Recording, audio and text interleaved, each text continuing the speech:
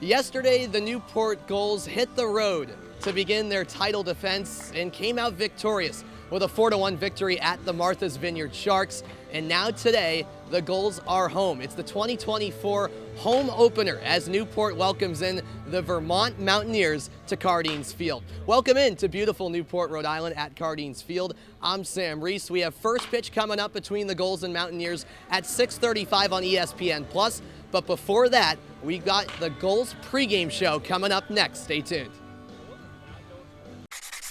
I won! That's a good play! Since 1974, the Rhode Island Lottery has paid over $57 billion in prizes and contributed over $8 billion to Rhode Island's general fund. Your Rhode Island Lottery, a good play for 50 years and counting.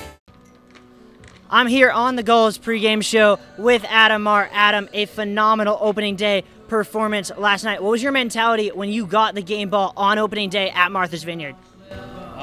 Just attack the zone, trust all my pitches, and let the people behind me make plays for me.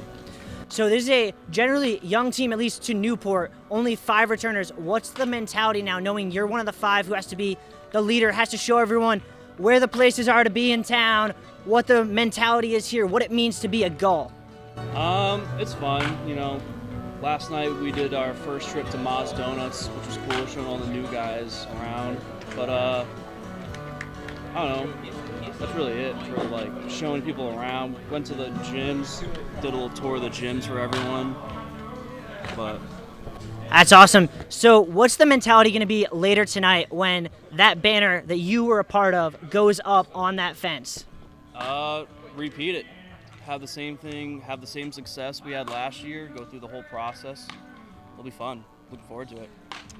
Thank you so much, Adam. We'll be right back on the Gulls pregame show. It rolls on. Stay tuned. Welcome back into the Gulls pregame show here at Cardines Field. I'm Sam Reese, and I'm now joined by the general manager and president of the Newport Gulls, Chuck Pava. And Chuck, a brand new season here, 2024, and a title defense as well to go after. How excited are you to kickstart this 2024 campaign? Well, anytime you start a season, it's ultra exciting. You know, it's another year, it's another group of players. It's another year of Gulls baseball here in the city by the sea. So it's excitement all day. You know, it's preparation all day to get ready for a day like this. And I know the fans are waiting to get out here on 2024 to celebrate last season. And we're excited to have you here, Sam. Oh, I really appreciate that, Chuck. I couldn't be more thrilled to be here. And you go back to last season, winning that championship, 7th overall title, which leads the league, but it was the first title in nearly a decade. So just talk about how hard it is to win a title, never mind go back to back like the team's trying to do this year. It's more difficult this year because there's 13 teams. There's a lot of parity. We have some general managers in this league who really do a good job of recruiting good teams, and so it makes it difficult. And there's a lot of management in between. Whether you're losing players, you have to restack your own roster. You know, you have injuries. You have all kinds of things that happen today with the transfer portal, the major league draft in July. So you're managing a lot of obstacles, but you just got to stay ahead of it and keep the guys motivated. And then to have Mike Coombs back as well here in Newport, a legend around these parts, of course a Newport Gulls Hall of Fame inductee this year. To have him back as the coach of this team, that's got to be absolutely thrilling as he's smiling at us from the dugout. Yeah, we're thrilled to have Coach Coombs back. I mean, he's a legend, and you know he's done so much for this baseball team and this program that not only are we fortunate, this team and these young men are fortunate to have a leader like Mike who will help them through the summer grind and prepare them for the next step, whatever that is, in pro ball or in life. All right, thanks so much for the time, Chuck. That's the president and general manager, Chuck Pava of the Newport Gulls. We'll be back in a moment as the Gulls pregame show rolls on. I'm Riley Lano, back here on the Gulls pregame show on the NECBL Baseball Network with Gulls infielder Garrett Staton. Garrett, a phenomenal opening day performance, 3 hits, including 2 doubles and a home run. What was the mentality when you went on that ferry to Martha's Vineyard, and can you keep it today? I took a nap on the ferry, read a little bit of a book. talked to Sam, the broadcaster, over there for a little bit. I was just trying to have fun, enjoy the moment, enjoy the ferry ride over the water. It was beautiful, so trying to enjoy every moment while I'm out here. Speaking of enjoying every moment, obviously tonight, a very special night. It's opening day here at Cardines. Can you speak a little bit about your kind of first couple weeks here in Newport and how it's been adjusting to the community? Yeah, it's been awesome. I'm from Georgia originally, so it's been an adjustment for sure, but everybody's been awesome people, super nice. Host family's great, and the guys here, incredible. So it's been nothing but blessings. Can you talk a little bit about having such an amazing coach as Coach Coombs here to guide you on this hopefully journey towards an 8th Fay Vincent Senior Cup? Absolutely, he's the man. Him and Teddy both. They and Coach Long as well. They're great people. They want to see us do our best every day, and they push us to do our best as well. Was there a message given by Adam Marr and some of the other returners about what it means to be a Gull when you guys came in here? Absolutely, and our Chuck as well. He let us know that it's a privilege to be here, and it's not just baseball, but it's character too, and it's a real honor to be here for sure. Indeed it is. We're going to take a short break. We'll be right back on the Gulls pregame show.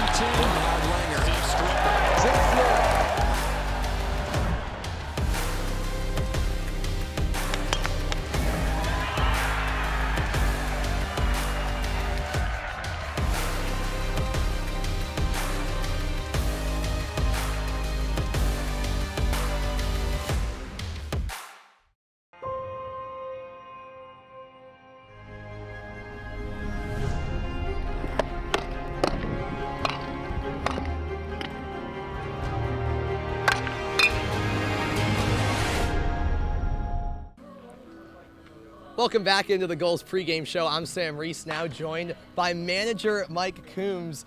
Now, Mike, you're back in Newport.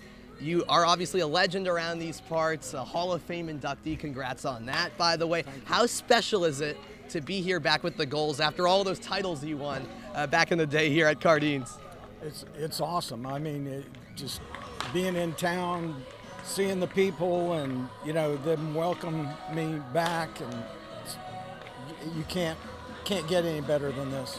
Newport, Rhode Island in the summer, coaching the Gulls. That's pretty sweet. Pretty good deal, isn't it? And so what was it that made you want to say, hey, yeah, I want to come back now here in 2024? Well, I retired from my position in Florida, and my wife had all this to-do stuff, I had dishes and vacuuming and all this stuff, and I said, I think they want me back. And she goes, well, go if they want you back, and then I'll come up and vacation. So I called Chuck back, and I said, I think it's a go. He goes, really, Coach? Really? You coming back? Oh, my God. Coach, really? I go, yeah, I'll talk to you later on. Bye. and he was calling every day after that. So it's really Chuck and his committee, Chris Patzos, Mark Warren, Ronnie Westmoreland, and the lawyer. He's a good guy. They're all good, man, and they all got together and said, yeah, let's let him in. And Frank Holbrook did such a great job here. And he couldn't come back because I think he's recruiting and stuff. So who knows? Maybe next year he'll come back and I'll stay home. Who knows? There we go. Yeah, I love it. And I know a lot of people are excited to have you back. And you know what it takes to win a title here in the NECBL, here in Newport. Obviously, it's very difficult to go back, but how excited are you to take on that challenge? And what exactly are you keying in on, especially in these first few weeks, to get off to a successful start to the season? Well, having bodies here in the past, I think I came here and we had like 12 or 13 regular players, and then we had these temps, about 6 or 7, and it was a struggle. Right. And, bless them. I mean, they helped us out. They did the best, but I came in here, we got 19, 20, 21, 22 bodies already. and we're waiting on some more. Chuck just told me who was coming within the next 3 or 4 days. So having that bank right there, that's good when you got your kids coming in early. So Absolutely. And then one last question for you, Mike. Obviously, you opened the season officially yesterday at Martha's Vineyard. Really dominant performance from Adam Marr on the mound, and then Garrett Staten as well, offensively going 3 for 4 with a couple of doubles and a home run. Well, what did you like overall from your team yesterday in that 4-1 win? What I liked the best was every ball they hit, they ran it out. Every ball that was hit to them, they would dive for it, or, you know, Nico in center field was just awesome. And, you know, if the kids will do that, they got the hustle and desire, they'll go to the next level and they'll play. So that was impressive for me too. Of course, Adam, 12 Ks. I mean, he was just mowing them down, nice and easy. He's got a great demeanor about him. I like it.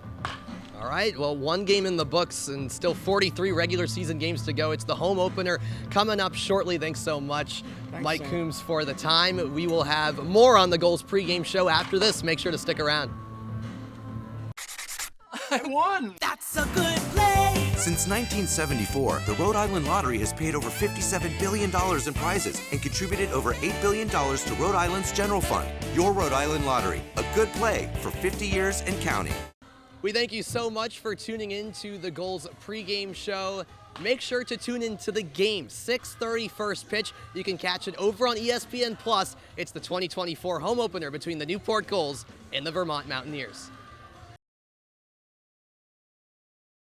Beautiful summer night in Newport, Rhode Island. It is the 2024 home opener for the Newport Gulls as we get ready for an NECBL showdown as the Newport Gulls welcome in the Vermont Mountaineers of the North Division. I'm Sam Reese. Alongside me tonight, Riley Daniel and Vermont broadcaster Josh Bartosik. We are super excited to bring you Newport Gulls home games throughout the season exclusively right here on ESPN+. And Riley, I'll start things off with you because Newport, despite this being the home opener, actually kicked off the season yesterday with a 4-1 win at Martha's Vineyard to start things off nicely. Yeah, I mean, it was the returner getting things done on the mound. Adam Marr, 12 strikeouts in 6 innings pitched. And then, of course, Garrett Staten coming in 3 hits, all of which were extra base hits, including a long shot that propelled him to that 4-1 win last night. And Newport, of course, beginning their title defense yesterday after winning it all in 2023 and doing so on a good note as they try to ride some momentum into tonight's matchup against Vermont. And Josh, it's great to have you in the booth as well with us. The Mountaineers making their lone trip this season to Newport, a long bus ride down. And for Vermont, they started off the season with a loss against Sanford, so an opportunity to bounce back tonight here at Cardines. Yeah, an opportunity to bounce back and for them get their first run of the season. They got blanked by Sanford. It was a pitching duel. Vermont had 2 errors in the 5th inning that proved costly. They both brought in a run, and they had a chance in the 8th inning. The bases were juiced, could not get it done. They left them loaded, and that was all they did. Just 3 hits on the day for Vermont. They had 7 runners left on base, so they're looking to get the bats hot today against Newport. All right, well, it's a matchup between Newport and Vermont that's coming up in a matter of moments. We'll be right back here on ESPN Plus with First Pitch.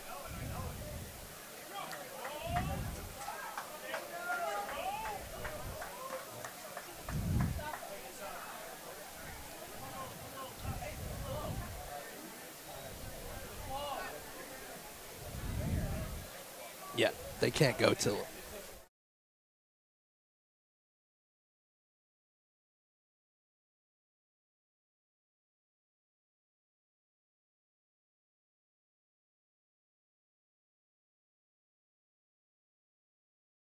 Well, deals one in the dirt for ball 1 to the leadoff hitter for Vermont, Cam Santier. And now the count 2-0 with back-to-back balls. Shatwell actually a returner for this Newport team, which we'll delve into in a moment. And there's a fastball. Did he swing? They say he did. 2-1 the count. And Shatwell, one of 4 players coming back for Newport this summer who won a championship last year. Yeah, Shatwell, just a great piece, was really pivotal as an arm out of the pen in that championship team. Now he's getting the start here in game number 2 on the banner raising day. And he brings the heat there, but misses down low to make the count 3-1 to Cam Santier, who is the leadoff man tonight. He plays at Stony Brook. And he chops this one, a high bouncer right up the middle, and it's played by the third baseman, but no throw over by Jack Doyle.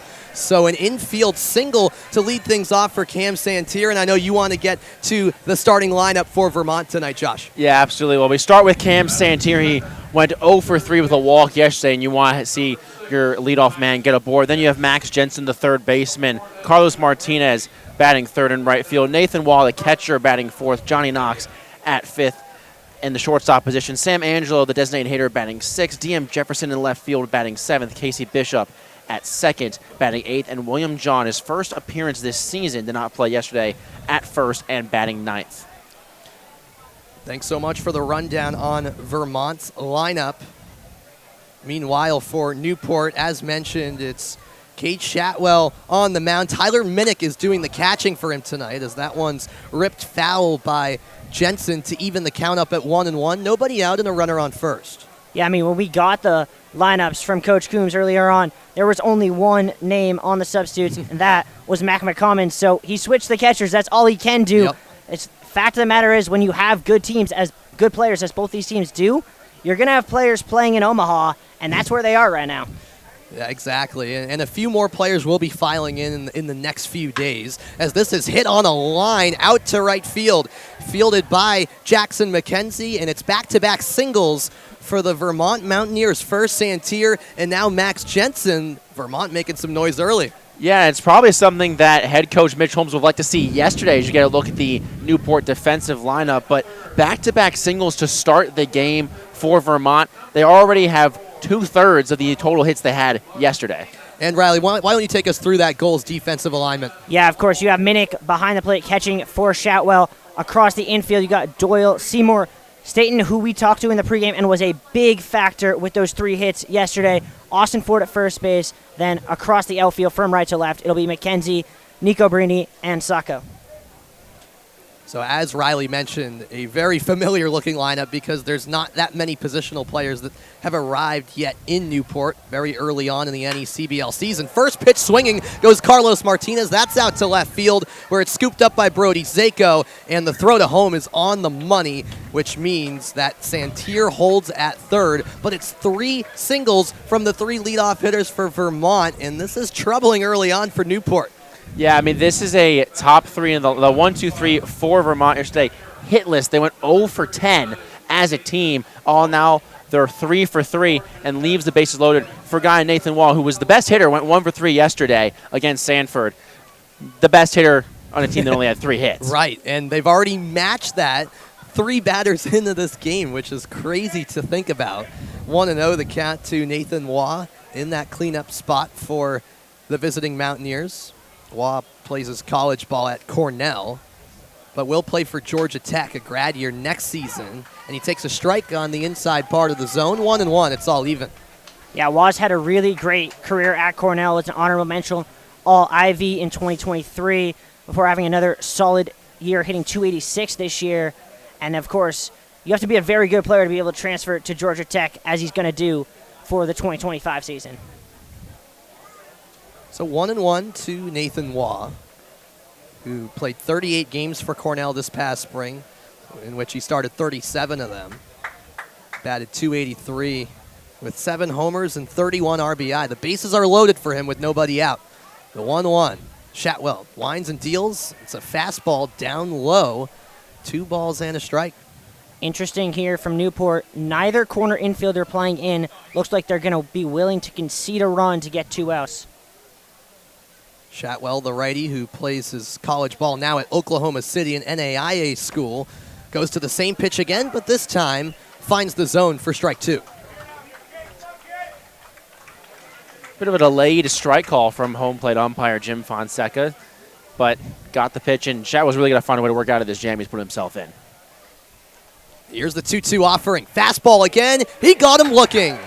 Bottom of the zone. Waugh didn't like it, but he's going to the dugout empty-handed, and a much-needed first out recorded by the returner for Newport. Yeah, I mean, there's ways to get out of a bases-loaded, nobody-out jam, but the easiest way is to get strikeouts and just aggressive there.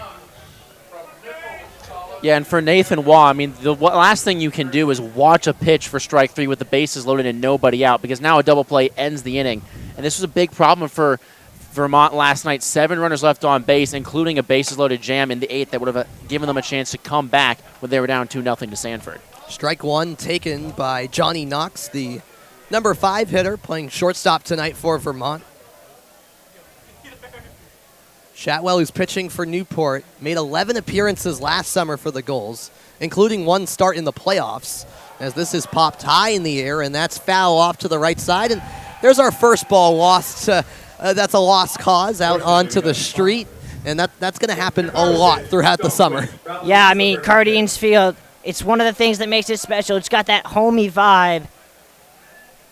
But you do lose balls when you're playing in between 2 streets. You can lose a lot of them, too, with the way the stadium is designed. 0-2, 1 out, bases loaded for the Mountaineers. Chatwell winds and deals, and that's down the – oh, no, just inside, I beg your pardon. So a good take by Johnny Knox, who didn't bite the bullet there. I'm going to disagree with you, Sam. Just because of what Josh said at the last at-bat, you can't take that pitch with 2 strikes. He got bailed out, but it's too close for comfort. It worked out for him this time around. Will he swing on the 1-2? It's a fastball, and there's strike 3. Tipped into the mitt of Tyler Minnick behind the dish.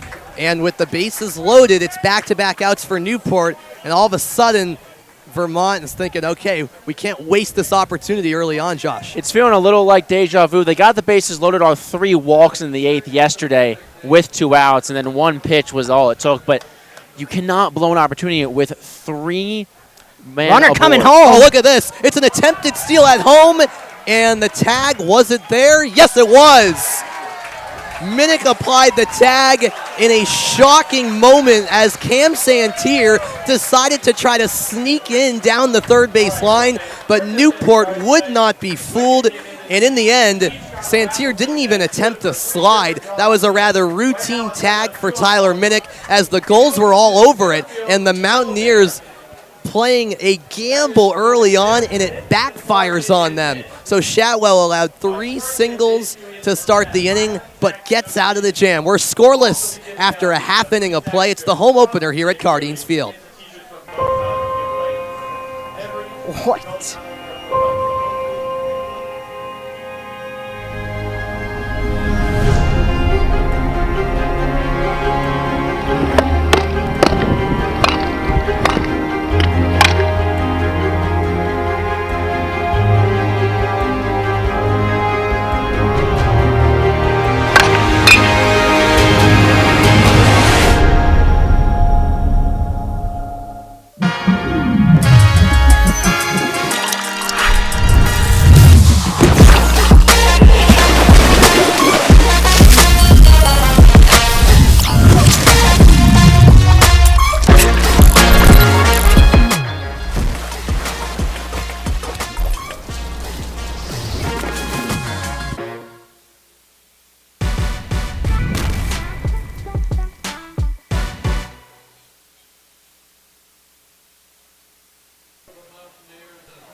Welcome back into Cardines Field on a beautiful night in Newport, Rhode Island, alongside Riley Daniel and Josh Bartosik.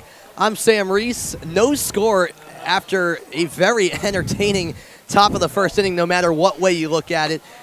The bases were loaded and with no outs, and then an attempted steal of home with 2 outs was unsuccessful by Vermont, which keeps this a scoreless game. Yeah, that was a very interesting and I think a very unorthodox play. We were talking about it during the break. Maybe a missed sign by Santier, but right. You have a guy. You have to think so. You have There's to no think way so. you would send someone in the first inning with the bases loaded with a hitter as good coming up. Someone missed a sign, whether it was the batter, the runner, or a coach sent the wrong sign, but someone was on the wrong page. So a shocking end to that top of the first inning. On the mound for the visiting Vermont Mountaineers is Nick Falter, who plays at Denison. And it's 1-0 to the leadoff man for Newport, Garrett Staten. Staten led Sanford this past spring with 19 home runs, 6 more than any of his teammates. And my goodness, he made a lot of noise at Martha's Vineyard last night as he rips that one foul to make it a 2-1 count. 3 for 4, 2 doubles, and a home run, a 2-run shot. It was just a perfect opening night for Staten, and there's a reason he's the leadoff man. Yeah, I mean, he showed why as he swings and misses at that one last night, as you mentioned, but it's more than that. It's the way he's been playing all season. Right.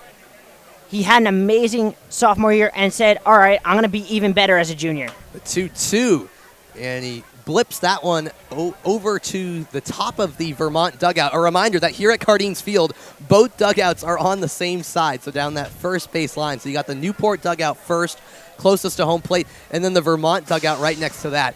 One of many features that makes Cardines so unique, and Staten's hot hitting streak continues on day 2 of the NECBL season. And that's stabbing one out to right for the single. Just a great approach there. With 2 strikes, he changes up the approach, doesn't look to do too much, keeps his hands back, just lets the momentum of that fastball take it into short right field. It looks very similar to the hit that Cam Santier had to start this game. You could see a lot of push hits that way, based on the way this field is. And it is a very odd field. You get the 28-foot fences out in the outfield.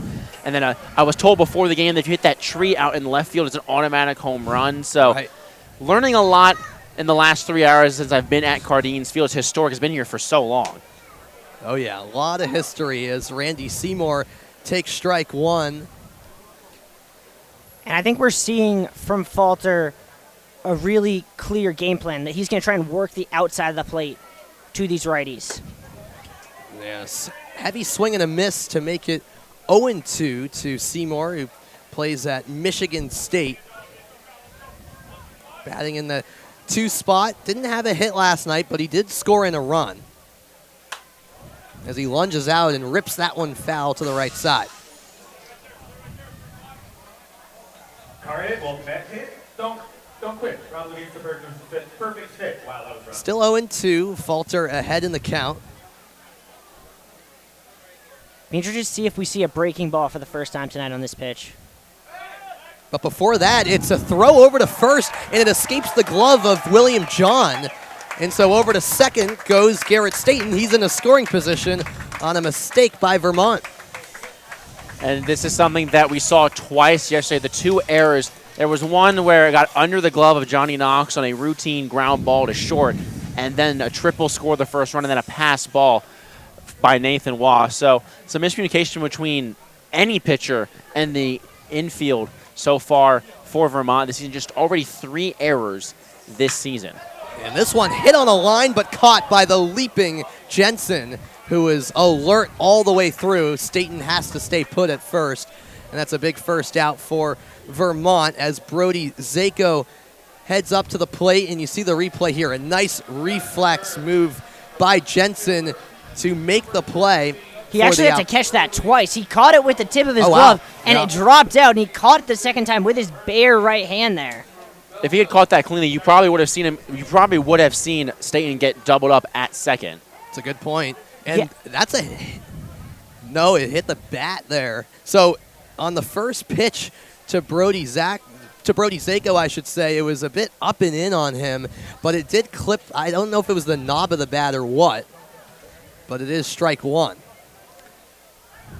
Yeah, Brody Zako had an RBI last night, looking to get himself acquainted with putting runners at the plate here at Cardines. That one sails outside to even things up. Zako, one of 2 players on this Gulls team from Austin P, the other being Adam Walker, a pitcher. Zako, a native of Belleville, Texas. And that one down low to make it a 2-1 count. Yeah, Zako with an interesting career story. Began at New Mexico Junior College in 2021, then went to Fort Scott Community College before finding his way to Austin P, where he has really excelled. Quite the collegiate journey for the left-handed batter. Another ball taken. It's now 3-1 with 1 out, and Staten, the runner at second. Staten off to a 4-for-5 start in Newport. And there's a 5-pitch walk. So 4 consecutive balls thrown by Nick Falter. 2 runners on now for Newport. Yeah, maybe for Falter, he's trying to work into a double play situation to get out of it. As Vermont, again, the defensive struggles have really been key. I mean, you cannot have an unforced error, put a man in scoring position. It happened twice last night, and it's something that's going to be something that Mitch Holmes is going to continue to try and harp on his team about cleaning things up defensively. They were one of the better defensive teams in the NECBL top 5 last year, and already at the bottom. It's only been one day. Right, still early. But a day and a half and 3 errors already on the season is not a trend you want to keep. It's a fair point, as Matt Austinfort is tonight's cleanup hitter for Newport, as he was last night on the Vineyard. And that's lined foul down the first base side. Austinfort plays at Vanderbilt. Yeah, I mean, Vanderbilt, phenomenal program year in, year out. He actually comes to us here with another teammate of his in Deegan Cordova, we might see later on this series or the next couple of games. Yes, Cordova is here with the team as well, and he could be utilized rather soon, as you say, Riley. That's well outside from Falter to make it a 1-2 count.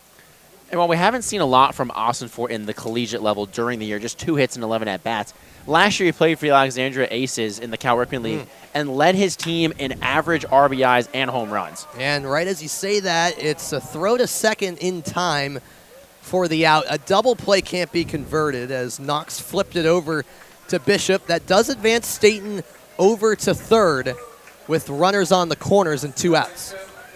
Just a slow roller through the middle infield, and nothing really that Knox could do. Just get the smart play, get that force out at second. Don't try and force things, because when you try and force things, that's where the errors really start to pile up. And Vermont, you don't want to have a third unearned run already through this year.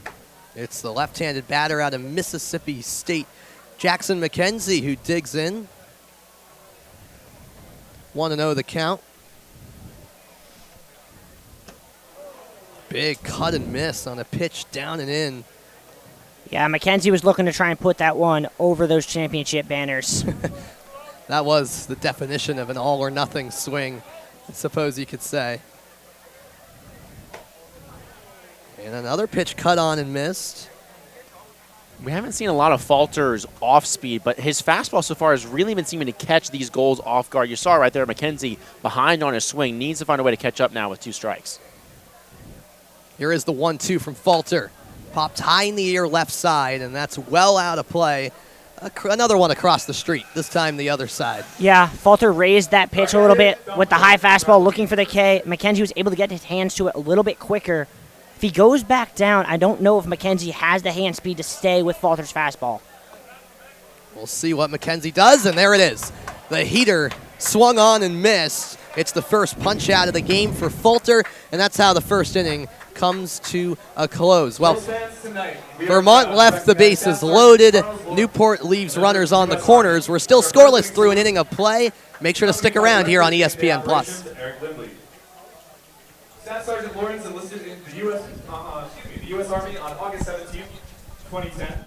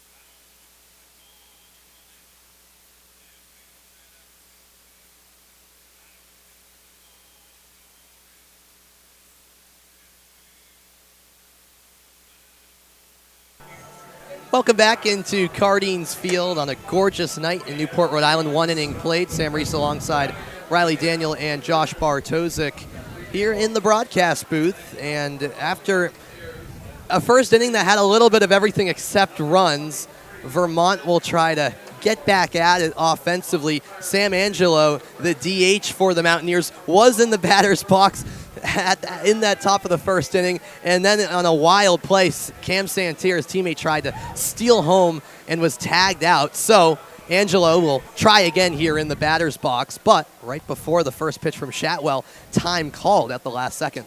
Well, we'll go back to that top of the first inning. There must have been some miscommunication between Steve Boley and Ryan Day, the base running coaches today for the Mountaineers, because Sam Angelo is a guy that hit .436 at Montclair State this past season, and he's going to be playing at UNC next year. Yes, he had a bad night last night, 0 for 4, 2 strikeouts.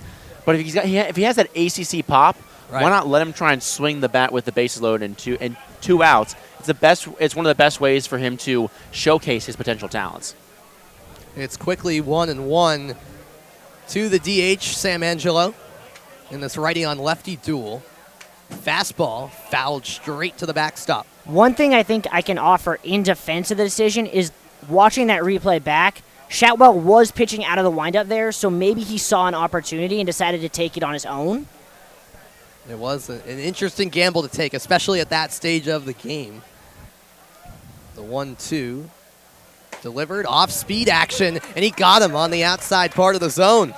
So down looking goes Angelo. Both of Shatwell's strikeouts so far have been looking. You don't see that every day. You don't, and especially with two different pitches. He had the strikeout with the fastball on the outside of the righty, then goes with the curve on the outside corner to the lefty. I should say two of Shatwell's 3 strikeouts have been looking. He is already up to 3 as he faces DM Jefferson and delivers ball 1 to another left-handed batter. Jefferson plays his college ball at Notre Dame and actually played in the NECBL last summer for the North Adams Steeplecats. Yeah, hit .269 with 8 RBIs and 2 homers on the year. And talking to Mitch Holmes on the bus on the way here, he was really happy to be able to bring over DM Jefferson from North Adams. He's a dude that he knows he has the ability. Yes, he struggled this past year for the Fighting Irish, just hit .151 on the season. But he has that ability to really turn the tide of a game when it gets into those late stages. Fastball inside on Jefferson. 2 balls and a strike with 1 out. Nobody on base. It's the top of the second inning here. You really couldn't ask for better weather for the home opener in 2024 for the Newport Gulls. Shatwell waiting to get the sign he wants from Minnick. Deals. It's hit hard on the ground to the shortstop Seymour, and he bobbled it. It rolls up against the second base bag, and an error over at short allows Jefferson to cruise into first. Yeah, and I mean, just not much you can really say there. I mean, Seymour, it wasn't like it was a mental mistake. Had good fundamentals on that, kept his hands and his body over the ball, just bobble the ball, and sometimes mistakes like that happen, but now it's an error apiece, and once again, as... Oh, and look at that. A throw down to first in the blink of an eye from Shatwell, and Jefferson couldn't get back to the bag. He is out at first. Wow. And more drama here early on in the game in terms of when Vermont has base runners on. It seems like anything can happen. There's been a lot of base running woes, it seems, today so far, getting thrown at home. And then you have to expect, you always have to be prepared over there at first, especially with a guy like Shatwell, such a quick throw down over to first. He's got such great reactionary speed, and Jefferson just was not expecting it whatsoever. And again, Shatwell, after giving up 3 straight singles, has really bounced back and been quite stellar. Ground ball, and that time a routine play to make Staten to Austinfort for out number 3. So Jefferson got on base thanks to an error, but then a mistake of his own meant that he was out at first despite what he thought. And so through 1.5 innings of play, it's still 0-0 between the Gulls and the Mountaineers.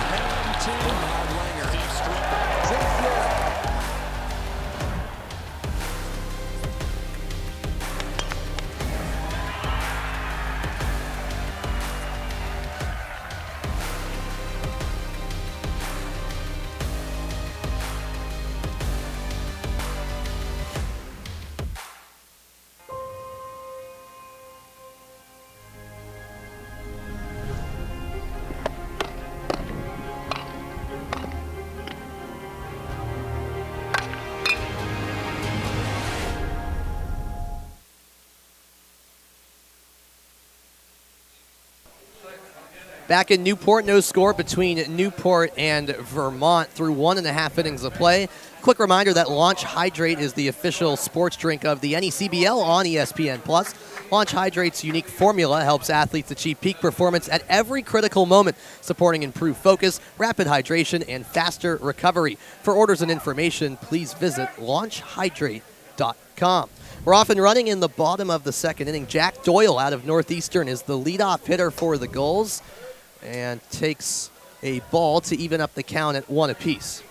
Jack Doyle not going to be someone who's phased by much. He had 2 at-bats in spring training against the Red Sox, so he's seen some real good pitching. That's right. He bloops one out to right, but in perfect position was Carlos Martinez for the first out. Yeah, Jack Doyle, I mean, this past summer, played at the Appalachian League, hit nearly 400, hit 390 with 21 RBIs. He led his team in average for the Bluefield Ridge Runners. Went 0 for 4 yesterday, still looking for that first hit, but this is a guy from Northeastern that you know has that ability. You're just talking about it. He's seen upper echelon pitching in spring training, and for that one, sometimes it's just the luck of baseball. You either get the hit on that line drive or it just goes right into the glove, and that time it went right to Martinez. And when it comes to power hitters, this is one right here in Brock Murtha at the plate out of Navy on the 0-1. He sends one sharply on the ground. Diving effort by Knox, but it bounces off his arm, and he can't make a play on it. A strong piece of infield hitting from Brock Murtha, who had a couple of hits last night at Martha's Vineyard, and he adds another one tonight here in his first plate appearance. I mean, I hate to bring it up again, but what Josh said about deja vu seems to be true. The Gulls who are hitting last night are hitting tonight. Yeah. The Mountaineers, they're playing almost the exact same way they played last night. The question is, what's going to change to distinguish this game?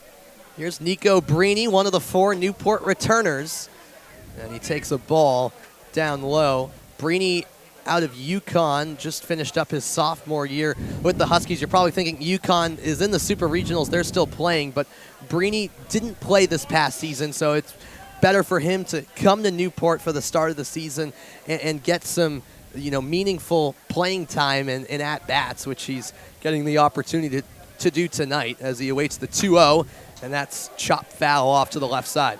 And how about those Huskies going into that Oklahoma Regional, upsetting Oklahoma twice?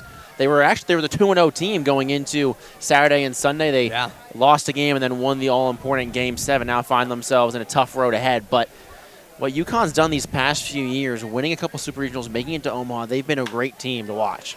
This is popped into the air, right center field, and a diving effort and a beautiful play by Carlos Martinez. Or it might have been the center fielder Santier there who made the play. And so tagging up back to first is Brock Murtha, who is more than halfway to second base. That's a great play in the outfield. Yeah, I do think that was Carlos Martinez that made that play. And we kind of saw the outfield for the Mountaineers, while the infield has struggled in terms of the errors and just coming up with plays. The outfield's been spectacular. DM Jefferson had a highlight reel catch the other night against Sanford, and that's a great running play to catch that, to find that ball in the setting sun and make that diving play to prevent 2 runners from getting on. A really nice job by Martinez. And good job by Martinez, not just assuming that Santier was going to be able to make that play, because that's normally a ball the center fielder plays, but Martinez gave it his all the whole way through and was able to come up with it when Santier couldn't get to it in time. Tyler Minnick now at the plate, his first plate appearance as a Newport Gull. He's the one change in the batting order tonight for Newport, and an off-speed pitch cut on and missed 1-2. Minnick plays his college ball at Georgia Tech, just wrapped up his sophomore season, played 16 games of ACC ball, and that's fouled off his own foot, I believe. That's why it ricocheted back into the field of play, but the umpire was all over it. I actually think that got his knee. Walking a little gingerly back to the batter's box here.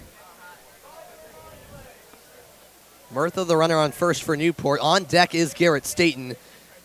We'll see if he gets a turn here in the second or if he'll have to wait till the third when it flips back to the top of the order. And that's fouled directly back. And if there wasn't a fence in front of us, that was heading straight for you and me, Josh. That happened last night, too, in Sanford. I have this knack for attracting foul balls my way. It happened a few times during my college season this year. So I might just start wrapping myself in bubble wrap. Runner going. Might have to. Yeah, runner going, and the tag isn't there in time. So a heads-up play from Brock Murtha. He had a beat on it, Riley, and he's in the scoring position with the count 2-2. And that's big because now it forces this pitcher here to go after Minnick as opposed to just being willing to concede and play around the edges. He has to now put a pitch on the plate and beat Minnick with a strike. The 2-2 on the way from Falter, and a good take by Minnick, who stays alive with the count now full. Yeah, and I mean, of all the things you can do, the last thing Falter wants to do is put Garrett Staten at the plate with 2 on. And Falter waiting for the sign he wants from Waugh behind the home plate. And this is down the line, a fair ball. It skipped over the third base bag. The throw across the diamond in time. He got him. A beautiful play by the third baseman, Jensen, who got it to John in the nick of time for out number 3. Was that Jensen or Manny Machado? It looked like that play back from his Orioles days. He had no right to that ball, but he didn't care. Wow, what a play. And it was Manny Machado-esque out there from Jensen at third. We played 2 innings, and it's still a scoreless affair between the Gulls and the Mountaineers.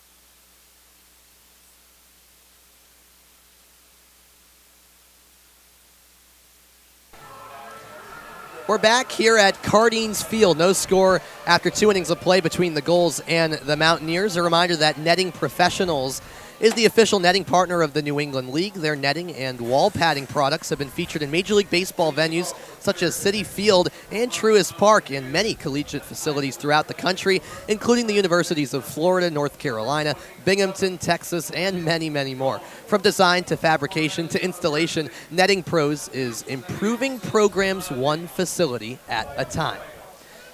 On to the third we go, and it's the number 9 hitter tonight, William John, who is a new insertion for the Mountaineers in this batting order compared to the season opener yesterday against Sanford. And he takes a ball outside to get the third started. Yes, filling in for Yo-Yo Sanchez, who played at second last night. John at first today.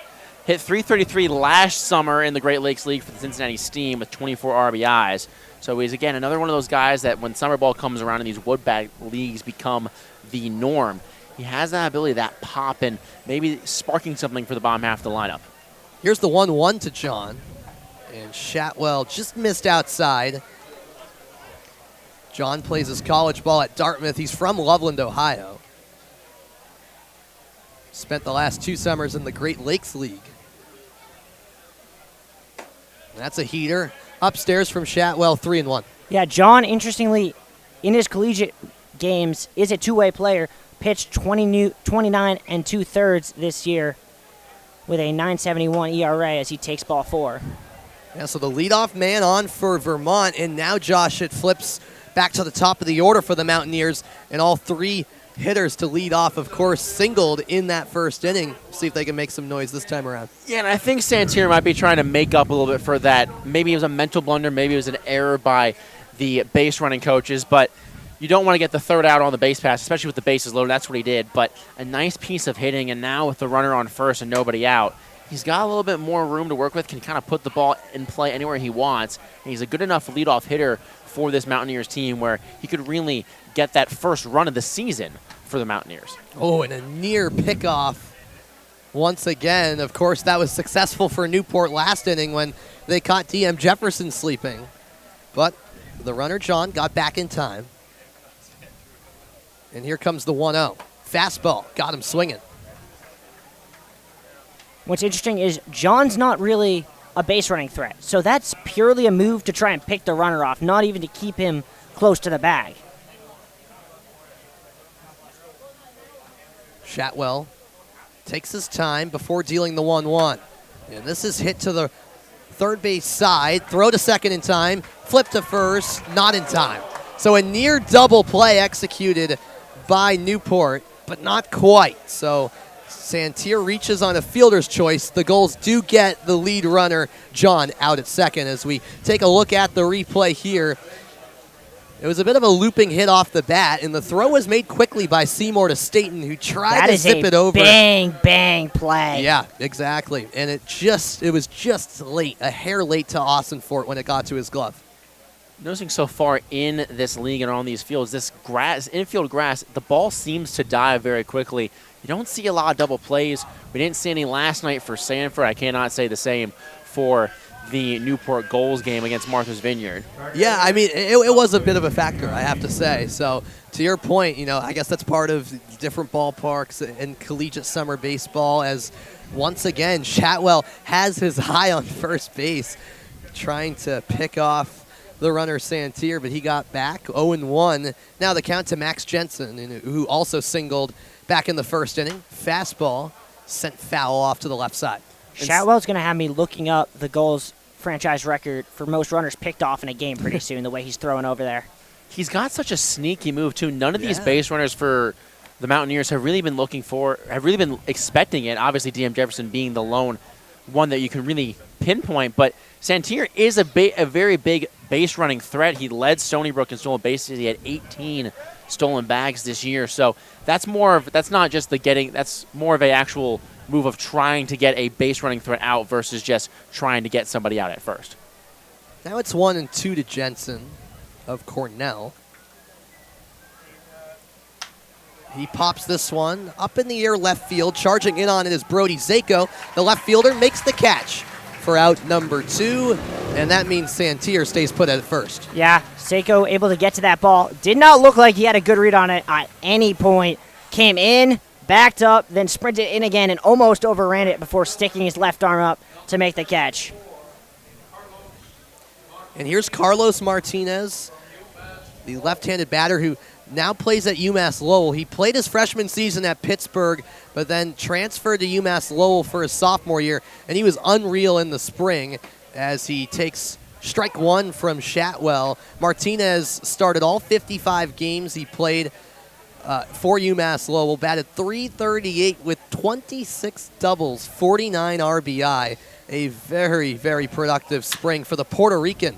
And this is a two-hopper to the second baseman, Staten, and the flip to Seymour in plenty of time to get the leadoff runner, Santier, out. We've played 2.5 here at Cardines Field, and something has to give eventually. You have to think between the Gulls and the Mountaineers. We're scoreless so far in Newport.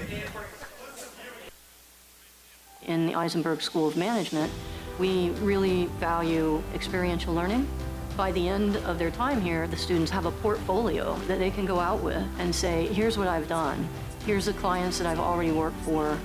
Our alumni are in constant engagement with our program, providing career guidance, insights. So all of our students are able to take advantage of an unparalleled alumni network before and after they graduate. Your involvement with the school doesn't end when you graduate. We have a lot of UMass Amherst alums at Gillette Stadium. We know the type of employee we're going to get when we hire someone who's graduated from this program.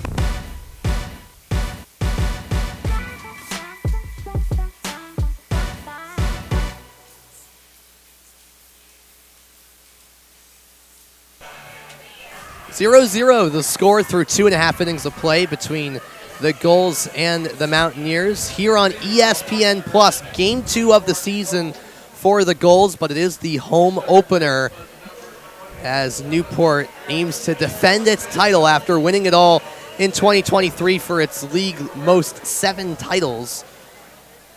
And it's back to the top of the order for Newport to get this third started. It's Garrett Staten, the hottest hitter for the Gulls very early on in the season. But my goodness, he was 3 for 4 last night with a couple doubles, a home run. He singled to begin the first inning.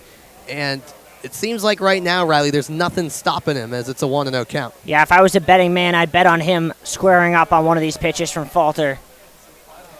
Now 2-0 to Staten, who is from Georgia. If I'm Falter, I might not throw him a pitch he wants to hit. It almost seems like Falter the last few pitches trying to pitch around him a little bit, but missing the zone both times. It's now 2-0. Yeah, when it comes to Staten, you mentioned he's been the hottest hitter for the Gulls. He's also was the hottest hitter for the Bulldogs. He led the team in home runs, RBIs, and total bases at Samford and had 2 home runs twice. He had 2 home runs against UCF on February 24th. And how about another hit for Garrett Staten right on cue, Josh? There's another single. Staten's 2 for 2 tonight as he sends one out to center. He's simply not slowing down whatsoever. Yeah, someone needs to tell that Staten that all-star ballot voting is not open yet. Oh, man. I was just going to say, I mean, with the way he's been hitting so far, you probably already could put his name down in ink to make it to Bristol at the end of July. Hey, I mean, I would say that's bold, second game of the season, but the way he's playing, I mean, you can't really argue that. And it's not like it's just here. This is just a continuation of the way he's played all year. Mm-hmm. Randy Seymour now at the plate. He lined out in his first plate appearance and takes a fastball in for a strike. Quickly 0-2, a pitcher's count here for Falter. And how is Falter going to respond to giving up another lead-off single? He got out of the jam in the first. And he responds with a 3-pitch strikeout. That time it was a pitch that sunk at the last moment and fooled Seymour as he went chasing down in the dirt. Yeah, and you saw, I don't know if you guys saw, we saw up here, Seymour give a little message to Brady Seiko as he walked off, as if to say, watch out for that pitch. Well, we've been talking about it a lot already on this broadcast, that Falter loves that fastball. First pitch swinging. It's out to right field. Martinez ranging back towards the fence, and that's off the wall. Out in right field. Staten is speeding around second, and he heads into third standing. That's a loud single out to right field from Brody Zako for his first hit of the night. So whatever Seymour told him, it worked. I would say so. As we take a look here on the replay, that ball tattooed off the highest part of that 28-foot wall out there in right field. And well done by Martinez to read the bounce and hold the runners to the corners. It could easily be second and third or even second with a runner having scored. Yeah, I mean, Martinez has been one of the best defensive players in this game and throughout the game in a few innings so far for the Mountaineers. It looks like Mitch Holmes got to talk to his pitcher now with runners on the corners and just one gone. Yeah, a chance to just regroup here for the Mountaineers with the Gulls threatening. There's just one out with runners on the corners. We want to remind you that Zephyr is the official on-field cap of the NECBL, also known as the Z-Hats. Zephyr is the authentic college hat with over 800 colleges and channels that same energy and creativity into building custom hats of all types for pro sports teams, clothing brands, and companies everywhere. Make sure you pick up your Newport Gulls official on-field cap today.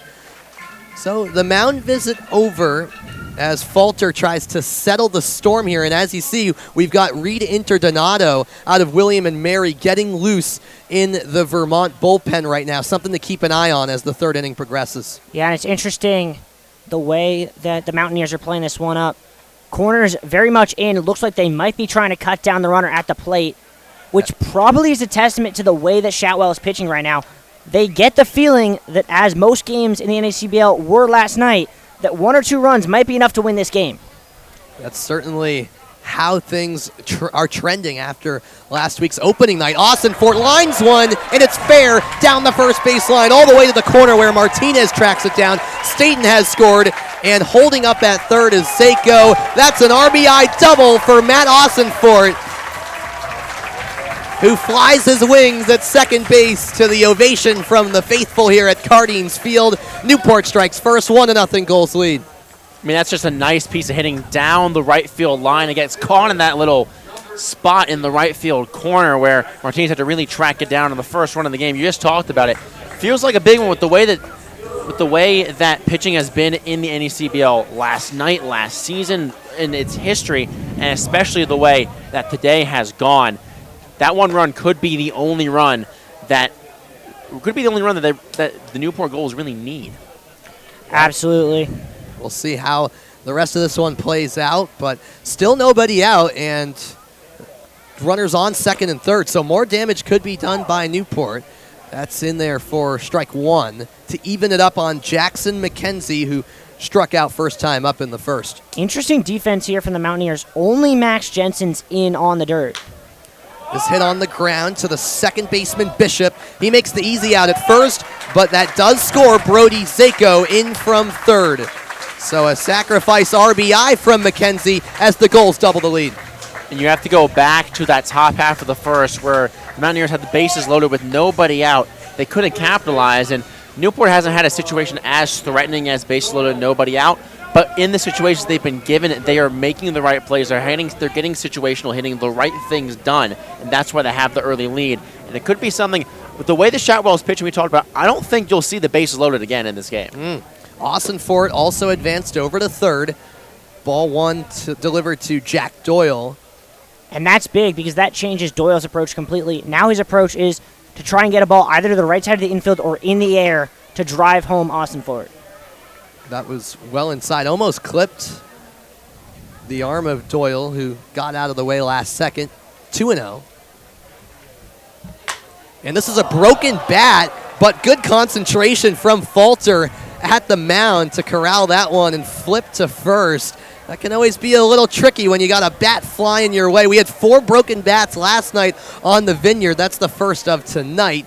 And Falter keeps it a 2-run game. We played 3 innings here at Cardines Field. Josh Bartosik will take over on the play-by-play after this. You're watching the NECBL on ESPN+.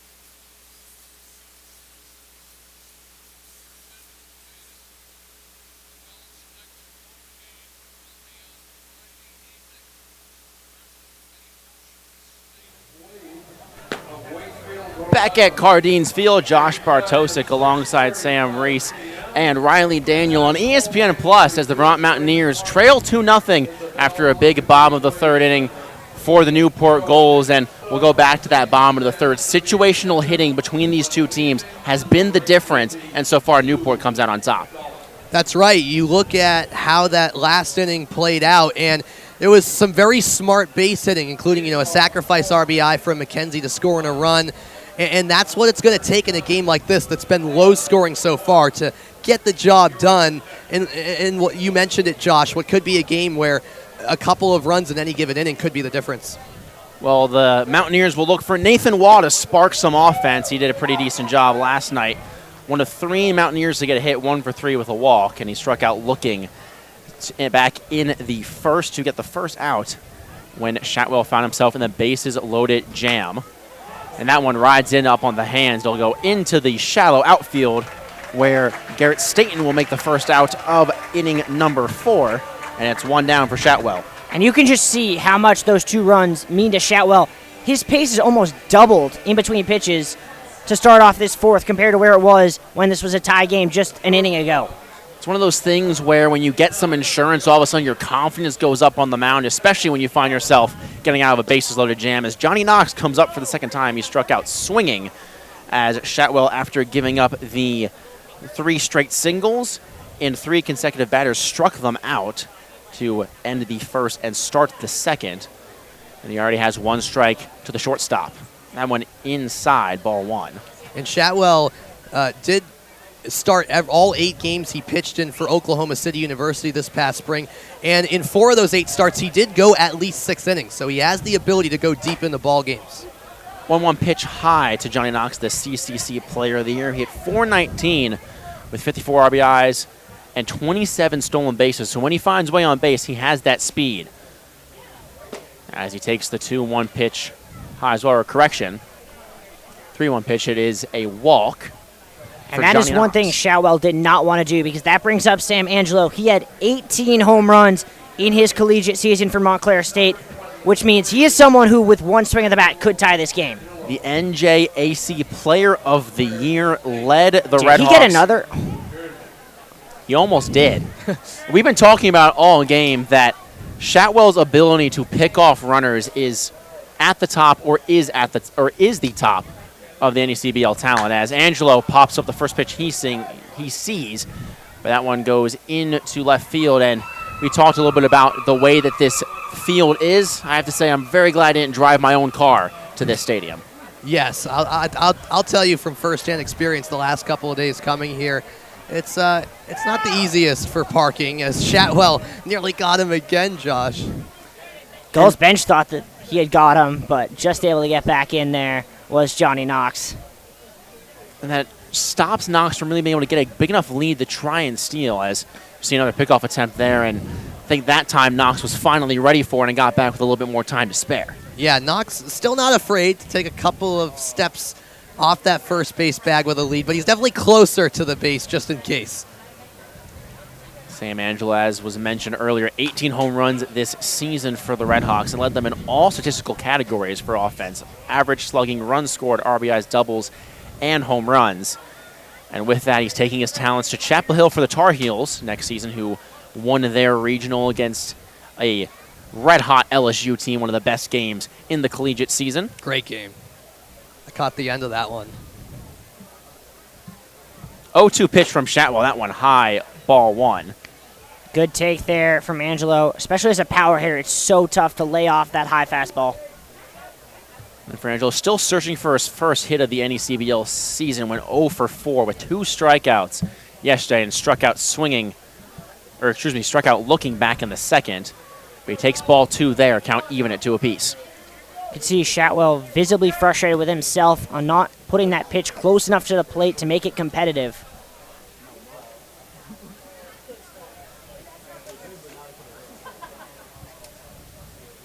Shatwell winds and deals the 2-2, and Angelo hits someone sharply on the ground, goes off the glove of the first baseman, Austin and into the shallow outfield.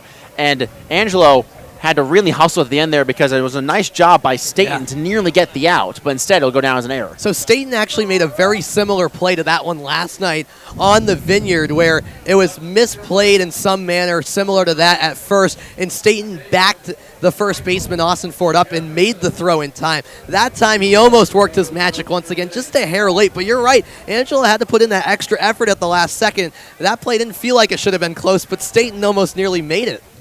So Angelo still searching for his first hit, but gets on base for the first time. And the Mountaineers threatening again. As you see a squeeze play by DM Jefferson. A beautiful bunt down the left field line, but it goes foul. And a smart play by all 3 of Doyle, Shatwell, and Minnick to let that ball roll, because otherwise that would have been bases loaded with 1 out. And Jefferson missed that being a bunt single by about half an inch, because if that stays on the grass, it's 100% a single. But because it lips off the edge of that grass, it has just enough momentum to carry it foul. Seemed to catch the entire Gulls infield off guard with that one. And bit of unlucky break for DM Jefferson, a lucky break for the Gulls, who are still on to their 2-0 lead. But a runner in scoring position again for the Mountaineers, with Knox standing at second. Still no hits in this inning after the walk and the error by Ossenfort. Shadwell will check on Knox at second and then deliver the pitch to Jefferson, who hits that one high and deep into right field. Going back to make the K is McKenzie, and he'll make the play. Knox thought about tagging up for third, but smartly hustles back to second, and there's two gone in the top half of the fourth. I like that move there from Knox, that little deke, because there's no harm in it, right? Yeah. Worst case scenario, what happens is what just happened. You stay on second base. But there's that 1 in 5, 1 in 10 chance that you can force a bad throw from McKenzie, and then you end up on third base. We've already seen several errors in this game. 1 for the Mountaineers, 2 now for the Gulls. As Shadwell delivers his first pitch into Casey Bishop, who grounded out to Staten at second back in the second inning. On deck would be John if Bishop can get on. So Shadwell has to be somewhat careful with another power hitter lurking.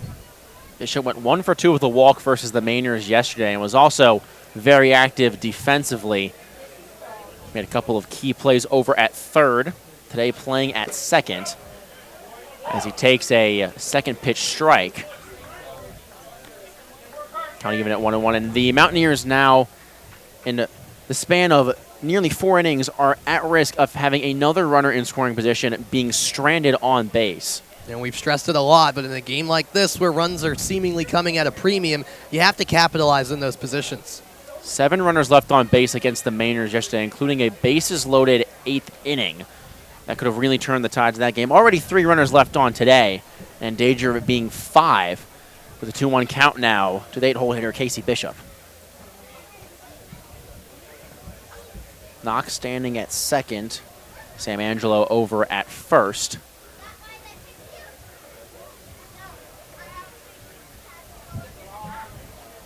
Shadwell's 2-1 pitch is hit sharply out towards center, and it's going to die right there. And here comes Knox around third. The throw at the plate, not in time. Knox gets in safely, no slide needed. And the first run of the season for the Vermont Mountaineers comes off the bat of Casey Bishop with an RBI single. Well, that's got to feel very good for Vermont, who is, of course, shut out last night and only racked up 3 hits. And tonight so far, you mentioned it, Josh, there were opportunities there to capitalize, and they finally do, thanks to that RBI from Casey Bishop. And all of a sudden, that can give an offense that's been a bit quiet so far a little bit of momentum. A good piece of base hitting there as you see the replay out to shallow outfield. So William John, who walked back last inning, but then was picked off. Interesting to note, Knox the second Mountaineer not to slide coming into home plate tonight. And as John hits that one, that's streaming down the left field line. A diving play over by Zako, but he can't make it. That would have been a highlight reel play over and left. As you got to look at the wonky bullpen, as we already talked about, the dugouts being weird, the high fences at Cardines Field. And that one looked like Brody Zako would have almost gone into Reed Interdonato's lap. Yeah, and I don't know if that one would have actually counted because it looked as if when he finished his dive, he was out of play. That's right. There is the dead ball area at Cardines Field. We were talking about it at the beginning of this game. Lots of things to keep track of at this historic field that is over 100 years old. It's been around since 1908, older than Fenway Park, but it's not been updated since the 1930s. 0-1 pitch in the dirt to John, so count even at 1 apiece. There's a big, big at-bat here for Cade Shadwell because you do not want to load the bases for the top of the Mountaineers order. The tying run 180 feet away in the form of San Angelo. Shadwell fires and deals another foul ball. John behind 1-2. If I'm Shadwell, I'm throwing him nothing but fastballs. He has yet to show me that he can stay with the fastball. He's been late on everything. Throwing him another one up and away. John teammates with fellow Mountaineer Nathan Waugh at Cornell. Hit 158 this past season after not playing his sophomore season due to an injury and did not see the field as a freshman. That pitch inside. The count now even at 2 apiece.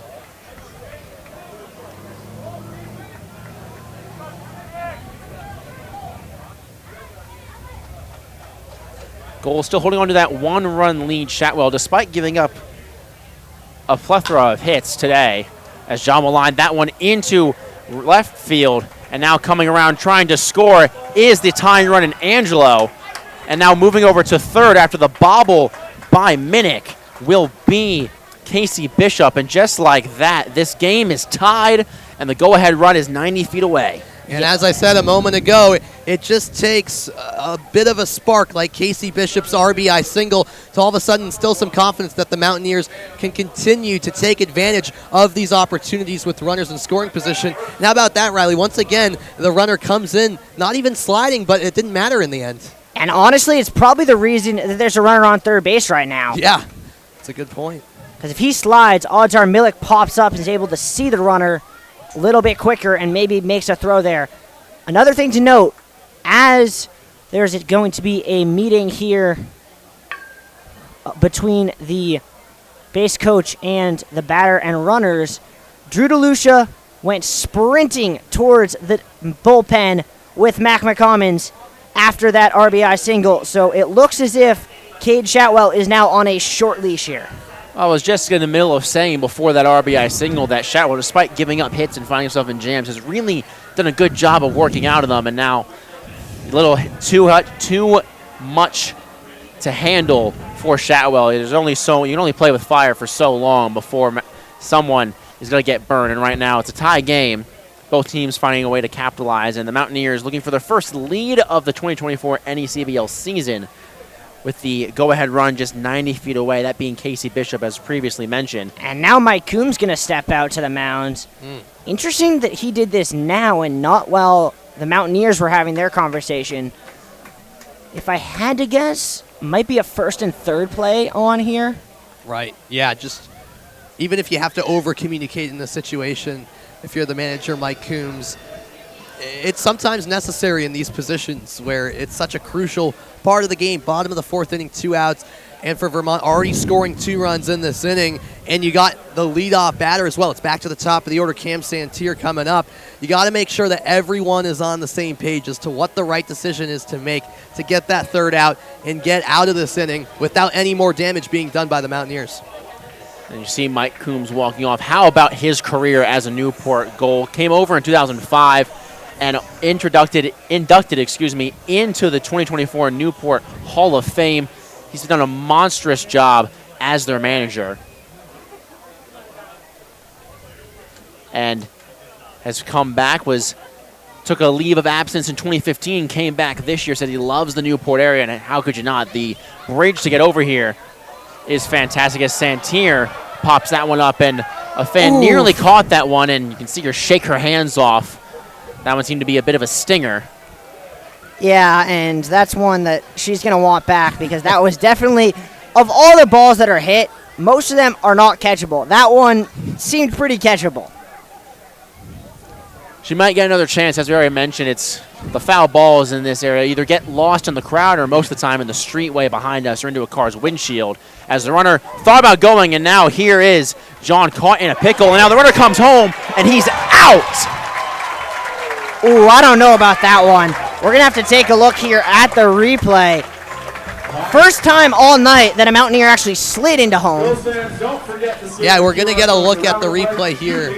Ooh, I think he got his hand in. That one looks like another one of those bang-bang plays, but it did seem maybe like Casey Bishop got his hand in just a bit, but still a smarter base-running play for the Mountaineers in that one, but it, again, goes in the favor of the Newport Gulls. However, 2 runs come across off of 2 RBI singles, and we'll head to the bottom half of the fourth, not up at 2 right here on ESPN+.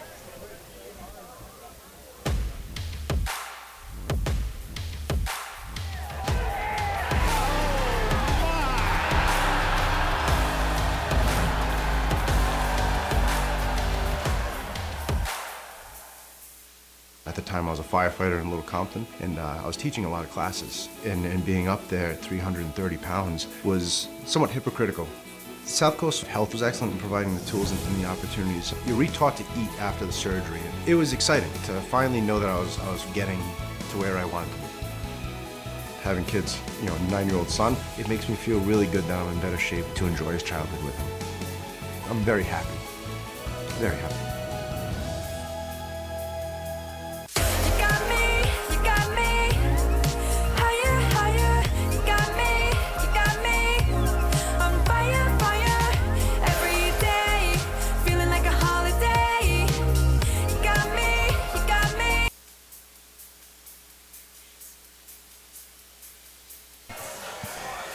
Bottom half of the fourth inning, and Newport, Rhode Island, a beautiful Wednesday night for the home opener for the reigning NECBL champion Newport Gulls. Josh Bartosik alongside Riley Daniel and the rest of this crew today. Riley Daniel, Josh Bartosik on the call alongside Sam Rice as new pitcher on the mound for the Mountaineers. It's Reed Interdonato, as we saw him warming up last half inning. Finally, will relieve the Mountaineers starter today in Nick Falter, who gave up 2 runs on 5 hits. Yeah, Interdonato, another player with NECBL experience, played for North Adams, one of several recruited from North Adams for the Mountaineers here. Also, interestingly, played 1 game for the Wareham Gatemen of the Cape Cod Baseball League last summer. Not quite sure how you can play in both leagues, but somehow Interdonato found a way. That does sometimes happen where a player is called up to a certain league, different league, but it's only for a brief time, and then they sometimes come back. You normally don't see that between 2 of the top or 2 of the premier collegiate summer leagues. It's normally between those mid-tier, but Cape Cod and the New England League have been considered for a long time to be 2 of the best, if not the best, as Interdonato falls behind 2-0 to the designated hitter Brock Murtha, who singled and stole a base back in the second inning. Yeah, Brock Murtha had a nice piece of hitting in the second. Was unfortunately stranded out there. Fouls off the 2-0 pitch and hit .345 for the midshipman this past season, leading the team in average, and also led the team with 31 walks. So the plate discipline key as well. And I think the last thing that a new pitcher wants to do is walk the leadoff hitter he faces. Right. Although against Staten, I guess, or rather, sorry, Murtha at the plate. Murtha, another power hitter. Against him, it might not be the end of the world walking him, because Murtha and Staten have been those 2 guys that have really lit it up offensively in the batter's box for Newport so far. 2 for 4 with a double and a stolen base against the Sharks yesterday. That pitch outside. It was outside, but that was close, and you could see visibly Murtha looking like he was going to swing and then pulling that bat back at the last second. So a full count now to Murtha. Interdonato, the payoff pitch, that one fouled in to the bleachers on the right side. And little kid will get a free souvenir for today's game. Yeah, there's a reason they put up signs that say, watch out for foul balls, and it's because this is not a spectator sport if you're sitting in the bleachers here at Guardians. A ball could come to you at any moment. Sometimes it's not a worker sport if you're someone behind there that's just parking, trying to get through your 9-to-5 job, and all of a sudden you have a ball in your windshield. As another payoff pitch coming from Interdonato, that one high for ball 4, and a leadoff walk issued to Brock Murtha. Yeah, there is a reason they tell you in the instructions on how to get to Guardians Field to park across the street. Sometimes that might not even be enough. You might need to park a few streets away. It's true, it's true. Nico Brini, the returning goal from last season, up for the second time. He flew out to right field back in the second inning. Yeah, Brini's still looking for his first hit of the season with the Gulls, but to be fair to him, defensively speaking, he did make a couple of nice plays out in center last night against Martha's Vineyard, something manager Mike Coombs had a bunch of praise for before the game. That pitch catches the outside black, strike 1. I mean, you have to imagine Mike Coombs was thrilled to have his starting center fielder here, even though UConn is still playing on the road to Omaha. That pitch at the knees for strike 2, and after the leadoff walk, Interdonato throwing right at Nico Brini.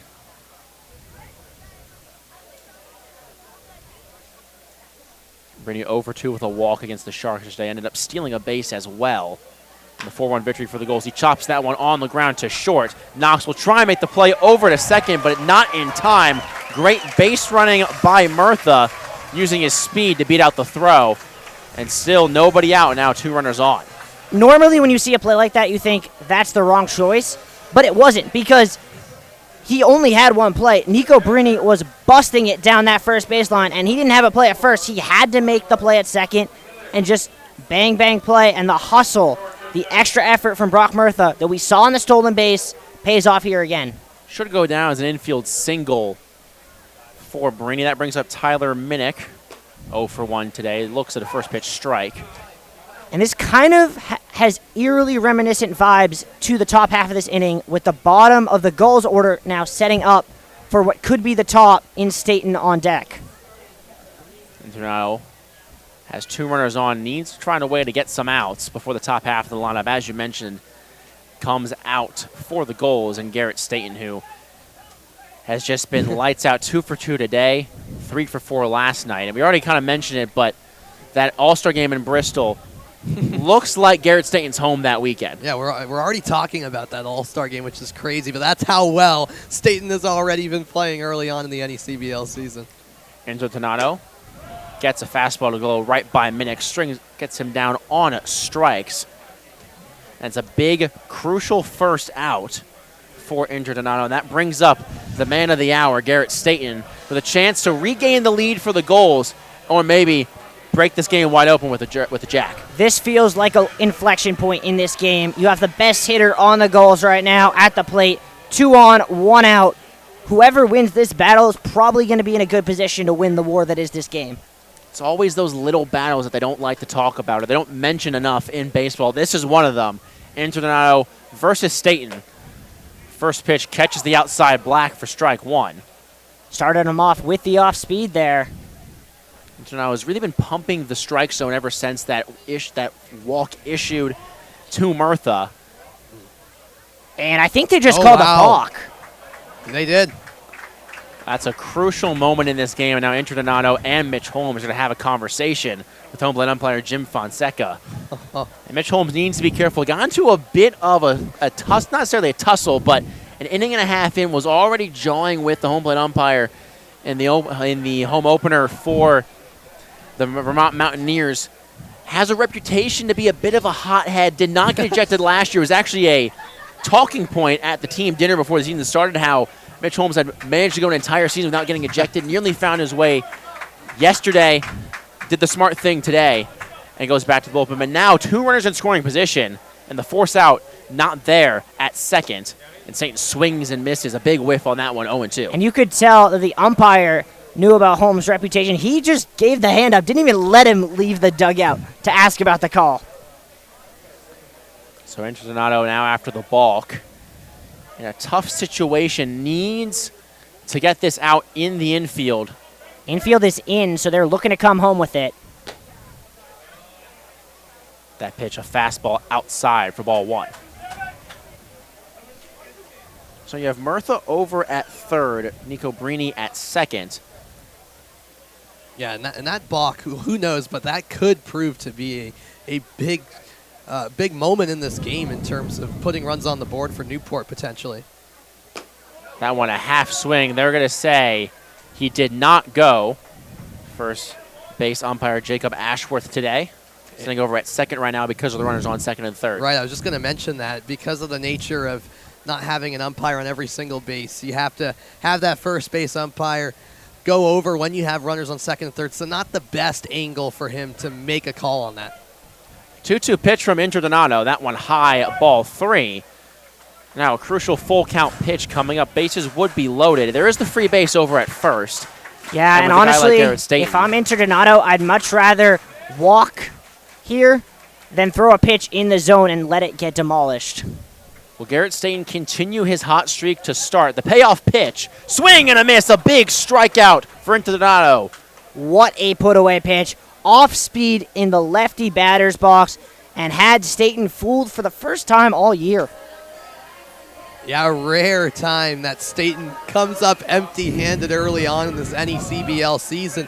To put away a hitter like that for your second consecutive strikeout as well, it's got to give Enzo Donato a lot of confidence in terms of trying to now put an end to this inning without any damage done against Randy Seymour. His second swinging strikeout since coming in to relief this inning. And that pitch is smacked out towards left field. It's going to drop. It's going to be a base hit. 1 run scores. Here comes Nico Brini running home, and he is safe. And now going to second on the missed play is Randy Seymour. And that play nearly went into the outfield. And a nice job by Johnny Knox. But it's a 2 RBI single. And if Garrett Staten can't do it, Randy Seymour says, I'll get you. And what a time to have your first hit of the season. Randy Seymour with a 2-run, 2-out knock, and the Gulls respond right back, reclaiming a 2-run lead. Will go down as a single for Seymour when he advances on the wild throw in from center, or left field, I should say. And a nice piece of hitting for Randy Seymour. He had 19 RBIs with Michigan State, a Big Ten school. The Big Ten struggled as a whole this year. Had 3 teams make it to Omaha, or at least to the College NCAA baseball tournament. Right.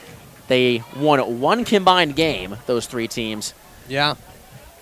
Yeah, not even Maryland making it this year, which is usually a regular as well. Yeah. So for the 3rd time comes up Brady Zako. He's 1 for 1 today, walked in the first and singled, came around to score back in the 3rd. And is looking to really break this game open. Right after the Mountaineers tied it up, the Gulls come back with 2 runs of their own. It's 4-2 in the bottom half of this 4th inning, 2 gone. And Randy Seymour standing on second. Internado deals that pitch on the inside corner for strike 1.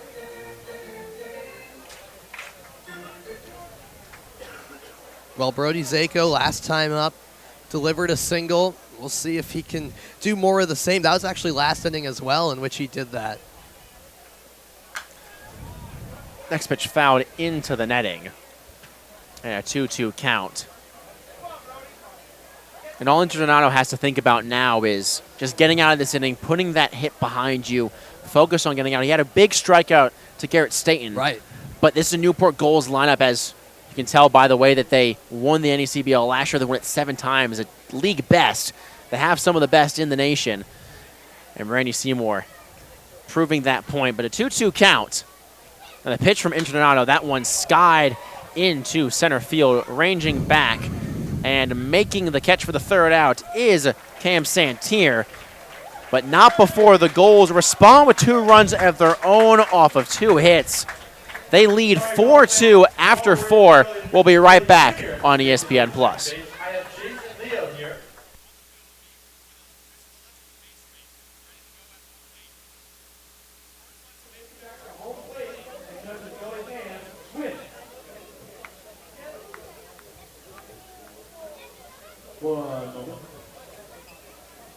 So we've got a record to try to break. Last year's record is 16.5 seconds. So let's see if these two can break it. You're just about there. All right, count off with me. 3, 2, 1, go! Oh, we got some re-races. Oh boy. That takes us down. Round second. Chase with an early lead. Going for first. Here we go. Here we go. Here we go. Here comes it. And slide.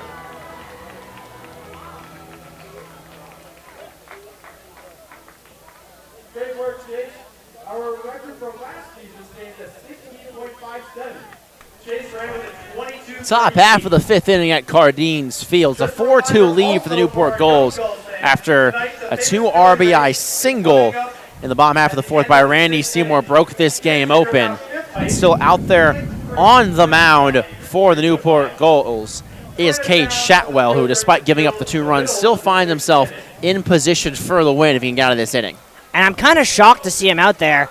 I don't know about you, Sam. I was expecting to see Drew DeLucia out there. Yeah, I mean, considering he, went out quickly to the bullpen last inning when Shatwell was facing a little bit of adversity, you felt like at this point now, DeLucia is good to go if they need him. But clearly, manager Mike Coombs, along with pitching coach Kevin Long, saying, "Hey, we believe that Shatwell can go another inning after limiting the damage a little bit in that last frame." And I mentioned it, half of Shatwell's starts for Oklahoma City this past college season, he went at least 6, and he has experience playing for Newport as well from last summer. So the Gulls clearly believe in him to at least go 1 more and keep this lead for Newport as well.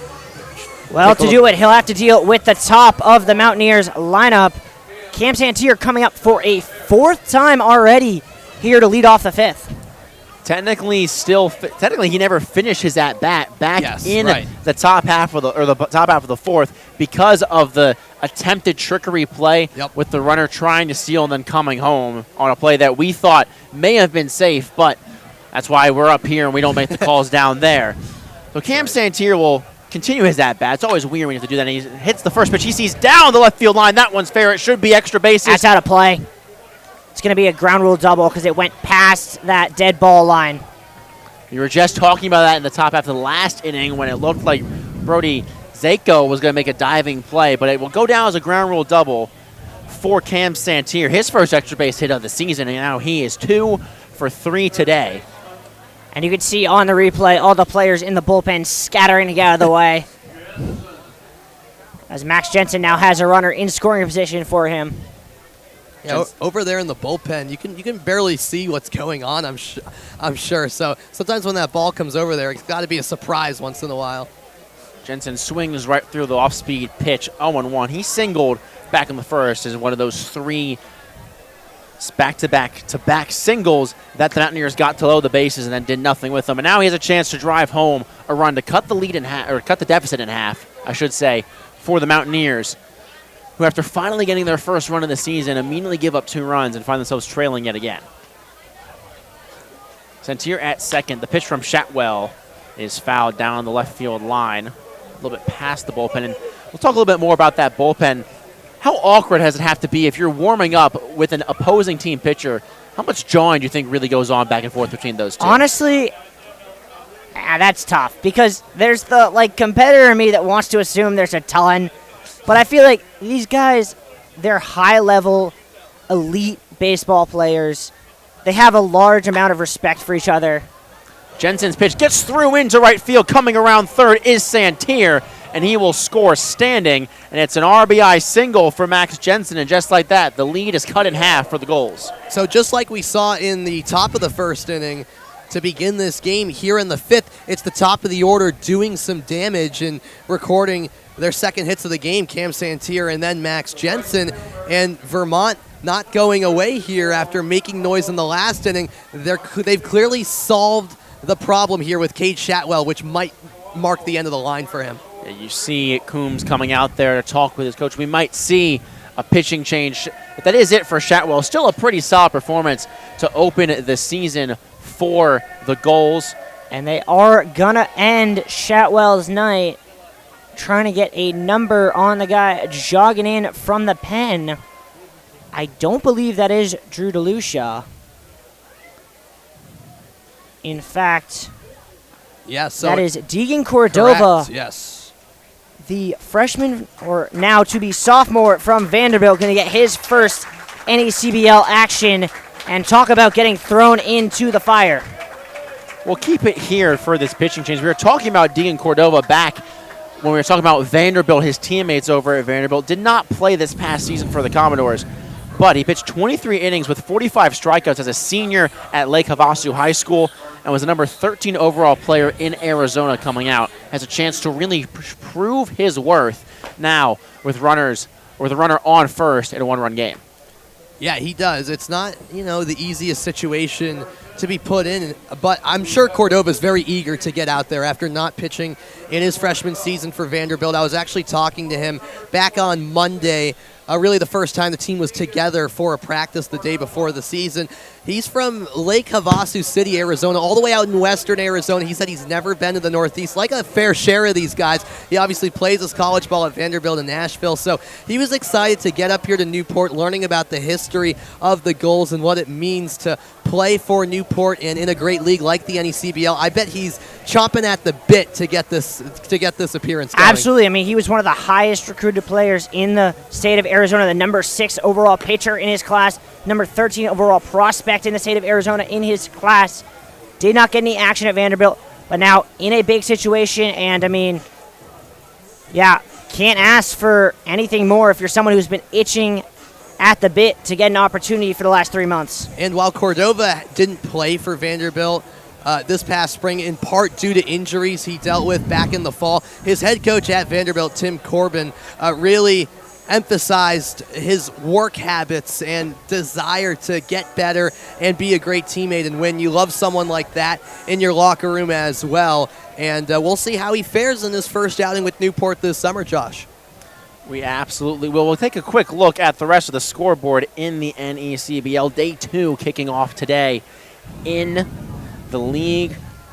We had some big games last night as well. Obviously, Newport Gulls winning. We had North Shore shutting out Valley to open up the season. And so far, Danbury up 2-0 on the Ocean State Waves. Those two teams playing. Ocean State opening up their season. The Schooners up 2-1 on North Adams.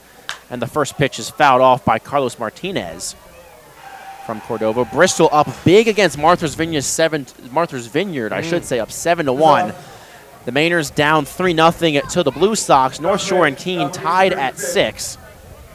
And obviously this game, a one-run performance. As you see the beautiful evening sky, that sunset here in Newport. It's a beautiful area right across from the water. You get a little nice sea breeze.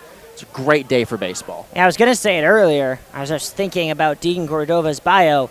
Wonder if this is the first time he's ever seen the ocean. It might be. That's a good point. He's from the, what's the definition of the desert? So it might be the first time. There's plenty of ocean around here, I can tell you that much. Martinez 1 for 2 today, singled in the first, takes a 1-1 ball, now 2-1. And now with Shatwell out of the game and his lethal pickoff move, do you think we see the Vermont maybe get a little more aggressive on the base paths? Can they be more aggressive? That's a good point. And just right on cue, a throw over from Cordova. I think we've seen at this stage of the game now in the 5th inning that the Mountaineers are going to continue to play that way, though, because they could have easily, after that first inning debacle where they tried to steal home, given up in terms of that aggressive base running, but they've kept at it, so that's just their style of play, I think. Martinez swings through a fastball, count now even at 2 apiece. And I think the umpire's calling for time here. Something about the bat boy? Umpire's calling for the bat boy to come back over. He wants him out of the field of play. And I can't really blame the umpire the way that Martinez is slicing off some of these balls down the third base line. We've already talked about cars, buildings being hit, other areas in the arena. The last thing you want to see is a little kid getting hit. Hey, we're filling out the bingo card. What can I say? I'm just glad we're safe. At least I think. Well, you never know. That fencing could get ripped through a scorcher, but we don't know. And that 2-2 pitch high and outside for ball 3. A full count now. Still nobody gone in the top half of this 5th inning with Max Jensen over at first. He just singled Santier home after he had a ground rule double to kickstart this half inning. And that's a walk issue to Martinez. Good plate discipline for the Riverhawk. And from that walk, the way those pitches were missing, you get the feeling that might just be Cordova being a little too amped. All of those fastballs were missing high. The trademark sign of a pitcher releasing a little bit too late, and that means they're just a little too much juice. He's got to calm himself down because he has to find a way to get out of this situation because, I mean, the heart of the order up here for the Mountaineers, 2 on, nobody out. Nathan Waugh was one of the best hitters yesterday, as we already mentioned, for the Mountaineers. 0 for 2 today. Struck out looking and grounded out to second. Now's a chance to tie this game up or take the lead with one swing. And for a freshman or a pitcher that just finished his freshman season but did not pitch, how tough is it to come in a situation like this, a one-run game, 2 runners on? You see a mound visit. We'll continue this conversation about how tough is it to just go out there and be ready for game time. Obviously, you get pitches in practice, you get bullpens thrown, but game time and game action is really what matters, and he has none. Oh, yeah, it's a great point you make, Josh, because it's still not the same. No matter how much you've been working back in Deegan Cordova's case from an injury back in the fall, and you're eager to get back on the field, and you've been getting all those bullpen sessions in and practice, there's still, you can't simulate what that real game experience is going to be like when you're thrown into a situation like this. So there's going to be, you know, some nerves and unfamiliarity there after not playing for such a long time, and that's maybe what we're seeing a little bit of from Cordova here. Well, he responds after the mound visit with a strike right down the middle to Nathan Waugh. Count even at 1. tying run at second, go-ahead run at first. And for Mountaineers team that struggled to get hits and runners aboard yesterday, they have really come out swinging and hot against the league's reigning champs in the Newport Gulls. That pitch inside, ball 2. And I wonder how much of it is that. It's the fact that everyone has their eyes on the Gulls because you always want to take down the champs. They always say winning a championship is hard, but defending a championship is harder, as Newport looks to do that, and Waugh swings right through that one, swinging for the fences. And it's been a mentality change from Cordova since that mound visit. He's not pitching around looking for his spot. He's going after Waugh right now. So count now even at 2 apiece, and Cordova 1 strike away from a crucial first out to take some pressure off of him and the rest of the Gulls defense. That pitch fouled off. So Waugh stays alive with the 2-2 count. Good job by Waugh to just get a piece of that, to stay alive, because that was a promising pitch from Cordova that could have easily resulted in a strikeout, which Cordova could certainly use in this situation. And you wonder if he goes back to that same pitch up in the zone.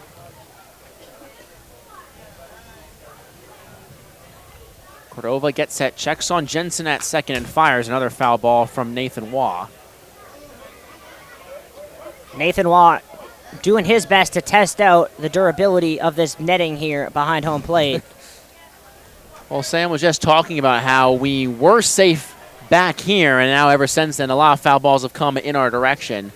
The baseball gods maybe testing your luck a little bit today. Maybe a little bit. I feel like every game I broadcast, something along the lines of the announcer's jinx and whether I believe in it. Oh, you're comes one up. of those who gets it happen to you every time? Yes. I mean, the last couple nights anyways. A wild pitch. That one bounces up, and both runners will advance. And Jensen thought about coming home, but quickly Minnick is able to find the bouncing ball that nearly went over the backstop and over on top of the ballpark. And just like that, that wild pitch now puts 2 runners in scoring position, and a single could give Vermont the lead. And I guess the question now becomes, what do you think about, intentionally walking a batter here? If you were to get Waugh out, do you think about intentionally walking Knox, especially with Angelo, who's a power hitter, but not the fastest, to try and get an inning-ending double play? Well, if Waugh is walked here, it would put the bases loaded with nobody out, which is deja vu. But that pitch gets the outside corner, strike 3. Waugh thought about going to first. He thought it was a walk. Speaking of deja vu, that's the exact walk back to the dugout Waugh took in the first inning on almost the exact same pitch. And in a 3-2 count, no outs, you got to protect the play. It's what they always teach you, and 2 looking strikeouts is not the night that Nathan Waugh was looking for, especially with 2 runners in scoring position on both of those opportunities. And Knox hits the first pitch he sees, foul. Minnick looks for it, but it hits off the top of Cardine's field. You could hear the Gulls bench shouting that was out of play. It is very tough to gauge where a ball is in the backstop. We saw a couple nights ago someone crash into that backstop trying to catch a foul ball. So that's right, a high school game, yeah. You got to be careful back there. So good job there from the Gulls, making sure to protect their teammates. Knox walked and scored last inning. Got the first run of the season for the Mountaineers. That pitch high for ball 1. That is a good point Riley makes, though, because for most of these players, even for Newport as the home team, they're new to this field as well, and you got to learn all of the unique dimensions, especially as the catcher when you're chasing those to the backstop. That pitch just outside for ball 2, and we haven't really seen any foul balls be caught yet, either by a fan or in the field of play by any of these players. So I'm not exactly surprised. I mean, there's less foul territory there is here than any other ballpark I've ever seen. Absolutely. The 2-1 pitch is high for ball 3. And with 1 gone, we just talked about the intentional walk if you get a runner out, but I don't think this one's necessarily intentional. However, there is a chance now. There is that open base over at first. That brings up Sam Angelo next, who's on deck. That one outside or high for ball 4, and the bases are loaded. And Cordova, the freshman pitcher that saw no collegiate action, we already mentioned that, now find himself in can't really ask for a bigger moment for a freshman pitcher. Bases loaded, you're up by 1 run, just 1 gone. How are you going to respond? And you can't ask for a bigger contrast. I mean, you got a pitcher with no collegiate experience against a batter who hit 500 this year. It's experience versus youth and vigor, which will prevail. Well, it's safe to say the Commodore staff will be looking to see how Cordova handles this jam he's put himself in. A first pitch ball. The last thing that Cordova needs to do or wants to do is walk in the tying run. Angelo reached first on an error at first by Austin Forney. Swings right out of his shoes on that one. He tried to hit that one about 500 feet, I think. Yeah, which, I mean, I guess you can't fault him with how hot of a hitter he was all spring long collegiately for Montclair State, but that's not necessarily what you need with the bases loaded. That pitch high. Good job by Minnick behind the dish. Keep that one from rolling to the backstop. So 2-1 count. This has been a long few inning stretch. Both these teams really finding a way to make these pitchers work these counts, and keep these innings alive as the offense has started to come alive for both teams. Cordova's pitched that one outside ball 3. And we'll have to see how both Cordova and Angelo play this in a 3-1 count. It's a hitter's count. If I'm Angelo, I'm sitting fastball, and I'm looking to send it across the street. Bases loaded. Vermont looking to tie or take the lead. The 3-1 pitch, that one high, ball 4.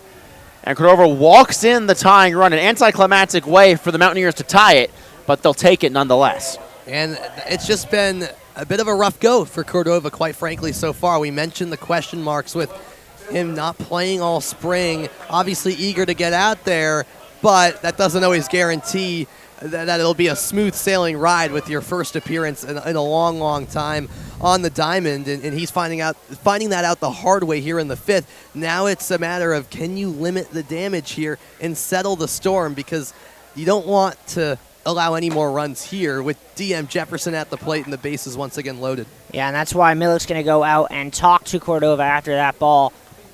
It is worth noting the 2 runs that have scored this inning both will be charged to the starter, so Cordova himself has not given up an earned run. He is responsible for all 3 batters on base right now. And for Cordova, he came in, has 3 walks and the looking strikeout.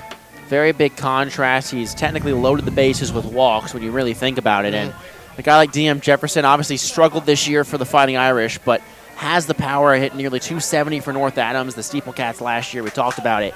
And he put down a really smart bunt last time. He just barely rolled foul. There's a chance to give the Mountaineers their first lead of the NECBL season. Facing off against the freshman pitcher from Vanderbilt. And he swings and hits a screamer. That one goes right into the fence. If there was a ball that was going to rip a hole in the fence, it would have been that one. That one came off the bat maybe at 200 miles an hour. Yeah, my goodness, that was absolutely smoked. Talk about the power that Jefferson possesses. He couldn't quite put that in play, but that's a scary prospect. 1-1 pitch, that one inside for ball 2. And Jefferson, got to be thinking about that if you're out there on the mound. That was my fastball, and he was ahead of it and scorched it. How are you going to play the rest of this at bat? But for Cordova, he's got the ability. We talked about it, a top 10 prospect in Arizona. Obviously going to Vanderbilt, no small feat for any collegiate baseball player. He's looking to get out of this inning with a score tied. Jefferson hits that one sharply on the ground to first, and it gets through. 1-run will score. Here comes Johnny Knox, and the Mountaineers take a 2-run lead off an RBI single, a 2 RBI single for DM Jefferson. That one he put in play at just the same amount of speed, and Mountaineers have their first lead of the season at 6-4. I'm interested to see how they score that, because there's part of me that thinks that's a hit, but there's part of me that thinks the first baseman should be getting to that ball. I do think it's going to be scored as a 2 RBI single. It's one of those when the ball's hit that hardly through the infield. It's going to take a miracle of a play, and the ball just rolled under the glove of Austin Fort. No fault to his own. And for Cordova, that may be the end of his night. You see Mitch Coombs back, or you see Mike Coombs back out there. And we do have a new pitcher coming in. We should say that, that's our fault here. That's actually pitching coach Kevin Long, who is making a trip out, and it does look like that'll be the end of the line for Cordova. Just a bit unfortunate, really, for him, who I'm sure was really, really excited to finally get out there and pitch for Newport. At least it felt that way talking to him the other day as well. And, you know, sometimes coming back after not playing for a while, that's just the way it goes, and he'll have plenty of more opportunities to bounce back throughout the summer. So our apologies for that miscommunication. But now if you are Cordova, you've got that first appearance under your belt. He had some promise, had a good strikeout against Nathan Wan, had some good pitches. As now we get a look at a new slinger on the mound for the Gulls. And that will be Adam Walker, the big right-handed pitcher from Austin St. P. And yeah. Riley, what can you tell us about Walker? Yeah, I mean, obviously, you mentioned the big thing. He's on that Austin P roster, which means he's a teammate with Brody Sacco. He's moved around a lot. Like Sacco, he started his career at UC Davis, then moved to Dodge City. Now he went to Oklahoma before finally coming to Austin P. So this guy has played in a lot of places, faced a lot of different batters. He has a lot of experience and had a pretty solid year, 3-1 on the year. Struggled with his ERA around 8, but is one that is very much a hit-or-miss, two-true outcome pitcher. 25 walks, 28 strikeouts in 23 innings. So, like we saw with Cordova, not particularly inclined to expect a lot of balls in play. And Brody Zako, we've been bringing up throughout the first couple days of the season offensively for Newport, and here is his teammate at Austin P and Adam Walker. Always fun to see college teammates come together to play summer ball as well, and exciting to get the first glimpse of Walker, who's one of 5 players on this Gulls team from the state of California, which is tied for the most represented state on this Newport roster. And to go along kind of with what Riley was saying in terms of Walker and Zako having unique collegiate journeys to get to Austin P, it's crazy because they both played for community colleges in Kansas before ultimately landing together as teammates at Austin P. Gotta love cool college stories like that as well. It is indeed a small world, as they say, and Walker's got to find himself a way to get 2 more outs. Still just 1 gone in the top half of this 5th inning, and a big one. 4 runs have come across for Vermont. And these teams continue to trade punches back and forth. Runner going. Jefferson sliding in, and he's going to be safe. And a nice job backing up the play by Seymour, because that one was bouncing. If that got into the outfield, it would have been a rough first pitch and go for Walker on the mound, as it looked like Angelo would have come home to score.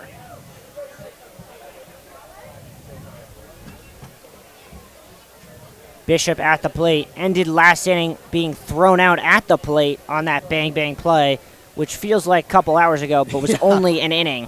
I was going to say, we're still in the top of the 5th, huh? Bishop takes a strike, 1-1, and Bishop, a guy that hit 9th in the order yesterday, moves up 1 spot to 8th, was 1 for 2 yesterday, and is 1 for 2 as well today, and is for a guy that comes out of Towson University, maybe the numbers don't necessarily jump out at you, just a .216 average with 6 RBIs, but he's really come in to summer ball so far and has made the biggest impact for the Mountaineers through a game and a half.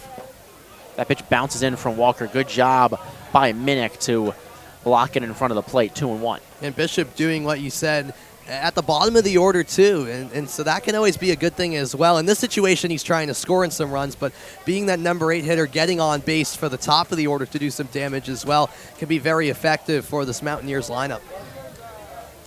Just 1 batter for Mountaineers as Bishop foul tips that one into the glove of Minnick. Has not reached base, that being Nathan Waugh, the catcher. Everyone else either reached by a hit or walk, or in some cases an error. Much different than yesterday for the Mountaineers, huh? It's a tale of 2 stories, as they say, as Adam Walker looking for the strikeout here. That one just a bit inside for ball 3. Another full count. And a chance for the Mountaineers of Vermont to load the bases once more in what has felt like you already mentioned, Riley, an eternity of an inning.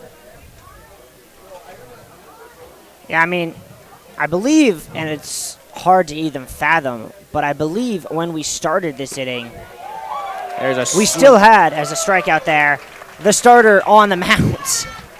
And we are now on the second pitcher from the Gulls pen. And we'll see if Walker can be the one to finally end this top of the fifth.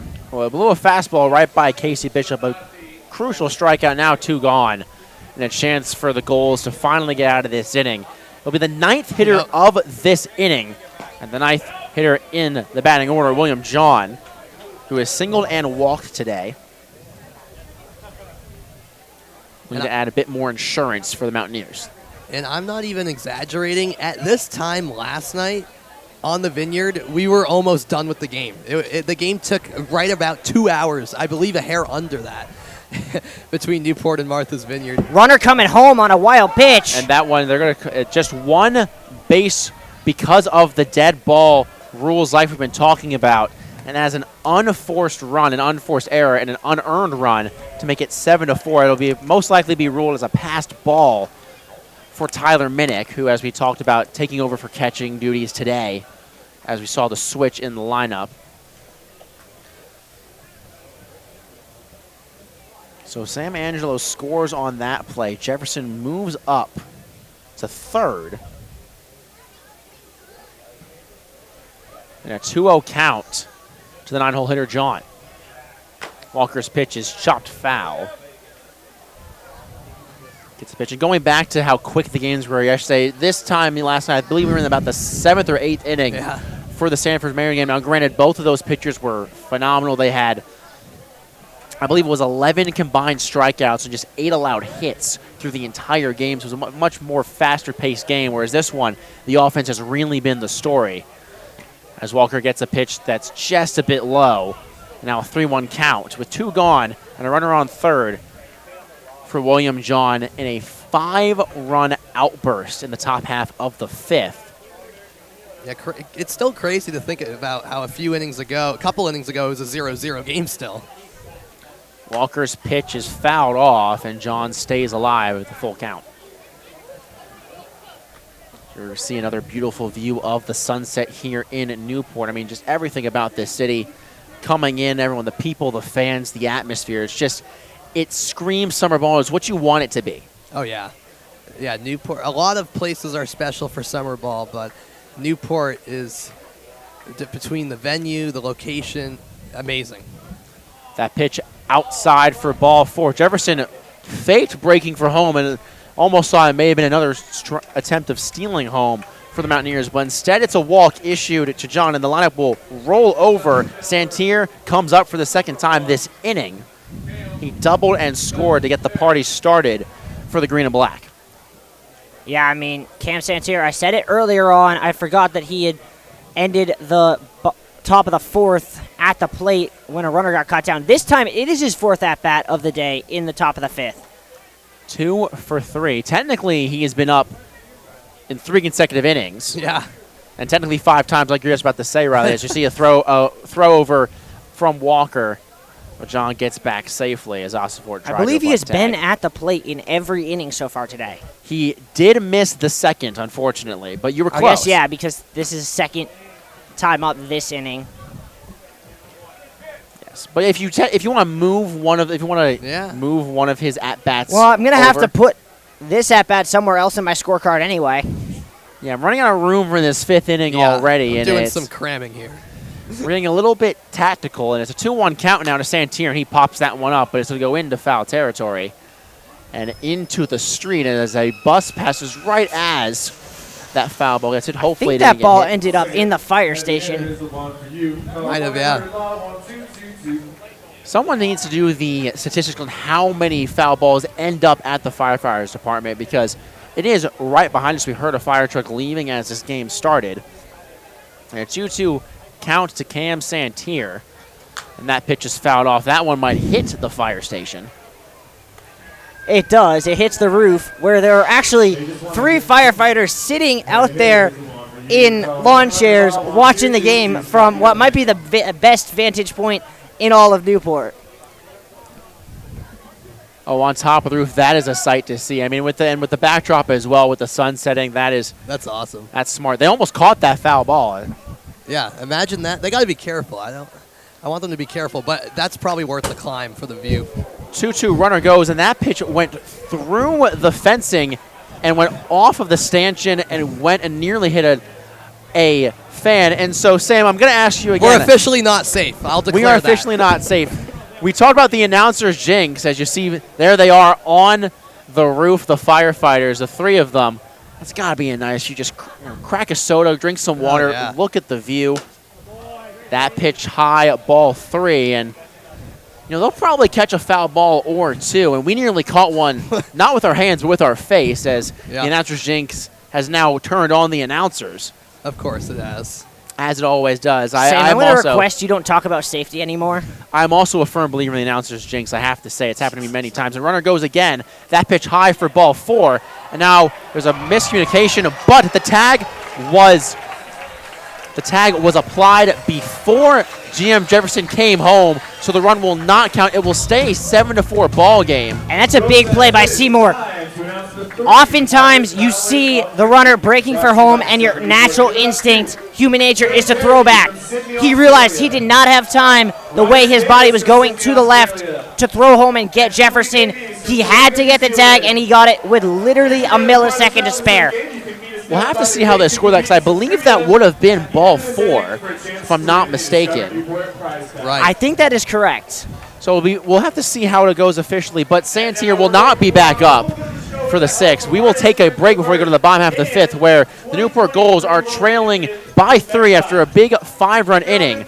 Stick around right here on ESPN+. Put your hands together, guys. Yeah, go ahead. Dude.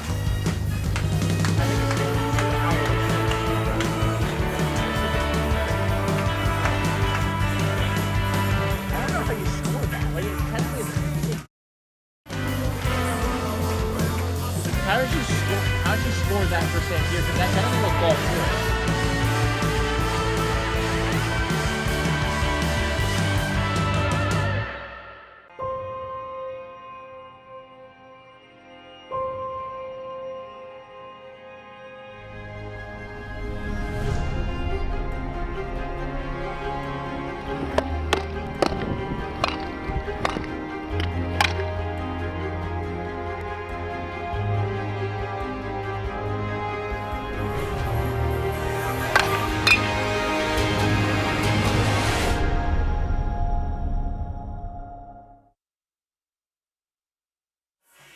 Came home with that pass ball.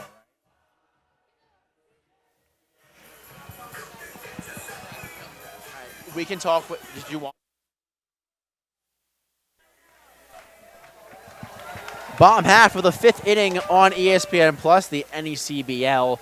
Josh Bartosik, Sam Reese, and Riley Daniel on the call today.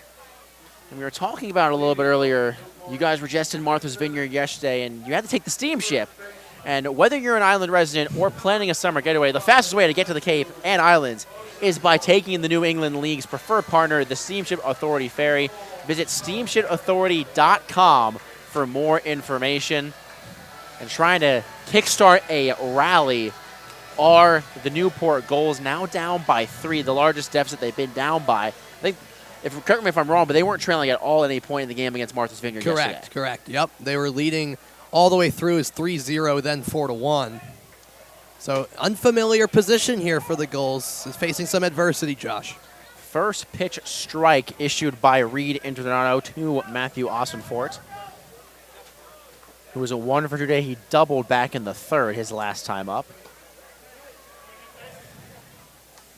And we got official word that was ball 3 to Cam Santier, not ball 4. So he will be back up for the 6th. So he's been up in every inning except for 1, that being the 2nd, when the 6th comes around. A swing and a miss by Austinfort for strike 2. So a wild 5th, top of the 5th, goes down with 5 runs, 4 of them earned because of the passed ball, 3 hits, and then the error, and 1 left on base. And did he go? They're going to say he did. So it's a strikeout for Internado to start the 5th inning. And you can't ask for a better start if you're Mitch Holmes, the head coach of the Mountaineers, after having that big top half. No, you can't. And, I mean, it's the first time, really, all day we've seen a team seemingly show any signs of wanting to keep the lead. The lead has kind of felt like a hot potato in this game. Yes. Newport took that lead in the bottom half of the third. Then the Mountaineers came back, scored 2 in the top of the fourth, and then Newport said, I'll mirror that. And then now you have 5 runs that happened in the top half of the fifth. Do we see more mirroring? We'll have to see. There's already one gone. And Jackson McKenzie is up for the third time. He's 0 for 2 today. I mean, it's a question, but I really like the way Interdonato is throwing right now. He has a lot of confidence, good movement on his fastball, and he's just going after hitters. The William and Mary prospect just finished his junior season at a 5.31 ERA and 18 appearances. Had 54 strikeouts in 40 2/3. He had 6 scoreless outings this year for the Tribe, and is looking to continue that and hold this lead for the Mountaineers. Ahead or behind in the count, 2-1. That pitch chopped on the ground towards first, but rolling foul. And Jackson McKenzie still looking for his first hit with the Gulls. He went 0 for 4 last night on the Vineyard. He did drive in a run on a sac ground out in the third inning last time up, but maybe he can get going here offensively and provide a spark for this Newport offense. Not going to go down without a fight at this at-bat, fouling that one back. Staying alive in the count, 2-2. Interdonato throwing some heat out there on the mound as the Mountaineers went to their bullpen early, and it's paid off so far. After the bats came alive in the fifth, and there's a swinging strikeout, another one back-to-back for Interdonato. He's already got 3 today. And we've been talking about the age of Cardines, and I think that is one thing that, we wish we could have is just a radar gun to see just how fast Interdonato is throwing, because it looks fast from up here, but I can't quite tell. He's definitely maybe a little bit of smoke coming off the ball, but it's tough to tell as we finally are getting more and more of a sunset, and the beautiful backdrop gets even more beautiful with a nice night sky as Jack Doyle comes up for the third time. He's also 0 for 2 this middle half of the lineup. Or just really these 5 and 6 hitters are the only ones struggling so far for the Gulls. You really can't ask for more. You got 4 runs through 4 2/3 innings. It just happens to be that the Mountaineers came with some heavy bats today, or some lighter bats, I should say. That pitch slips out of the hand and goes to the backstop for ball 2. And that's been the big difference from yesterday for the Gulls compared to tonight, where yesterday the pitching was immaculate between Adam Marr starting and then Casey Odell finishing out the last 3 innings. Tonight's been a little bit different for Newport in the sense that it hasn't been as smooth sailing on the mound. 15 strikeouts for the Gulls as Doyle skies this one into the shallow infield. Both Bishop and John calling for it, and it will be eventually Bishop who calls off John. It makes the play for out number 3. So a 1-2-3 inning after the Mountaineers put up 5. Not the way that the Newport Gulls would have liked to respond, but now they get a chance to get out of it quickly as we head to the top of the 6th right here on ESPN+. Thank you, Scott. We are back here with 2 of our 3 discoveries.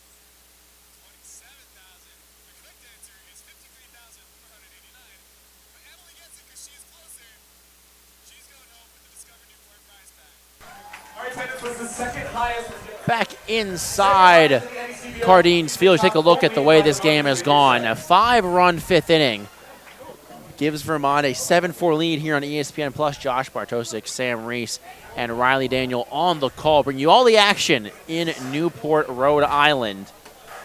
As Vermont bats looking to stay hot after they put up the 5 runs. And we were clarifying it last inning. And Riley, you might get a kick out of this. It was not ball 4 to Cam Santier. So in every inning except the second, he will have batted, and he leads things off in the top of the 6th. So this is his 6th at bat, but only his 4th statistically. It's his 6th appearance, 4th at bat. I think is the right. I think is the I think technical that's way to right. go about it. Yeah. Now we were talking about earlier about the record for amount of plate appearances. No, we were talking about the record of throws over to first or guys caught at first. I think we might get a record of appearances in one game with the way this has been going for Cam I mean, the way they're hitting, there's a legit chance he has 2 or 3 more plate appearances after this. Adam Walker's still out there on the mound. And his first pitch to Santier is skied and hooking foul down the right field line. So 1 count.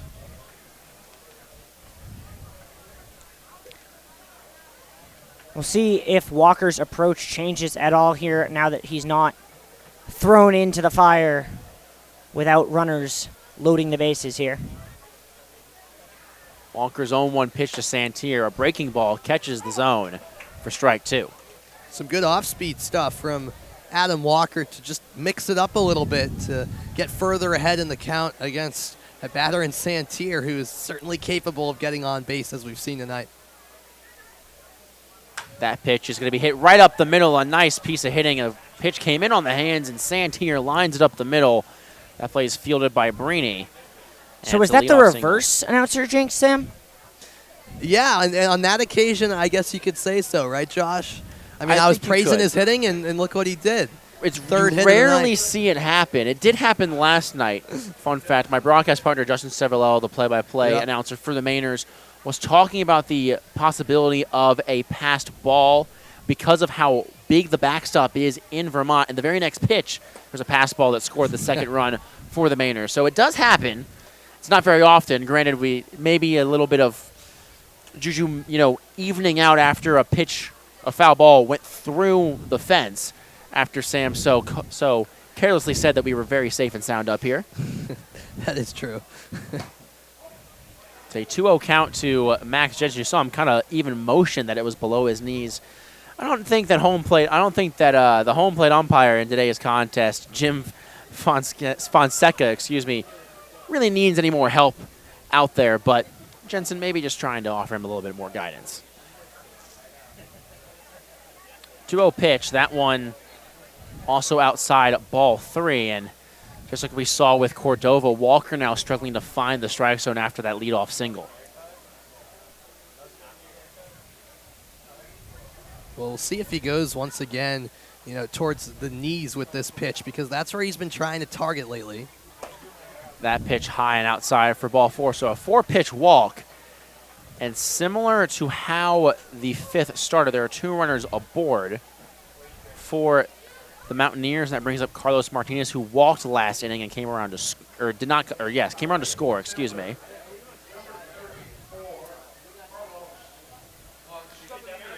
You get the feeling, just watching this game, that no Gull since Shoutwell left the game has really felt in control of their location.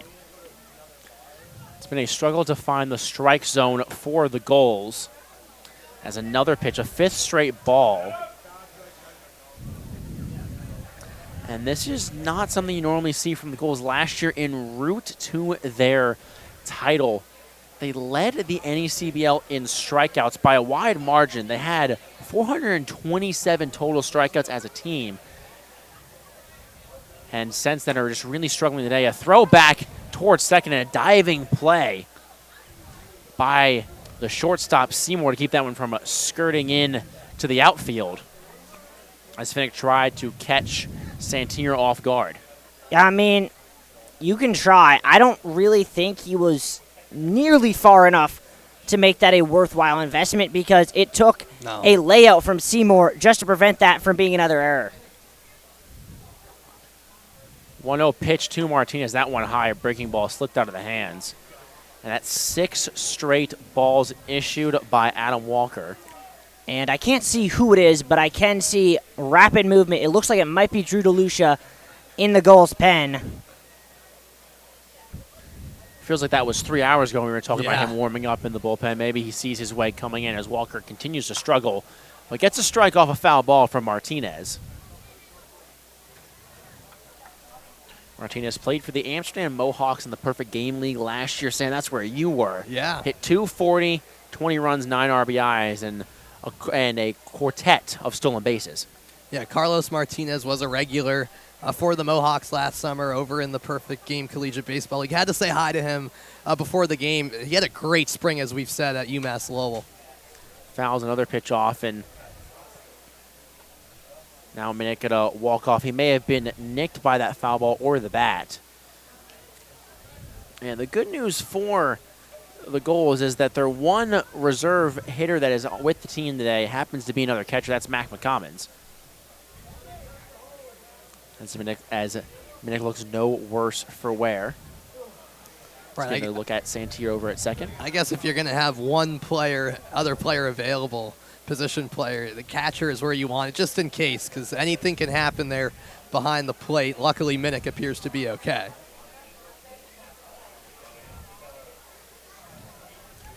Walker's pitch, Martinez skies that one into left field, but foul. That, like several before it, is going to end up on America's Cup Ave. It's been a while since the Mountaineers have found a way to defeat these Newport Gulls. They went 2-0 last year, or they went 0-2 last year, I should say. Did get a win in Game 2, or got some wins the year prior. However, for the Gulls, they have not lost a home opener since 2019. You're right. And there is still plenty of time, but with the way that these bats have gone and the way that the bullpen has struggled for Newport, it feels like Vermont is closing in on a gap that may be insurmountable. Yeah, I mean, I think you have to say that unless Newport can figure out the pitching. There's no doubt that Newport has the bats to overcome a 3-run margin, but as that one once again cannot find the strike zone, there's just no real confidence sitting here watching that the Newport pitchers are going to be able to keep it from becoming 5 or 6 or even 10. So full count now, still no outs in the top half of the 6th inning and 2 runners on. Mountaineers are more than content to let this game play out and take as many pitches as they need before they finally start swinging the bat. Pickoff move at second. That one goes into center field, and both runners are going to try and advance. Santier sliding in, but he is going to be called out. What a play by Brini from center to third. Gets the out. What a connection between Brini and Doyle, and that's a huge first out for the Newport Gulls. That is the second time today Cam Santier has made a costly out on the base pass, with the first being the time he got picked off trying to steal home with 2 outs in the top of the first. But, I mean, you can't really blame him for going. Most outfielders aren't going to be able to make that throw. Unfortunately for him, most center fielders aren't Nico Brini. Nico Brini with an absolute rope of a throw. Picture perfect. Also have to mention on that play, as you see, there's still a man on second, that being Max Jensen. And as Martinez. a strikeout looking for Martinez. Yeah, he didn't think so. He was walking down to first base when he got told that he got rung up. Yeah, what a sequence of events there, really, because that honestly, like, the play by Brini in center was a big-time makeup for what I thought was a poor decision to spin around and try to get the runner at second, because it's so difficult to do as a pitcher when you're facing home plate. Just swirl around and all of a sudden zip it to second, even if you know where your second baseman or shortstop is. That's always a risky move, as was seen there. Well, paying off in the favor of the Gulls. Jensen did move from first to second on what I thought would have been the original throwdown, because Jensen kind of got caught up a little bit, didn't really know what to do. But there are 2 outs now. And a run on at second, Jensen. Nathan Waugh. That pitch just off the outside of the plate for ball 2. Waugh is the only player today for the Vermont Mountaineers to not reach base by any means. He's got 2 looking strikeouts and a pop out to Garrett Staten at second. So while the rest of the team is doing well, he's not having the best night, but he has an opportunity here to get every runner or every batter on base for Vermont. He's going to foul that one just to the right of the firefighters, who have unfortunately gotten down from their perch up there on top of the fire station. They got to get back on duty, right? At some point. Well, maybe one of those balls broke someone's windshield. It happens to be right next to them. Maybe they're helping somebody out. Maybe. There's been several foul balls to leave the stadium. We talked about it at the beginning of at the top of this broadcast, just how common it is to lose balls here at Cardines Field, as Wall hits a sharp grounder on the ground towards short, fielded by Seymour and thrown over in time to Ossenfort. And a good job by Adam Walker to get out of the inning. No runs come across. It's still 7-4. We'll be right back on ESPN+.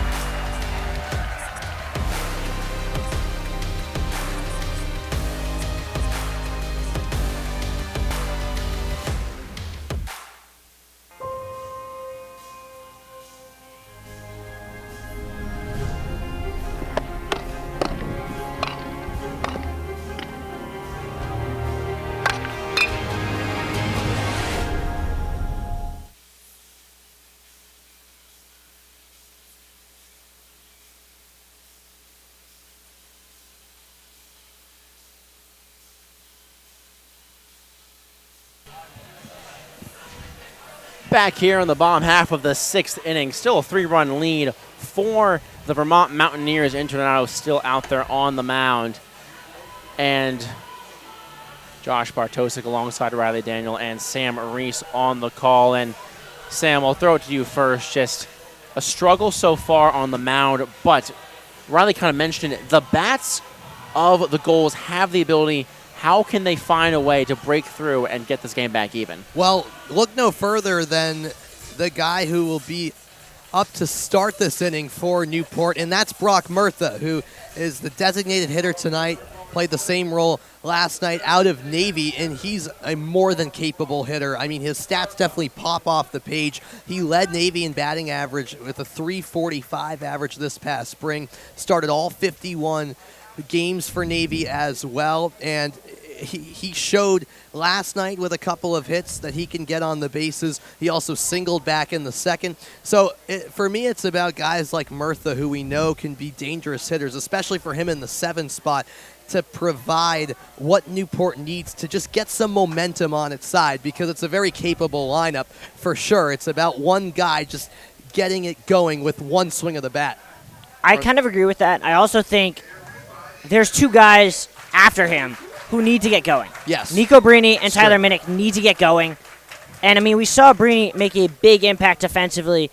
Maybe he can turn that into a spark that gets him going offensively. He did single back in the 4th and scored.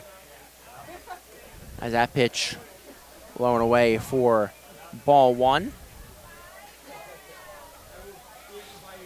And Donato doing a good job in relief so far. Came out in the 4th. Has helped Vermont keep a lead for the first time this season, and the largest lead this season, obviously, it being the first time. And it is still just 3 runs, and this is a Gulls team that has the bats that are capable. We've mentioned it. As Brock Murtha slaps one on the ground towards third, it's going to go off the outside of the glove and not in time. Jensen bobbled that one. We'll have to see what they score it, as Jensen had trouble coming up with it.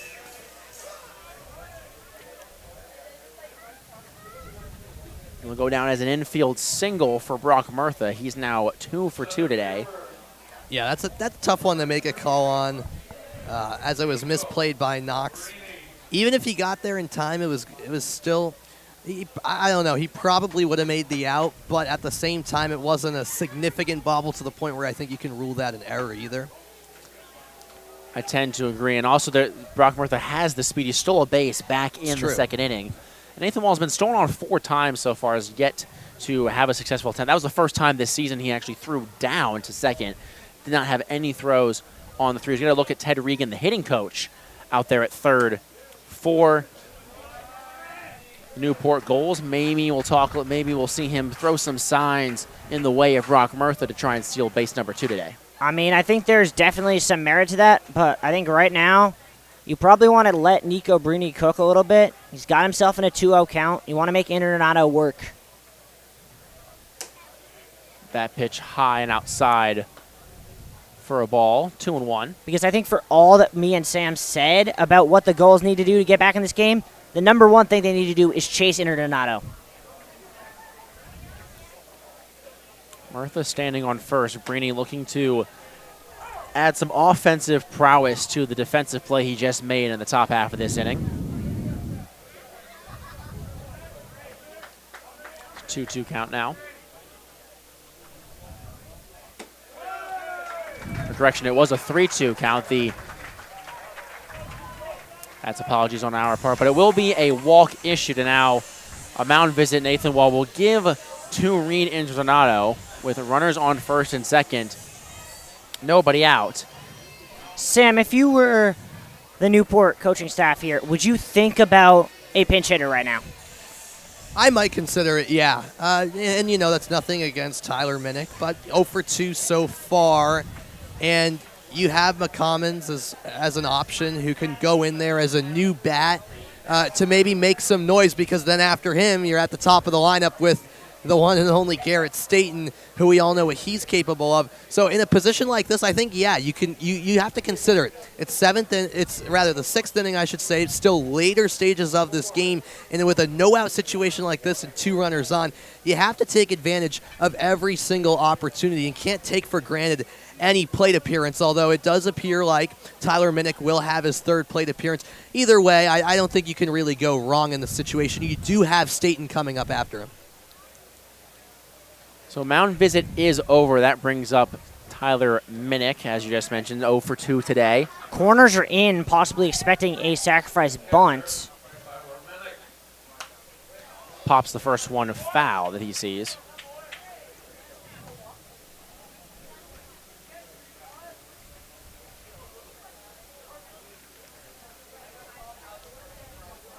Internato trying to get himself out of a jam, still holding on to a 3-run lead is Vermont. His pitch, a nice swing and a miss.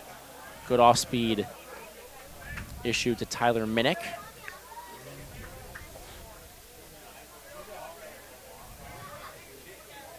For those counting, by the way, we're 2 hours, 18 minutes in now. That pitch low and away. And Wall couldn't find it, but it was at his feet, and neither runner advances. 1-2 count to the catcher from Georgia Tech. In fact, Minnick and Wall will be teammates next year, as Wall will be taking his 5th year with the Yellow Jackets. So some brotherly love surely being shared between those two, as the 1-2 was delivered by Internato low and away. The exact same pitch we just saw, but could not get Minnick to bite. I mean, I don't know how much of it will be brotherly love if they're fighting for a starting spot on a potential College World Series team. I think for right now you can still call it brotherly love. No, Summer League, it is competitive, but also still in good fun at the same time, as that pitch is popped up foul. Good job by Minnick to keep his at-bat alive.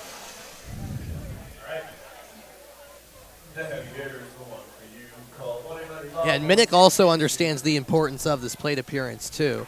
In the situation, down by 3, needing to put some runs on the board here in the 6th. And he knows he's due for one, too. 2-2 from Internato. That one low and away again. Ball 3. And you have to think there's a strike coming if you're Tyler Minnick. With 2 runners already on, you don't want to load the bases with nobody gone. Especially with Garrett Staten on deck. A big payoff pitch coming. Runners on first and second. Those being Brini at first and Murtha at second. Internado winds and deals. That pitch rings him up on the outside corner, and Tyler Minnick thought it was ball 4. Threw his bat down, started the trot to first, but instead it's a strikeout looking. And that's the 3rd time tonight we've seen a catcher do that exact thing. We saw it twice from Keogh, now from Minnick. It's the same pitch all 3 times, outside corner, called on a 3-2 count, and they're walking down to first base, and they get rung up. And you would think that catchers would be the ones with the best grasp of the strike zone. So that brings up the highest hitter in the NECBL, Garrett Staten. He went on the first one, says first base umpire Jacob Ashworth. Yeah, the crowd was a little disgruntled. You could hear their reaction when the first base umpire said he went. But an 0-1 count doesn't faze a guy like Staten. Staten can tie this game with 1 swing, had 19 home runs. And both runners go, and there will be no throw from Nathan Wall on the double steal. Yeah, and I don't know about the decision not to throw. I know why he didn't throw to third, and that's because he would have hit Staten. But there's probably a chance to get the trail runner there. And if you can get an out here, it changes the whole dynamic of this at-bat. That pitch high and inside. You also have to wonder that Nathan Wall, obviously he's only thrown down the 1 time. It was today. Didn't throw down yesterday. Maybe some jitters of throwing down to second. If that ball gets into the outfield, a run does score. We'll have to see if he ended up making the right play, if Internado can get out of this jam. That pitch is high and inside as well, 2-2. You say that, but at the same time, by letting the double steal happen and now playing back as they are, the Mountaineers are almost signaling they're willing to trade a run for an out. I do think that if you are Vermont, you'd rather take the 1 run versus a 3-run bomb from Staten, who had a home run yesterday, along with 2 doubles. The count has now been worked full. With still just 1 gone in this inning, as these middle 3 innings have really dragged along, as seemingly every other game in the NECBL is at least in the 7th, besides the Bristol and Martha's Vineyards game, where the Blues lead 10-2. We'll get to the rest of the scoreboard eventually, as a big swinging strikeout for Internado gets Garrett Staten. That's the 2nd time he struck out Garrett Staten since coming into the game. He was 2 for 2 coming in against Falter. And I think that will be a fitting send-off for the performance of Reed Internado. Great job by Internado. Got several strikeouts. We're counting them up now. He had 6 on the day since coming in for relief. Can't ask more for a relief pitcher, as a new arm will come out for the Mountaineers as we see Mitch Holmes going out there talking with his guys. But whichever the relief pitcher is that comes in, we don't have the number for him just yet. I do believe we do. It is going to be number 11 for the Mountaineers, that being Joshua Sibley, who came in earlier today, was a late arrival on the day from Jacksonville State, caught the bus at the nick of time, we were being told. Whereas Josh Shibley, an interesting year, 27 appearances with a 5.79 ERA this spring. So you would think from that, not a great year. However, 19 of those 27 appearances were scoreless. And if you take away his 3 worst appearances from the year, his ERA would have been a 2.41. So someone who is a really good pitcher but had a couple of bad outings. And right now, the Mountaineers are betting on him recovering that elite form that he had in most of his appearances this year to get them out of this inning. Well, we saw the Newport Gulls go to the bullpen, and it ended up not going in their favor, a big 5-run inning for Vermont. How should the Newport Gulls take this new pitcher? They already faced Internado out of the bullpen, but a new one, a lefty this time. How do you think they attack him, or should they try and wait back and see how things play out? They do have runners on 2nd and 3rd. Yeah, I mean, it's unfortunate, but they have to attack him because there's 2 outs. If there was 1 out, it's a different situation. But with 2 outs, you don't have the ability to take a strike or two. You have to go, and the first good pitch that you want to hit, you see, you have to swing at. Yeah, I'm 100% with Riley here. Facing the situation where, yeah, there's 2 outs, and it's also the 6th inning where you're down by 3. I don't think you really have a choice. I think you got to go after him. It's not now or never per se, but on a chance like this, you want to, if you can, get in the head, for lack of a better term, of Sibley. If you can get a big blast, a big hit right away off of Sibley to maybe score a run, all of a sudden that puts a lot of pressure on the bullpen arm of Sibley, similar to how we saw some of the Newport bullpen arms kind of get shaken a little bit by some walks and hits allowed early on that they could never recover from. Well, in the bottom half of the 4th inning, we brought you the NECBL scoreboard. All those games were in their mid-innings. It's been almost an hour and a half since then, and we'll take a look at the other scores. Danbury up 3-1 against the Ocean State Waves in the top of the 9th. Ocean State down to their final 3 outs. North Adams trailing 9-1 to the Schooners. That one also in the top of the 9th. The only other game that's similar to this one, bottom of the 6th, Bristol Blues up 10-2 over Martha's Vineyard. The Mainers of Sanford have finally scored a run. It's now 6-1, however, in the top of the 7th against the Valley Blue Sox. Keene leads North Shore 6-2 as well, and that one's in the top of the 8th as Randy Seymour, who had that big 2 RBI single back in the 4th, faces the new arm and Josh Sibley. That's a 1-1 count to him.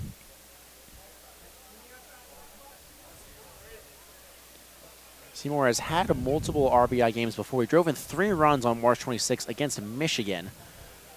And the Spartan doing some damage on the in-state rival. That one he got ahead of and sends that one scorching in to the left field wall, or the left foul line wall. That was a hot shot over to that left side. And if Seymour can put that much power on a hit, but put it in play, that could be pretty promising for Newport with both runners in scoring position currently. He had 10 extra base hits this year, 3 of those being home runs. A home run here would tie the game. The pitch from Sibley, that one lined. It's going to get through into right field. 1 run will score. Here comes Brini around 3rd. He will score. The throw goes wild, and that allows for Seymour to move up to 2nd, similar to the first 2 RBI single he had. He now has 4 RBIs on the day, and he's cut the lead down to 1 for Vermont.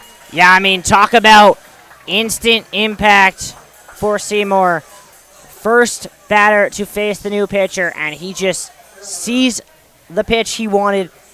Doesn't try and do too much with it. Doesn't try and send it over the fence. It's so easy to try and hit that tying homer. Doesn't try and do that. Just sweet, simple swing into shallow right field, and just like that, it's a 1-run game again. Well, that brings up Brody Zako. 1 for 2 today. Singled back in the 3rd inning and walked in the 1st. And now a single up the middle, or realistically on either side because of the speed of Seymour, ties this game up. Yeah. Oh, it absolutely does. And that's what I was talking about with Seymour going after Sibley. If you can get a hit like that, all of a sudden it puts the pressure on Sibley in this situation. Ooh. That's a dirty pitch by Josh Sibley. He almost got Zako to get all twisted up in all sorts of directions. It evens the count up at 1 apiece. Seymour standing on 2nd, and this game is tightened up again. And he skies that one into shallow left on the near side. Coming in the try to play is Jensen, and he can't find it. It goes into the netting. Yeah, that is kind of emblematic of Cardines Field, because on any other field in the NECBL, that is still stuck there in the netting. Might take a grounds crew with a ladder to get rid of it. But on any other field, as it seems to have been removed by a very kind fan, on any other field, that's still foul territory. There's more room. He catches that ball, this inning's over. Well, the Vermont defense will have to regroup as Sibley throws a pitch in the dirt, 2-2. They go 15 home runs this last season for Austin P. He did drive in a run yesterday against the Sharks. And a RBI here would tie things up at 7. That pitch, he rings him up, got him on the outside corner, strike 3, another strikeout for the Vermont pitching staff. But not before Randy Seymour gets another 2 RBIs and cuts the deficit to 1. We're heading down the stretch, and Sam Reese, will take you there when we come back on ESPN+. Now, fans, it's time for the Legendary Gully Race, sponsored by People's Credit Union. Red Rover Stewart got to run. It's pretty simple when I say go, but not yet. They're going to run all the way down to Gully, and that first one, that is going home with an ice cream voucher brought to you by People's Credit Union. So, count it down, 3, 2, 1, go! Go, go, go! He's got a big lead. Oh, this is no contest.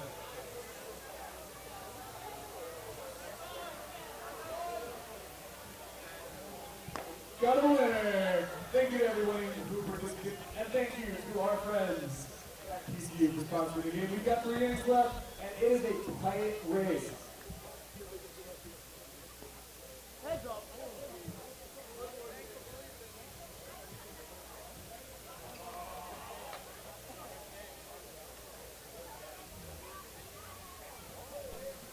Welcome back to Cardines Field. We're well past sunset at this point, but this game began in the sunlight of Newport, Rhode Island on a beautiful Wednesday night for the home opener of the Newport Gulls, and it's been quite the game.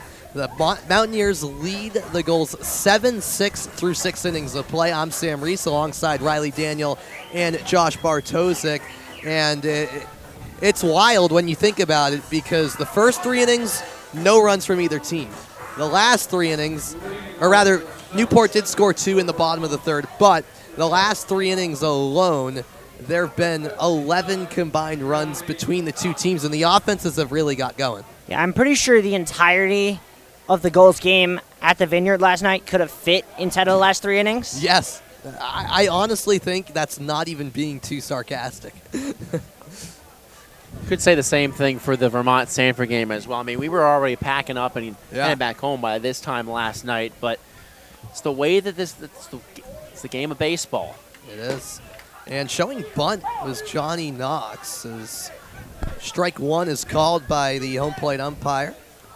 Johnny Knox is very speedy. Unfortunately, was a little too ambitious earlier and got thrown out on the bases. Adam Walker back out there for another inning of work for Newport. That's a beautiful off-speed pitch that finds the strike zone. 0-2. Yeah, Knox has 2 walks on the day, so still looking for a hit today. He did have one yesterday against Sanford, but that speed threat, like you mentioned. And right on cue, there's a hit.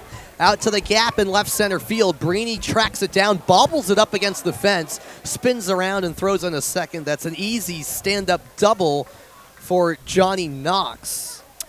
And it's kind of ironic, Cole Brini had that amazing play an inning ago where he threw out Johnny Knox on the base paths. Here he is, giving him an extra base just with that routine bubble. If he comes up with this ball, Johnny Knox is by no means guaranteed to be into second base safely. That is absolutely a bang-bang play. Brini bobbles it. Knox is in standing up. I think with Knox's speed, you have a good point. Nico Brini has been phenomenal in the outfield today with his cannon of an arm. But the speed of Knox may have been a bit much. I think it still would have been a double, but it would have definitely been a bang-bang play like you said. And you kind of see that it's definitely not going to go down as an error, but there have been a lot of bobbles and some close plays that could realistically go either way for both of these teams with this new season. Maybe, the nerves of defending an NECBL championship or the nerves of being back home in front of all these phenomenal fans at Cardines Field. But there's definitely been some jitters and some misplays and some miscues. And again, that probably plays into the nature of Cardines Field as well. Just looked like an awkward lump of grass that made it difficult for Brini out in center, who knows that outfield pretty well after playing here all of last summer. A 1-1 count to the designated hitter, Sam Angelo, who was walked last time up in the 5th, which actually drove in a run, and then he ended up scoring himself in that marathon 5th. 1-1 dealt. This is hit high in the air left field, giving chase to Zako, and he makes the catch right up against the fence.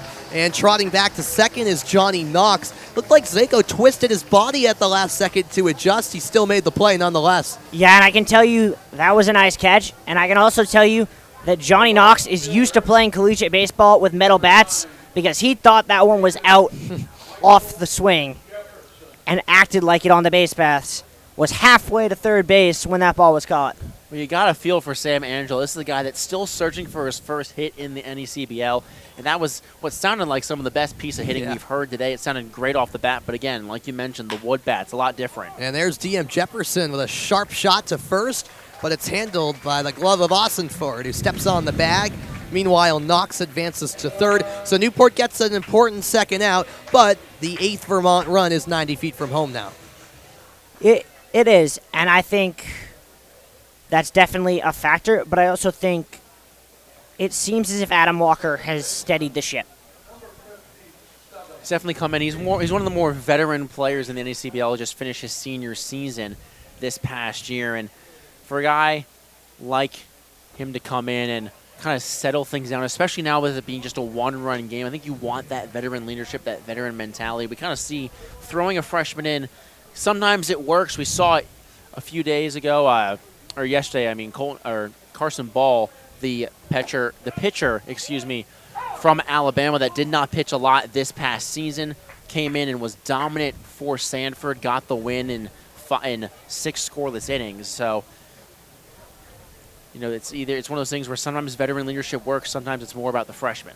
Right, and it's Casey Bishop now at the plate. He takes a strike on the inside corner to make it 1-2. 2 outs, the runner at third, Knox. It's Vermont with the 1-run lead in what's turned into a fun game here at Cardines, if you're a neutral fan anyways. Absolutely a phenomenal game, and I mean, I don't think this is the game any of us expected 2.5 innings into it. No. It's a fun game if you're a fan of offense, if you're one of those guys that likes the defensive showdowns, the pitching duels like last night we saw between the two teams. You're not a fan of this one. That's hit sharply, and it's mishandled at first by Doyle. No play to make at home or first. And another run scores for Vermont here in the 7th inning. 8-6, Mountaineers on top. And that'll surely go down as an error there. Yeah, that's a tough one to give up. I mean, you're 1 out away from out of the inning and keeping it a one-run game, and all of a sudden, now that insurance run gets back in the Vermont Mountaineers. They get that insurance run as that pitch went. Wow, I believe it may have hit. The batter, William John. Well, just as it looked as if Adam Walker was going to get out of this inning unscathed, suddenly the Mountaineers have a chance to blow this one wide open again.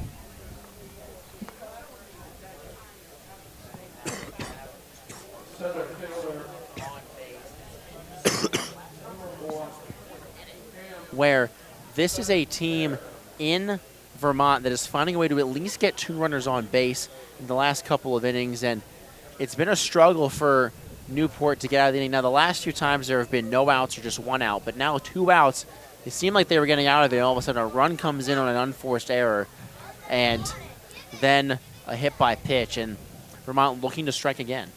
Interesting to see here if the Gulls make a pitching change or if they're just going out there to give some advice to Walker. Obviously, big at-bat.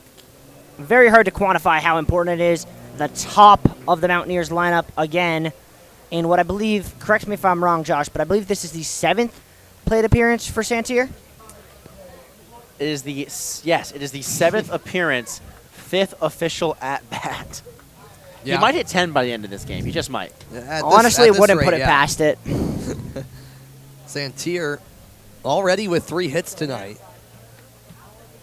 And with 2 runners on and 2 outs, we'll try to do more of the same here in the 7th. Takes one inside. Ball 1 dealt by Walker.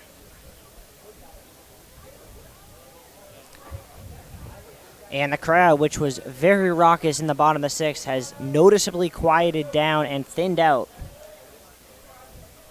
They're waiting for something to cheer about here at Cardines on opening night. And that time, it's a strike from Walker, an adamant strike call from the home plate umpire, Jim Fonseca. I think part of it also has to deal with the fact that I don't think a lot of people expected it to be almost 3 hours into game time, and we're still in the top of the seventh. Right. And it is, not for us, but for other people, they do have work in the morning. So a lot of them working those 9 to 5s, as Dolly Parton would say. And so they do have to get, their good night's rest, and this is a game that has taken a lot longer than I think most would expect. I absolutely think that is definitely a part of it, though I do wonder how much that explains the lack of enthusiasm from those still in Cardines. That's a good point. Well, it's definitely the fact that their team is just – the pitching is struggling for a team that was so dominant pitching last year. We talked about it earlier. But they still have a chance to get out of this inning with just the 1 run against, and this is a team that we know can put runs on the board quickly. Here comes the 1-2 to Cam Santier. Couple of glances over at second from Walker. He winds and deals. It's outside. Good take by Santier to even up the count.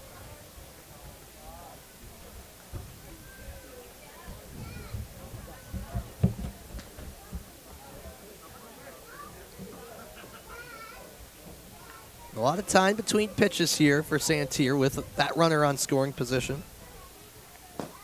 Swing and a miss. It's loose for a moment, but Minnick corrals and lobs it to first to officially end the top of the 7th. Vermont does add another run. The Mountaineers have an 8-6 lead. It's time to stretch. We'll be back in a moment for the bottom of the 7th.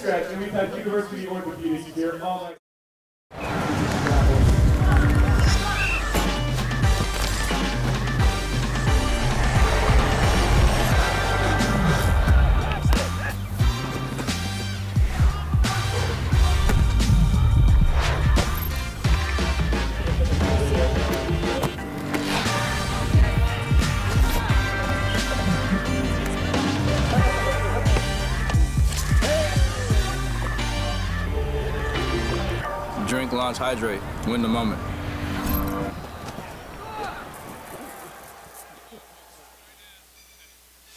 We're very fortunate in Eisenberg to have graduate assistantships that help the student with the cost of the program.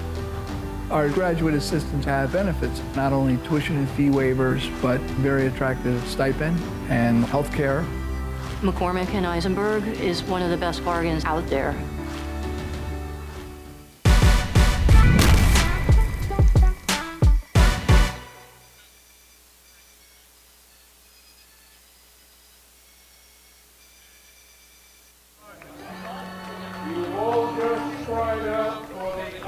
Welcome back to Cardines Field.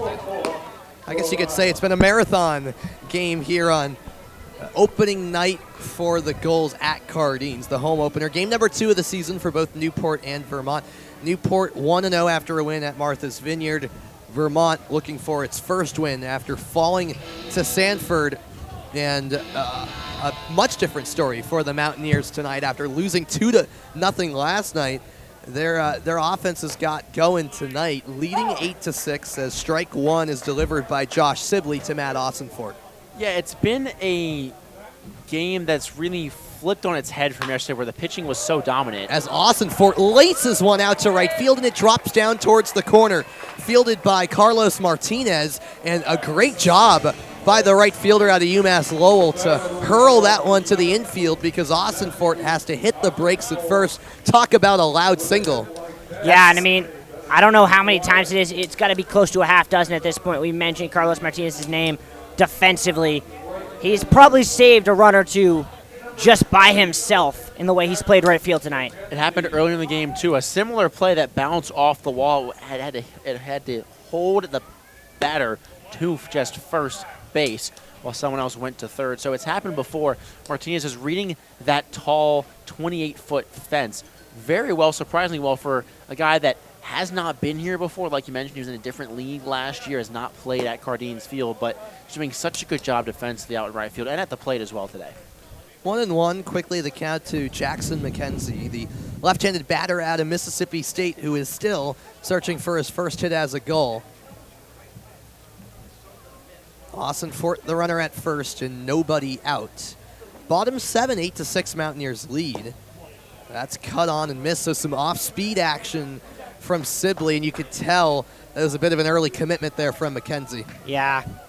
Shook his head as if to say, can't do that in this league. See if he can rebound on the 1-2 pitch. No, he can't. Rather, I beg your pardon.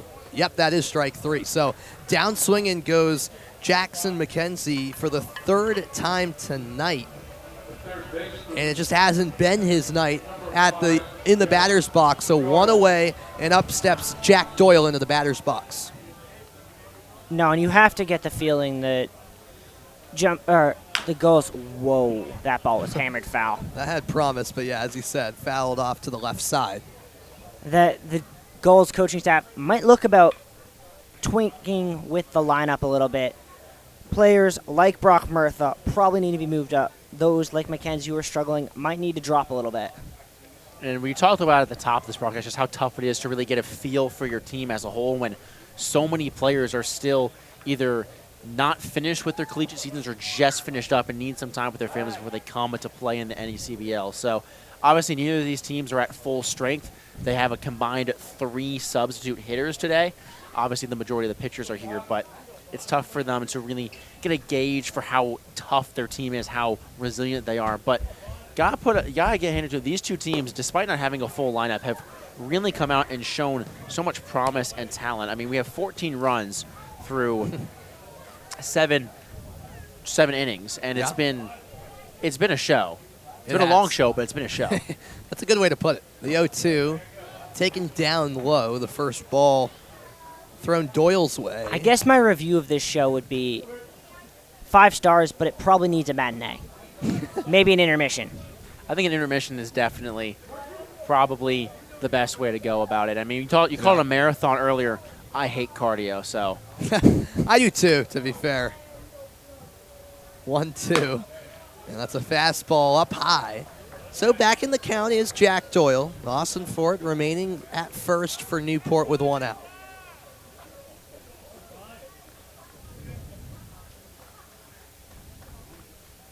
Doyle batting in the 6th spot, awaits the pitch, and sends that foul. Ripped that one off the protective netting, and a nice snag over there as well by Nico Brini. He's made a couple of nice snags. Just most of them have been in center field, not in the hole. Exactly. And strike 3 called. Doyle is rung up on a pitch he felt was a hair outside the zone. There's the 2nd out of the inning.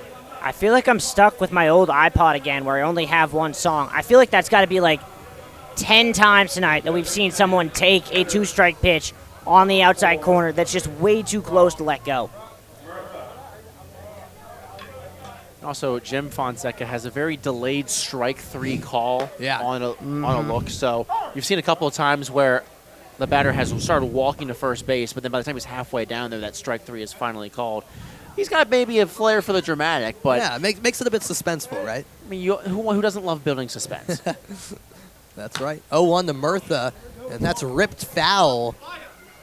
That actually took a hop on top of the Newport dugout and went right between 2 of our hard-working camera operators tonight. Luckily, they're both okay. Chris and Brendan over there. Well, physically, I don't know if they're mentally good. They seem a little shaken up. There we go. We got a shot of them. They're all right. We're glad to report. This is a dribbler down the third base line, and it veers just foul. So the plate appearance continues for Brock Murtha, who trots back towards the batter's box. And, I mean, if anyone was to be able to tie this game with 1 swing, it would be Brock Murtha, the way he's been hitting the bat tonight. Yeah, you mentioned 2 singles and 2 stolen bases as well, and had that walk back in the 4th. And it's been such an odd game that it feels like Vermont is really. And that's hit well. Oh, and what a snag! SC top 10. That's one for you. My. Are you kidding me? From the shortstop, Knox. He leapt up, and it barely looked like he had a grasp on it, but he hauled it in a perfectly timed leap from the Vermont shortstop. What a play by Johnny Knox. SportsCenter top 10. It could be coming that way. Good call, Riley. We head on to the 8th. A little bit of misfortune for Newport. 8-6 Mountaineers on top. All right, Gulls fans, count us down with me. We count it up with me, actually.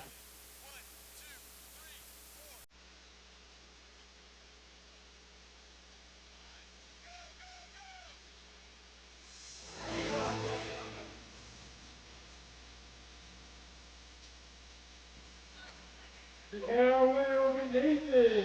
Congratulations. You will be going home with by courtesy of Get Your Racks. Let's hear it for both runners, fans.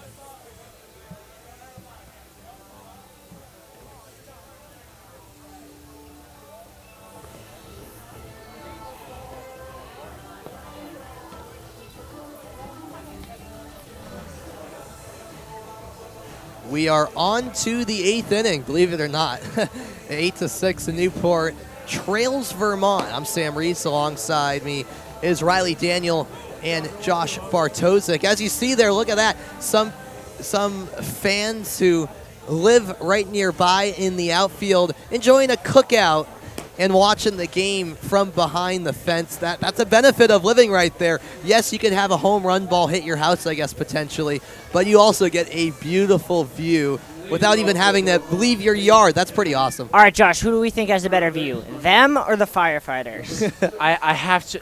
It's got to be the firefighters on top of the fire station with like your lawn chairs. I mean, that just sounds like a dream come true. I'm not knocking that view whatsoever, but you can't beat on top of a fire station. A lot of cool vantage points from beyond the parameters of Cardines Field as we're underway in the 8th. Adam Walker continues to work on the rubber for Newport and delivers a first pitch strike to Max Jensen, who has a couple of singles tonight for Vermont in the 2-hole. The 0-1 dips low to even the count.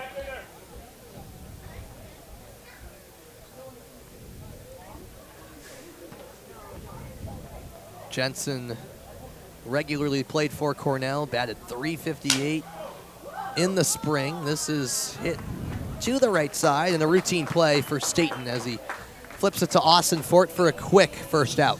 Kind of surprised to see that bat still intact. It sounded like it had splintered on contact. Right.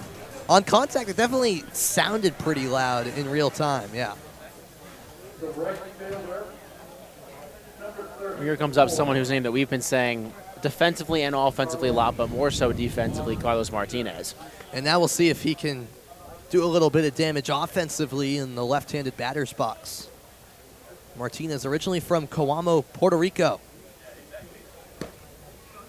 And there's a strike delivered. Martinez then moved to the United States and played at P27 Academy down in South Carolina during his high school years before ultimately committing to Pittsburgh, where he played his freshman year before transferring to UMass Lowell, where he lit it up this past spring in his sophomore year. Up the middle it goes. Staten called into action again, and the throw in time. And it's a quick couple of outs here in the 8th. Not something we've said too often tonight for Newport defensively. Staten made that look a lot easier than it really was. That ball looked comfortable and then took a wicked hop back across his body, and he was able here, as you can see on the replay, to stay square to it, get his glove on it, and make the throw to first. 2 down.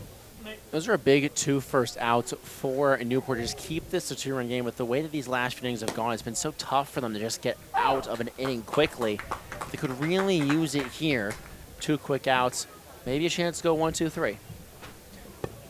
The opportunity is there to make it a 1-2-3 inning, which would certainly be beneficial for Adam Walker as he fires in the 0-1 down low to even it up to Nathan Waugh, who, as you alluded to in the 6th, and it still reigns true now, he's the only Vermont player who has yet to reach base tonight. Could he change that this time around? He goes chasing at an elevated fastball. Well, 1 I and can 2. answer you not if he swings at pitches like those. Does he learn his lesson here? We'll see what pitch is dealt by Walker.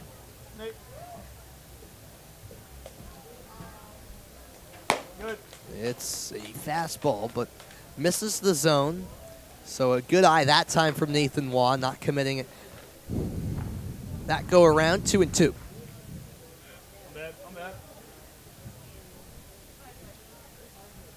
Base is empty, a chance at a 1-2-3 frame. And Walker sends it in the dirt. The count now full. Well, that's the guy that played for the Mountaineers last year as well, hit 222, 12 RBIs, and 2 home runs. A slower start so far, granted. It's only been about 2 games and was really one of 3 hitters to get on base yesterday. Struggling today, but it's a long season. And the struggles do continue for Waugh tonight. A frustrated look as he walks to the dugout. A strikeout to end the inning. It's a 1-2-3 frame. We go to the bottom of the 8th after this on ESPN+.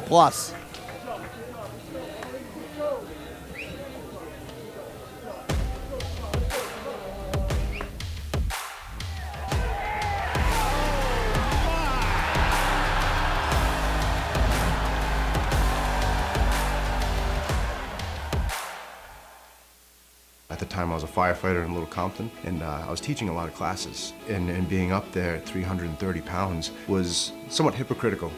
South Coast Health was excellent in providing the tools and the opportunities. You're re-taught to eat after the surgery. It was exciting to finally know that I was getting to where I wanted to be.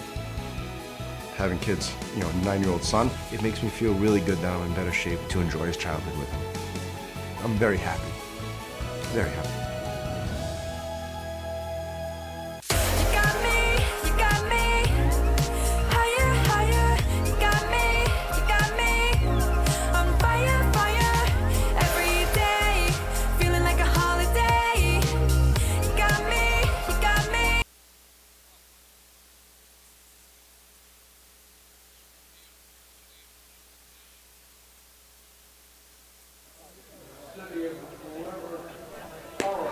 Welcome back into Cardines Field. Did you know that the NECBL plays over 40 games in under 2 months?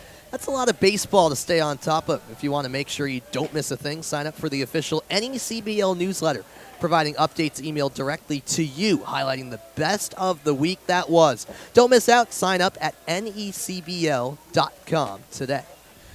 We are rolling on to the bottom of the 8th inning. Sam Reese alongside Riley Daniel and Josh Bartosik here in the broadcasting booth. And we do have a new pitcher for the Mountaineers. It's Aiden Krupp, Josh, who enters the contest here in the 8th. Aiden Krupp, this is a guy that just finished his junior year at Notre Dame. Did not pitch this last season. We talked earlier in this game about pitchers not pitching during the collegiate season, how it affects. Granted, that was a freshman pitcher from Vanderbilt versus a junior from Notre Dame. However, he did toss 26 2/3 innings during his senior year of high school, had a 4-1 record, and held opponents to a 116 average. But not just did he not play this past season, he hasn't played at all in college for the Fighting Irish so far, at least from what the Fighting Irish, at least from what Notre Dame has given us, that he has not pitched in college, but he was a top 20 pitcher in the state of Illinois coming out of high school. As that's lined out to right field, and a good piece of base hitting from Nico Brini, and he wants to, the throw coming in a second, and it's offline. That's a sliding double for the returner, Nico Brini, and he flies his wings, and all of a sudden, the crowd that remains here at Cardines Field with something to cheer about. Yeah, that feels big. Brings up Milik here, and now you get the feeling that just like a 2-run game in the 7th is much different than a 2-run game in the 8th. Just because 3 runs, you're ahead, and you only need 1 to close it out. It's a mentally different game, and there's this kind of small glimmer of hope that seems to have ignited amongst the crowd here at Cardines after that hit from Nico Brini. We just talked about how a pitcher that doesn't pitch during the collegiate season, how they might come in rattled, and he hasn't pitched an entire game at all during his collegiate season during his collegiate time with the Fighting Irish, and giving up a first pitch extra base hit or first batter extra base hit, maybe not exactly what he's looking for, especially in a game that's been as close as it is. Even though at times it hasn't felt close, it's really, both teams have been in it right there the entire time. And showing bunt there was Minnick. Can't be too big of a surprise considering the scenario with a runner on second, nobody out, but it ended up taking the strike. 1-1. Of course, after Minnick, it flips back to the top of the lineup, and it will be Garrett Staten digging in for the 5th time tonight. But before that, Minnick showing bunt once more. And the same result, a strike delivered. It seems like not a fully committed bunt attempt from Minnick there. That one seemed committed. He was just fooled because he wasn't expecting an off-speed pitch, and that's a really, really wise thing to do when you know they might lay down a bunt. A smart move by Krupp, who delivers the 1-2, skips in the dirt behind the catcher, Waugh, and he'll make no throw to third. Breeny slides in, and runners are on the corners with no outs. Rather, a runner on third with no outs. Well, now it comes to the point where if you have a runner on second and no outs, you can kind of, if there's a ball hit in the infield and they advance, it's not that bad. Unless you get 3 pop-ups or 3 strikeouts, it's going to be pretty hard to keep someone with as much speed as Nico Breeny from scoring and making this a one-run game again. Yeah, and I guess the question then becomes, for the Mountaineers, are you willing to concede that 1 run to get out of this inning and put yourself in a situation where you go to your closer to see this one out? Swing and a miss, strike 3. And the frustration continues for Tyler Minnick, who has struck out in his last 3 plate appearances and was right there in the count as it was a 3-2 offering. And Krupp got the best of him for a big first out. It's not been a good day for Georgia Tech catchers, or soon-to-be Georgia Tech catchers. The 2 of them are combined 0 for 8 today. Or actually, correction. Oh, and sorry, Josh, as that ball actually strikes Staten on the shoulder. Hopefully we'll get another look at that one. So Krupp with a big punch out, but all of a sudden on the very next pitch he delivers to Staten, got him up and in on the back, and that puts runners on the corners. That's tough if you're Krupp. You just got the strikeout. Now, granted, you did end up avoiding having to go against the best hitter as of late for the Gulls, but going back, the catchers combined 0 for 9 today. Not a great day, and now you'll see some more conversation being had. A ground ball does get you out of this inning if you execute the double play correctly. However, I disagree. Not with Randy Seymour's speed. And also you can also talk about Garrett Staten's speed as well. The two, I mean, this is such a speedy lineup all throughout and has the power. It's part of the reason the Newport Gulls I think you're also making a bold assumption that unless this ground out happens on the first pitch of the at-bat, that Staten isn't immediately going for second base. That's a very good point. That's a good point, especially with someone like Nathan Wall, who has struggled getting the transition from the ball from his glove to his hand to throw, and when he has thrown, has not necessarily been very successful. And with a runner on third, he's not going to want to throw and just allow him to come home. So it might be a free stolen base if Staten decides to run. Well, we're over 3 hours into this game now, and it's only fitting that it feels like we're in store for some more late drama here from Cardines Field in a game that's been a bit of a roller coaster ride ever since that 3rd inning. I guess, Josh, you know this Mountaineers team a little bit better than we do necessarily. Would you think about having a throw down to third on an attempt to steal a second to try and catch the runner? I think that it would be a good idea. However, we've mentioned it so many times, we just talked about it. I think there's a lack of confidence behind the plate right now for Nathan Wall, just in terms of I don't think he has as much confidence as he should in terms of throwing it down, because if you don't get him out and that ball goes into the field, there's a high possibility that not only will that run come in to score, but then you already get a free base for Staten as Andrew Luschek comes in to the game, or Luschek, excuse me. He comes into the game for the Mountaineers. Got a little bit tongue-tied there. I apologize. It happens when we're on the air for over 3 hours tonight. But yes, as you can see, it's Andrew Luchak out of Towson who enters the game and getting his final few warm-up pitches in. He had a 5.98 ERA this past year for Towson. Had 35 strikeouts in 40 innings pitched in 2/3.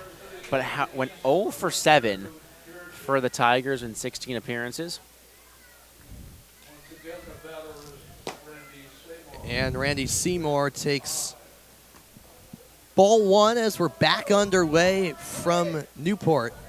So a short-lived appearance for Aiden Krupp, as the Mountaineers didn't want to take any more gambles with runners on the corners and one out. Feels like a wise choice. Yeah, fastball finds the bottom of the zone to even it up.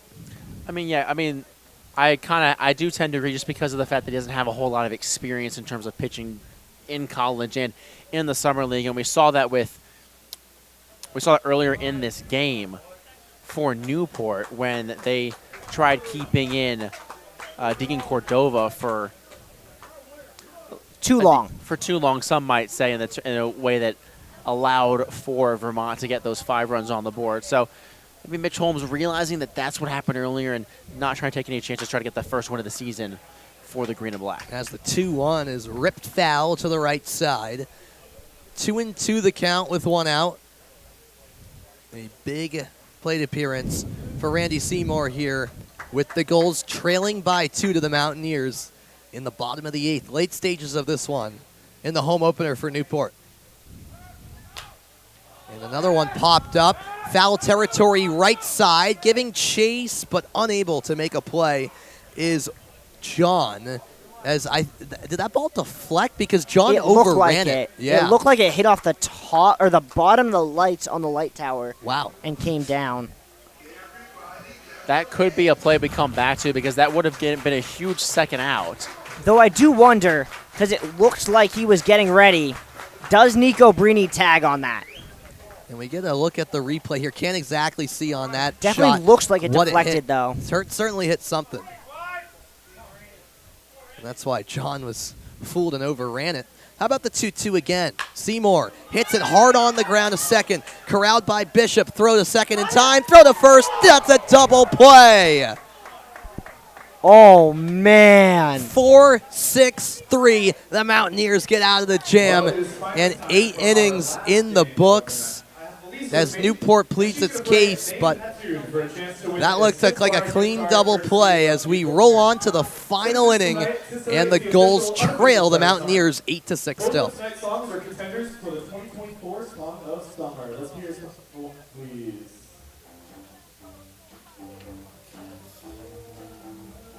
Let's hear it. That's one. He's not going to get the guest certificate, but the bragging rights. We're going to give her a chance to play the second spot too. Let's hear it. Welcome back to Cardines Field as we are ready for the start of the 9th inning. Sam Reese alongside.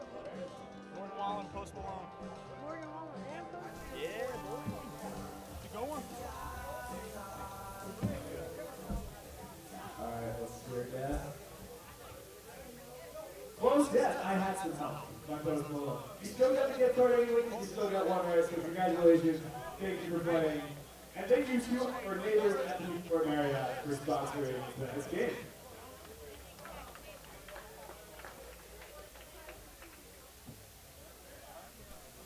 Welcome back to Cardines Field as we head to the 9th inning between the Gulls and the Mountaineers. Newport 6, Vermont 8. The score through 8 innings of play. Sam Reese alongside Riley Daniel and Josh Bartosik. We didn't get a look right after at the replay of how exactly close that double play was, but it was a clean double play according to the umpire, and a new pitcher into the game as well for Newport. It's Drew DeLucia, the right-handed pitcher out of Franklin Pierce from Medway, Massachusetts, who enters the game for his first appearance of the summer. And Riley, if you're DeLucia here, you're just hoping for a rather routine 9th inning to make sure it stays a 2-run game and to give the Gulls a chance in the bottom of the 9th. Well, if I'm Drew DeLucia, the first thing I'm asking is, why did I go to the bullpen when it was bright out, and now I'm finally hitting the mound when it's pitch black out here.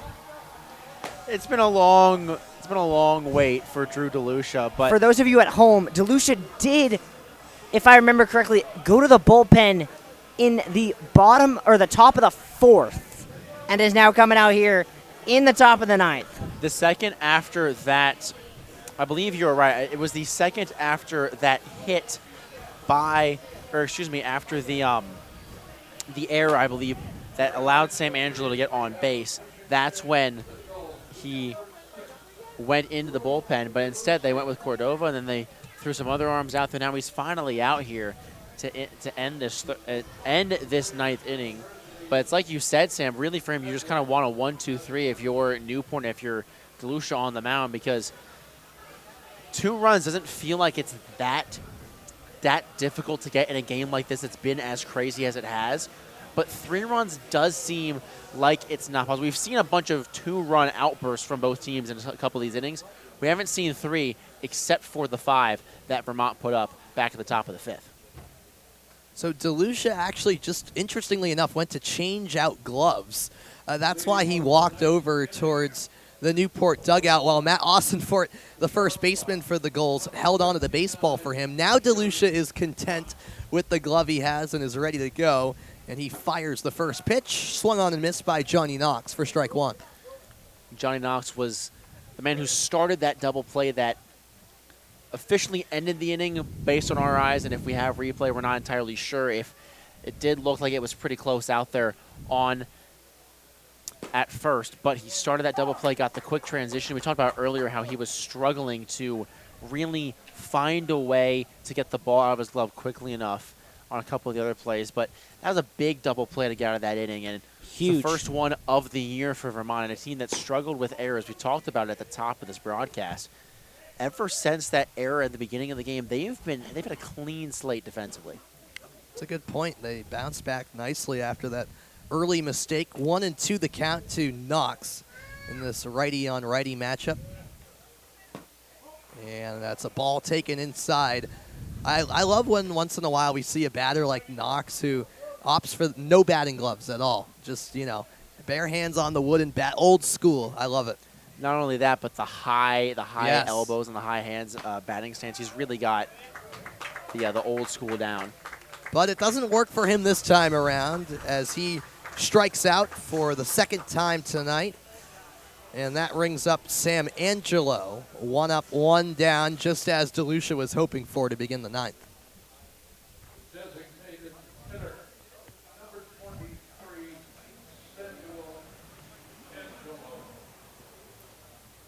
Angelo yet to record a hit, but he has gotten on base twice.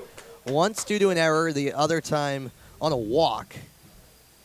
I don't think that's the fact that's bugging him. I think the fact that he got denied the chance to hit with the bases loaded in the first is probably going to haunt him a little bit tonight. Might haunt him a little bit, but also if the Vermont's able to come out with a win, I think sometimes you'd rather take team overall Absolutely. versus individual. And he did have a really nice piece of hitting in the 7th, but it went right into the glove out there of Zako. So. And on the 1-1, that's popped high in the air, foul, well out of play, left side. I think that might have crossed the street entirely. Oh, yeah. I think you're right on that one. Come on for you, call 1-800-LAW 1222.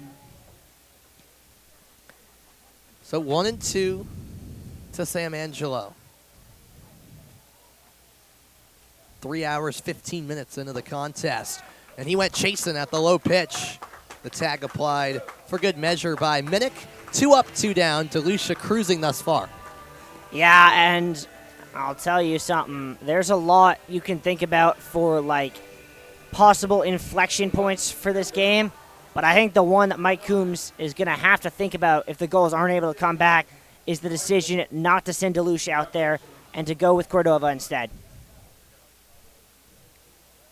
DM Jefferson now faces DeLucia. And there's a strike again from the righty out of Franklin Pierce. Jefferson's had a lot of loud contact, has had trouble keeping it between the foul lines today. He did have that big 2 RBI single back in the 5th that really kind of capped, really kind of capped off what was a very big inning. At this point, the standing inning that ends up being those 5 runs being the ones that will eventually, if the score stays, go down in as the winning inning, some might say. Right. Certainly the inning you point to, especially when you look at our scorecards. It's gotten really messy over here. Yeah, I would say so. Jefferson's staying alive here. He singled in the 5th. Can he get a single here? The shortstop, Seymour, is under it, and the throw in time for the putout. So a 1-2-3 inning indeed, just what Newport needed. Now what the Gulls need, the bats to get going. They're down to their final 3 outs. Can Newport rally? Stick around to find out.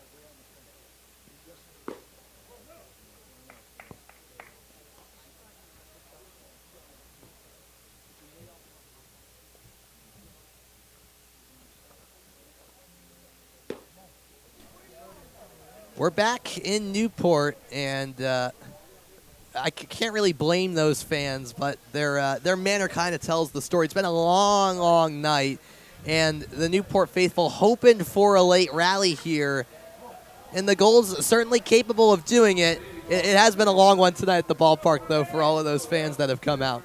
Absolutely, though I don't really know why they're looking at their phones, because this game has been plenty entertaining on its own. Oh, yeah. Randy Seymour sends the first pitch foul from Andrew Luchak. Rather, Brody Zako at the plate, I should say. Beg your pardon. As the 0-1 is delivered to the Austin P product. And a ball taken. It's a battle of number 13s who will win, pitcher or hitter. And for the Gulls, you have to think you got to get, if you're Zako as the leadoff man, you got to get on base to give Newport any chance. 2-1, that's down low. I mean, I think this at-bat's the most pivotal because you get him on, you bring up Austin Fort next. He's been hitting the ball really well. Well outside. And it's the hitter's count here for Zako at 3-1. The one positive that Newport can take when facing a new pitcher like looks like out there is that he was 0 for 7 this year. As this is hit sky high, deep left field. Heading back is Jefferson, and that ball is off the fence. A huge double for Brody Zako to lead off the ninth, and he gives this crowd something to cheer about as the tying run will now step up to the plate in Matt Austinfort as that ball was hit high and deep. We see the replay here off about the middle part of that fence, Riley. Yeah, I mean, Brody Sako's hit it as far as you can hit it without hitting it out, both to right field earlier today and now to left field. You get the feeling one's coming, but it's not there. Instead, it'll be relied upon will Matt Rosenfort to tie this game potentially. And Austinfort did single his last time up in the 7th. And just like that, it's one big hit that with no outs in particular gives Newport certainly a lot of life here in the final inning. And Austinfort fouls the first pitch off of Waugh, who was unfazed behind the dish.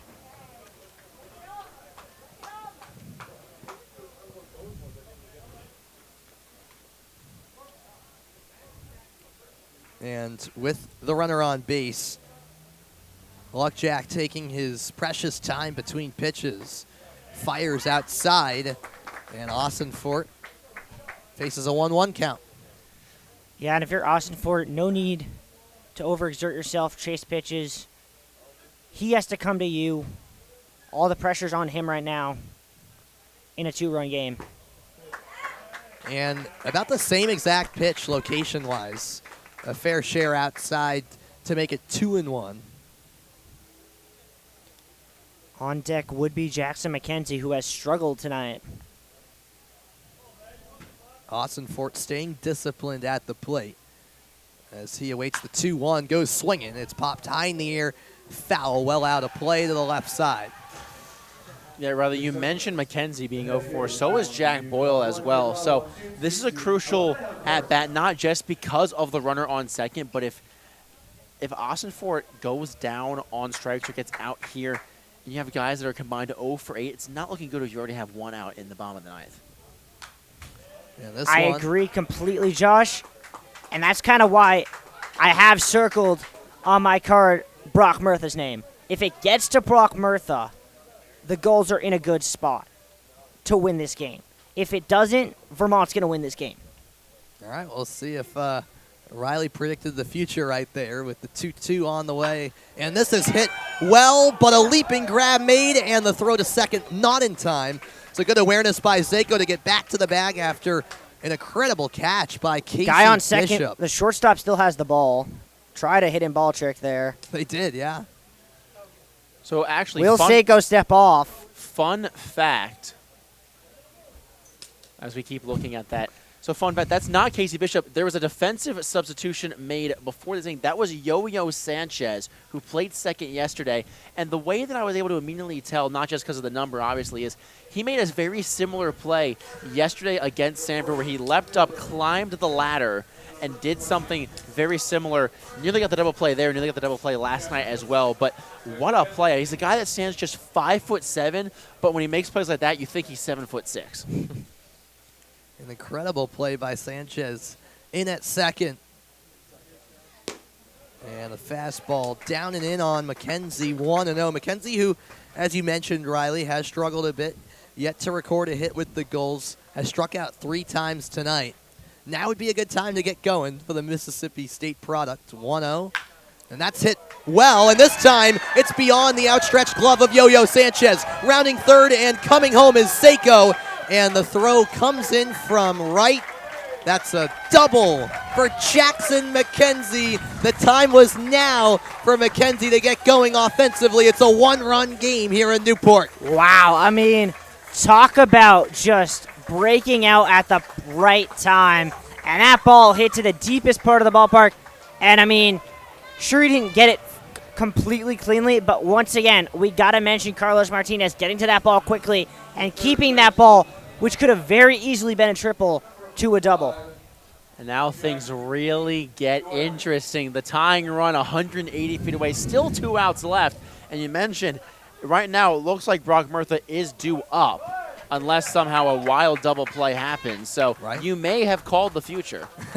Who knows? We're inching closer to that possibility with Jack Doyle at the plate, 1-0 the count. McKenzie the runner at second and 1 out. 8-7 Vermont leads in what's been quite the game here at Newport. What I do know for certain is that Jack Doyle does represent the winning run now at the plate. That he does. Doyle, who is 0-for-4 so far, but we just saw McKenzie turn the switch on. Can Doyle do the same? Big cut and miss to make it 2-1. An important strike from Luckjack. Doyle was trying to end the game with one swing there. It's going to be pretty tough to get a ball over those 28-foot fences, but we've seen it get close. He has that pop. He had 6 home runs this year for Northeastern. That one popped opposite field, and it lands right near the Vermont dugout. I think it landed in the Vermont dugout. It might have, yeah. I think you're right. How about that? I think he's going to end up getting a new bat. It sounded like that one maybe caught a bad part of the bat. He's going to go get a new one, but coming down to the wire. Yes, it's been now almost 3.5 hours since we had first pitch at 6:32. But you can ask for a better finish, especially not just for any baseball game, but a home opener for the defending league champs. Oh, it's been quite the roller coaster. Yeah, quite the experience here in the home opener. at Cardines Field. 2-2 the count to Toyle. About a 3-step lead for McKenzie over at second. And that's a breaking ball pop foul, and that's way out of play right side across the road into the parking lot. Jack Doyle just got under that one. That was a hanging breaking ball. If he got all of that one, he's walking things off here in Newport. He'll get another try. Once again, a 2-2 pitch. Swing and a miss. And a massive K for Andrew Luckjack on the mound. And the Mountaineers are 1 out away from surviving here in Newport. At the same time, Brock Murtha's one swing away from becoming the hero. All right, let's be real. When this inning started, we all knew it was inevitably going to end in this situation, right? With Brock Murtha at the plate with a chance to either end the game in victory or in defeat. It was either going to be him or Garrett Staten, so you're absolutely right. Here we go. The DH Murtha takes a strike. A good pitch from Lucksack for the first strike. Murtha waiting for that pitch he wants. McKenzie with a very shallow lead. Off speed, and that's just a hair high. And if I'm Jackson McKenzie, you got to think about getting a little bit more of a secondary lead because on a ball in the outfield, you have to be able to score. Now here's the 1-1. Hit high in the air, deep right center field. It's towards the fence, and it is off the wall. The tying run comes in to score. Jackson McKenzie is in. Brock Murtha has tied this game with a deep double out to right center. I mean, I've said it before, I'll say it again. I don't know how you can hit a ball farther than that in this field and not have it go out. As we can see this one high off the wall, off the very top banner, out by that 321 mark. Brock Murtha now the winning run on second base for Nico Brini. You got to feel for Luckjack. He was one strike away from getting out of the game. And right now he could go down as the losing pitcher. And Nico Brini, you're talking about the bottom half of this lineup for Newport has been just as deadly as the top half, as Nico Brini has got a single and a double and a walk today. And we're coming down even more to the wire here as we got a new pitcher for Vermont. Wow, with ice in his veins, Brock Murtha jacks one to right center to drive in McKenzie, and as you guys said, that was nearly out as well and could have been a walk-off. The Newport Gulls still have a chance at a walk-off as the new pitcher for the Mountaineers, Josh, is Charlie Cutts, and he's just trying to put an end to this ninth, and for Vermont, you're now just trying to send it to extras. Yeah, he's a guy that had 35 strikeouts in 28 innings this past year for Middlebury out of Dalton, PA. He has 4 scoreless outings this season, and they're going to need one from him here in the bottom half of the 9th inning. And now gone to the point where Vermont, since that 5th inning, has just gotten the 1 run, and that one came unearned. Something's going on here.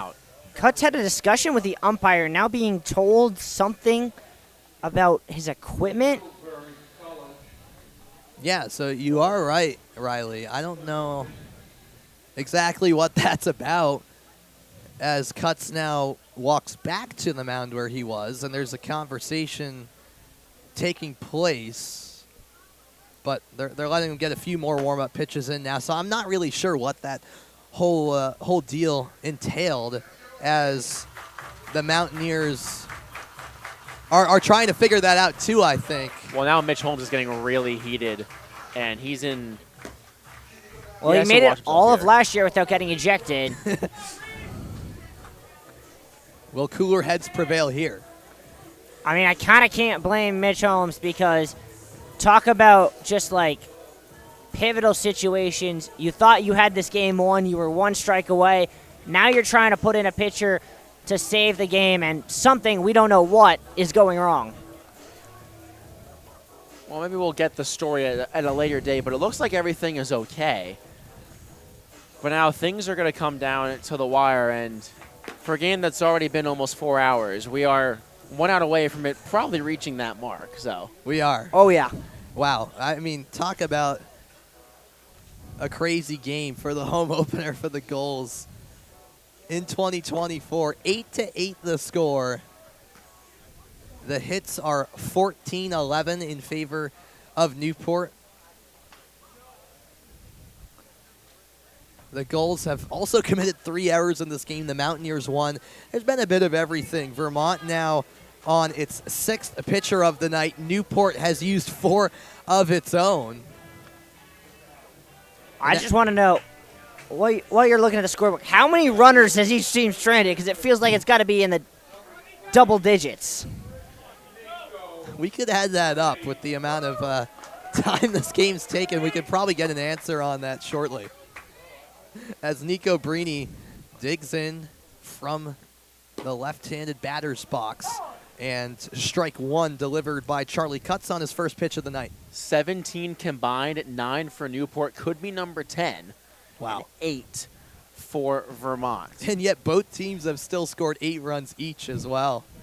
And that's taking into account all the base running blunders by Vermont as well. That's true. Kind of surprised to see Tyler Minnick in the on-deck circle. He is 2 up for the Gulls in the 9 spot. After him, of course, Garrett Staten, but can't look too far into the future. 2 outs, runner on second, bottom of the 9th. And that's high to Brini, who is never thinking about swinging there. And I got to tell you all at home, come to Cardines. There's just something about it. The way this place goes deathly silent on the pitch here in the bottom of the 9th, something special about this place. Very suspenseful. And, of course, if you can't make it, we're always happy to have you here on ESPN+, as Brini rips that one foul. I mean, that's way out of play to the left side, and that might be the ball that's left the park the furthest tonight. Yeah, if Nico Brini can square that up, that'll be your ball game. Oh, yeah.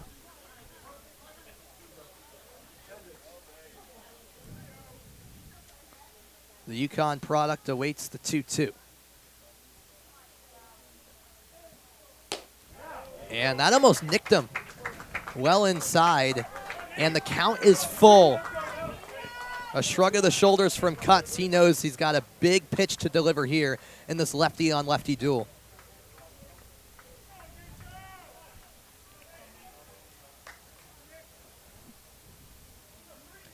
And we have had confirmation about tonight's attendance, 2,875. At least we're here for the start from Cardines about 4 hours ago, as that's a line foul to the first base side. Brini keeps things going here in a great battle between he and Cutts. That ball missed, winning this game by 6 inches at the first base bag. And so Cutts will do it all over again with the count full. Tie game. The winning run is standing at second. That's Brock Murtha. The 3-2 again to Brini.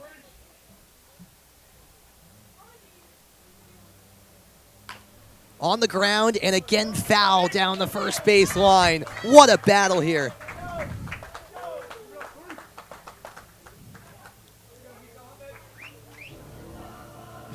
Dramatic music being played in fitting fashion with how these two are squaring off right now. Cutts and Brini continue to go at it. Full count once again. Runner takes off. Swing and a miss. And this game is heading to extra innings. It's only fitting for how this one is played out. It's past the 10 o'clock hour, but we hope you stick with us, because we have a 10th inning bonus baseball next on ESPN+.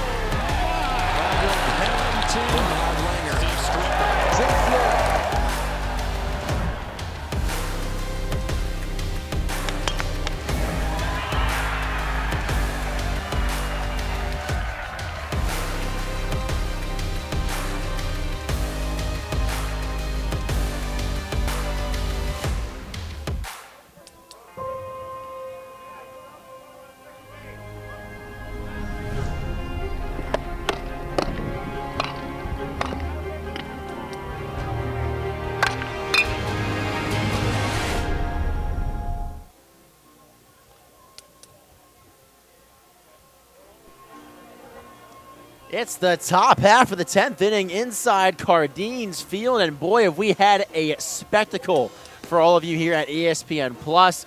I'm Josh Bartosik alongside Sam. This has been a game that has had everything. Bases loaded in the top half of the first. No runs came across. A 5-run fifth for Vermont to jump out to a 3-run lead, and yet all of a sudden, we're tied going to the top of the 10th. I mean, it's been unbelievable. You see the box score here. That doesn't even tell the whole story for those tuning in, because this has been crazy. I mean, early on through 2.5 innings, it was scoreless, and we were thinking, all right, maybe we're in for a pitcher's duel. It's been the exact opposite from that. After both of these teams played more or less a pitching duel in their respective games last night to open up the season, it's been a completely different story tonight. And, of course, Newport scored a couple runs in the bottom of the ninth to force extras. It's only fitting for the way this game has gone, with both teams just trading jabs, going back and forth, and now a whole new element brought in here in extras where you have a runner on second to begin the extra frame. Speaking of the extra inning rule, attention to everybody. Today, this game,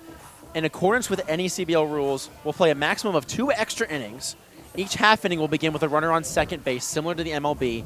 But after 2 innings, if there is no winner, the game will end in a tie.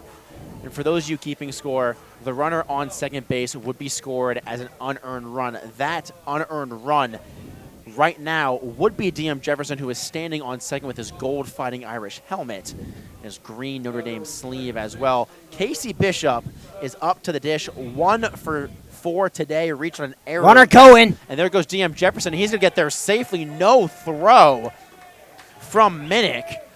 And now you might see the infield come in. You do see the corner infielders coming a bit in, and anything hard hit through the infield could score the go-ahead run. And that pitch is fouled off. And this is the real advantage of being the home team with the new extra inning rules, is you have the ability to kind of set what it's going to take to win the game. You could theoretically play back, concede a run, and say, it'll take 2 to win this game. But by coming in, you're basically saying, we're willing to put this all on the line for 1 run. Casey Bishop pops that one. He got jammed up top. And now it's a 1-2 count. Jefferson 90 feet away, representing the go-ahead run. The Mountaineers have not scored an earned run since that 5-run inning. They got an unearned one off a passed ball back in the 7th. Actually, their last 2 runs have been unearned. That's correct. You're right. And both off of passed balls. Back-to-back doubles tied things up in the bottom of the 9th. As Casey Bishop is now back in after getting a new bat.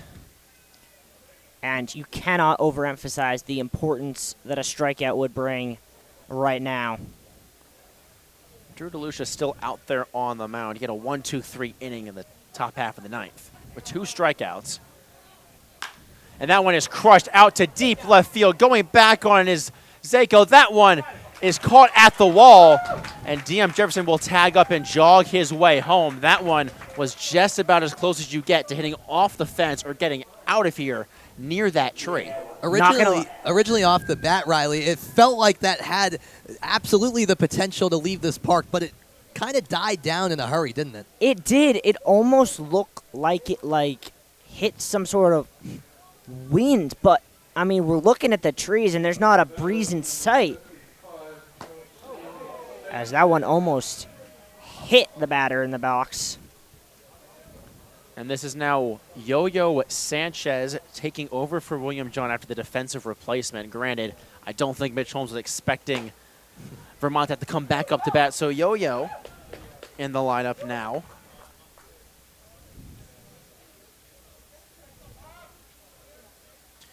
He went over 3 with a walk against Sanford yesterday at a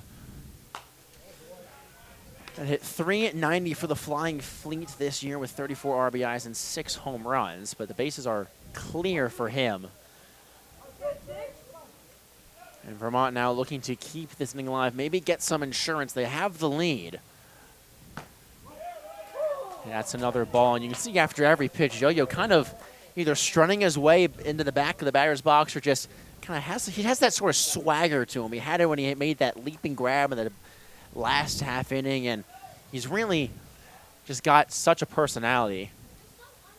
as he swings and fouls that one off. We kind of feel it on the bus, hear it on the bus on the way here. He was the most vocal guy on the bus. There was a game of Mafia going on in the back. And oh, yeah, classic. He was not a fan that he kept getting picked and brought back to life and then picked again. And he was making himself widely known as he is with his presence on the field. In a 2-2 count now. Looking to get on base with one gone in the top half of the 10th. That one is a screamer hit right at Doyle at third. He didn't even have to move. Yeah, he just missed that one. Looked real good off the bat, but could kind of tell as the way that one faded right into Jack Doyle's glove. It was just off the end of the bat. And 2 outs quickly for the Gulls with 1 conceded. Are you ready for this, Riley? Yeah. For the 8th time today, but the 6th official appearance at bat is Cam Santier. Takes the first pitch strike. 2 gone in the top half of the 10th I kind of inning. feel sad. I wanted to see him hit 9, but I don't think it's going to happen. It could. At this rate, you never know. That one bounces in. DeLucia can't really ask for much more after the stolen base. After the long fly ball from Casey Bishop. That one is hit foul down the left field line. A very close call. You could see the chalk kind of dust up as that ball originally bounced off the line, then veered just left of third base. The good thing for DeLucia in this situation with 2 outs and now 2 strikes is even though, yeah, you allowed that run with Jefferson scoring in, obviously Jefferson started the inning at second with the extra inning rules. You don't have to worry about that batter anymore, and he's kind of settled in as well with these back-to-back outs also. DeLucia fires that one, chopped softly on the ground towards third. Hustling in to try to make the play is Doyle, but it will be not in time. It's an infield single for Santier. His 4th hit of the day. Yeah, and a real wise decision there by Jack Doyle to pocket that baseball. Nothing good was going to come of that throw. As well as he did to charge that ball, Santier just way too fast to even have a chance to get him. As now a discussion coming on here. Well, the last time we saw this conversation happening, there's a runner on first and third. And the Mountaineers tried to do a little bit of trickery with the runner going to second and then the runner trying to come home. Now just the 1 runner on. We'll see what happens as... I mean, I wouldn't put it past Vermont to implement a little bit of more trickery here. The way they've kind of attacked the base running tonight, especially Santier in particular, who we know is not afraid to kind of take off.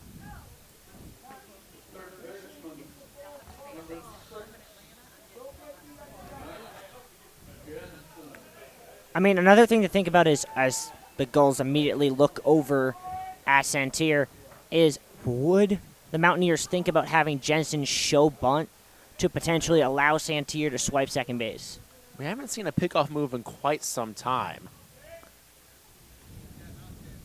As the first pitch is high and outside for ball 1. You can see, at least we can, down the third baseline, the Gulls bullpen, or the Mountaineers bullpen is almost in fair territory at this point. Next pitch catches the outside black for strike 1. Another delayed strike call. And that time it was a bit of a borderline pitch from DeLucia. The call going his way, but he was challenging Jensen to go after that pitch that was teetering on the outside of the zone. There goes Santier. Ball is hit. It was hit and run situation, but a foul ball, and Yeah. Santier has to trot his way back to first. I mean, I get that the hit and run is on, but what are you doing swinging at that pitch? Santier had the bag swiped. That ball is on the ground. Instead of it being a 2-1 count, it's now 1-2 with 2 gone. And Mountaineers still clinging on to that 1-run lead, but with the way that the Gulls bats came alive with 3 extra base hits in the bottom of the 9th, it's tough to see 1 run being enough. That one gets to the backstop behind Minnick, and Santier will not get a stolen base, so he'll just be able to move up on the wild pitch. What's interesting is that sounded, at least to me, as if it might have made contact with Jensen. It's certainly possible, as I think it will go down as a wild pitch or a pass ball. Either way, Santier moves up, and now a base hit with the speed of Cam out there. It could give the Mountaineers a much-needed insurance run if they want things to be good. And there's a base hit by Jensen into right field. Coming around, hustling is Santier. The throw is cut off, and the Mountaineers hold a 2-run lead. It's 10-8. Mac Jensen didn't even let me finish my thought about getting that insurance run. He went ahead and went out and grabbed it and got it. It's a 2-run lead for the Mountaineers. And that's just a killer there for the Gulls. DeLucia was right on the verge, originally with the bases empty in 2 outs, of getting out of this inning and keeping it a 1-run game, which you would take if you're Newport. But now all of a sudden, with the lead being doubled by Vermont, things get a little bit more tricky for the Gulls. They did get 2 in the bottom of the ninth to bring us here, as Carlos Martinez steps in for the 6th time today and looks at the first pitch fastball. Not only that, Josh, they've actually gotten a 2-piece 4 different times today. They've been spread out in the 3rd, the 4th, the 6th, and the 9th inning. Mountaineers have two pieces of their own in the 4th. And now the 10th, as Martinez drives that one deep right field. That one's going to get off the wall. It should be extra bases. Hustling towards third and going home is Jensen, but he gets held up by the third base coach. He gets sent back. A smart play over there by the third base coach for the Mountaineers. As Carlos Martinez gets an extra base hit and puts 2 runners in scoring position. That one was one of the best hits of the day for Vermont. Yeah, Martinez, I mean, he's been doing that all day, but that one especially huge. And the way that throw got away, you wonder, I mean, it was the right decision at the time, but had Jensen kept running, he would have probably scored. That could be a costly decision by the Mountaineers, as DeLucia's still out there and Nathan Watt, again, the only Mountaineer to not reach base. He gets a 6th opportunity. He has 3 strikeouts, 2 of them looking. He takes a first pitch ball, and a hit here could really break things open. It would score 2 runs.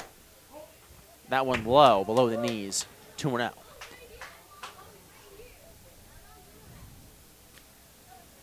We have almost reached 4 hours of game time. It's 10:20. This game started at 6:32.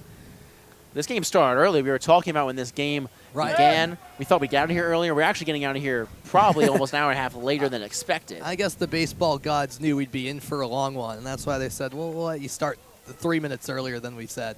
I mean, who doesn't love extra baseball on opening, or on the home opener, I should say, as Waugh takes a pitch down the middle for strike. He's got 2 strikes now.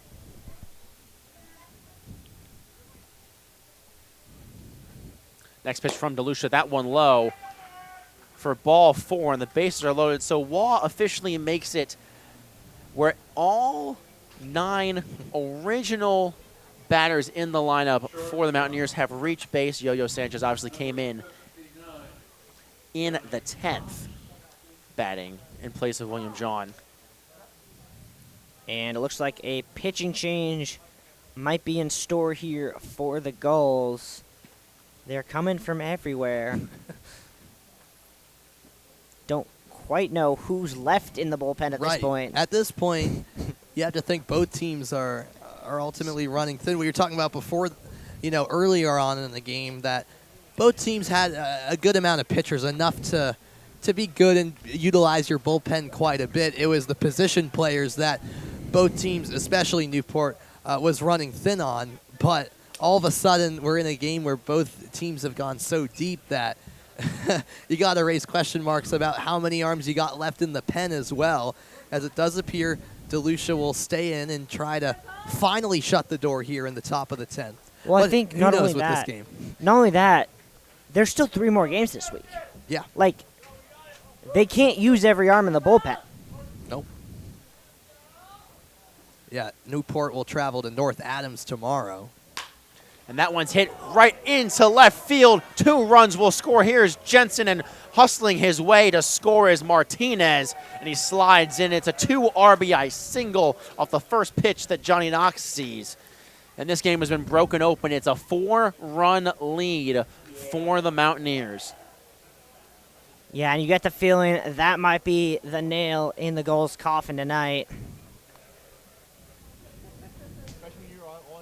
And once again, I'll go back to the scenario DeLucia was in. 2 outs and nobody on base after DM Jefferson came in to score, and he might actually get a plate appearance in this inning, believe it or not. And you were looking good there for DeLucia. Just one more out needed with the bases empty, but it's all gone downhill since then. Off-speed catches part of the plate. And especially when you think about the fact that he got Santier to hit a weak ground ball. It was just in the one spot where the Gulls weren't able to beat Santier's speed, and from there, the wheels kind of fell off for DeLucia. Angelo hits that one well foul. You know what I'm going to say. Angelo has reached on an error back in the 4th and walked and scored in the 5th. Struck out last inning, that being the top of the 9th, when DeLucia first came in. He was the second batter he faced and struck him out. Waugh on second, and Johnny Knox on first. A low pitch for another ball. 1-2 now to Sam Angelo. A designated hitter from Montclair State, going to UNC Chapel Hill next year. Looking to add to a 4-run 10th inning. The pitch, he fouls that one back to the backstop. He gets a piece of it, and he'll get another crack.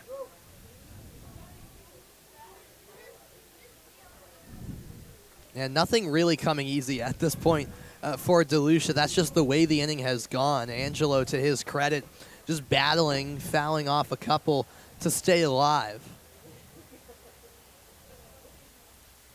The 1-2 from DeLucia. That one hit sharply on the ground towards second. Fielded by Staten and over to first to Ossenfort for the 3rd out, but not before the Mountaineers plate 4 runs. It started with a sac fly that brought home DM Jefferson. Gulls need a big one coming up right here on ESPN+.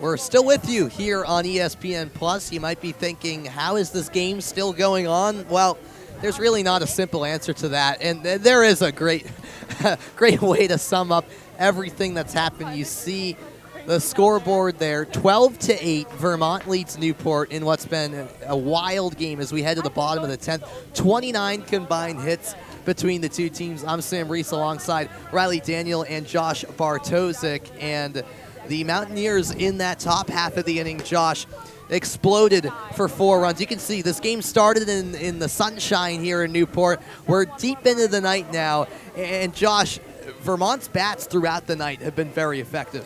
They really have, and for a team that had just 3 hits a night prior, they've quintupled that with 15 so far, and just the 1 error, which is different, has cut that in half from yesterday. But what a way to kickstart that top half of the 10th. They had the stolen base from DM Jefferson, a huge sacrifice fly, a long out by Casey Bishop, and then the rest of it just kind of kept going. Cam Santier got an infield single, and that really got the ball rolling. It just felt like they were seeing beach balls out there for Vermont, and now they're going to look to Charlie Cutts to try and close things out. However, it ain't over till the fat lady sings. That's what they say. With the way this game has gone, you could see 4 runs come across the bottom half of this 10th inning. We looked at the scoreboard.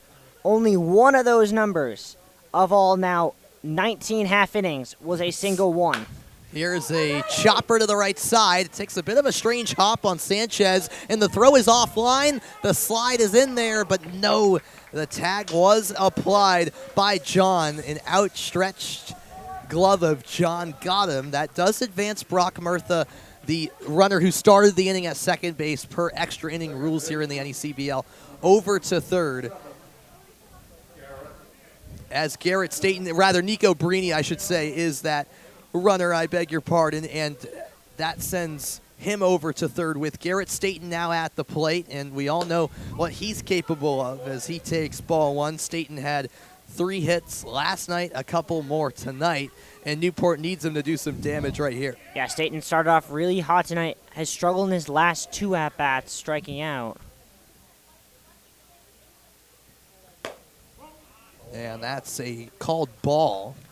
I really love this delivery here from Cuts. That little kind of almost 3/4 release, very Chris Sale-esque in his release point.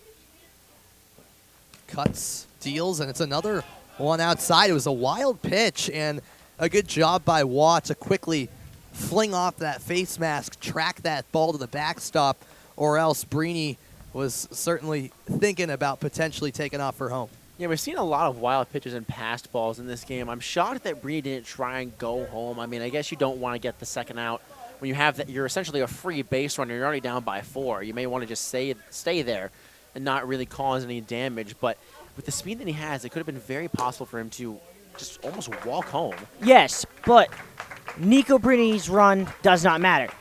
Garrett Staten's run does not matter. Even Randy Seymour, who's coming to the plate, his run does not matter. The first run that actually matters is Brody Sacco, because that would tie the game.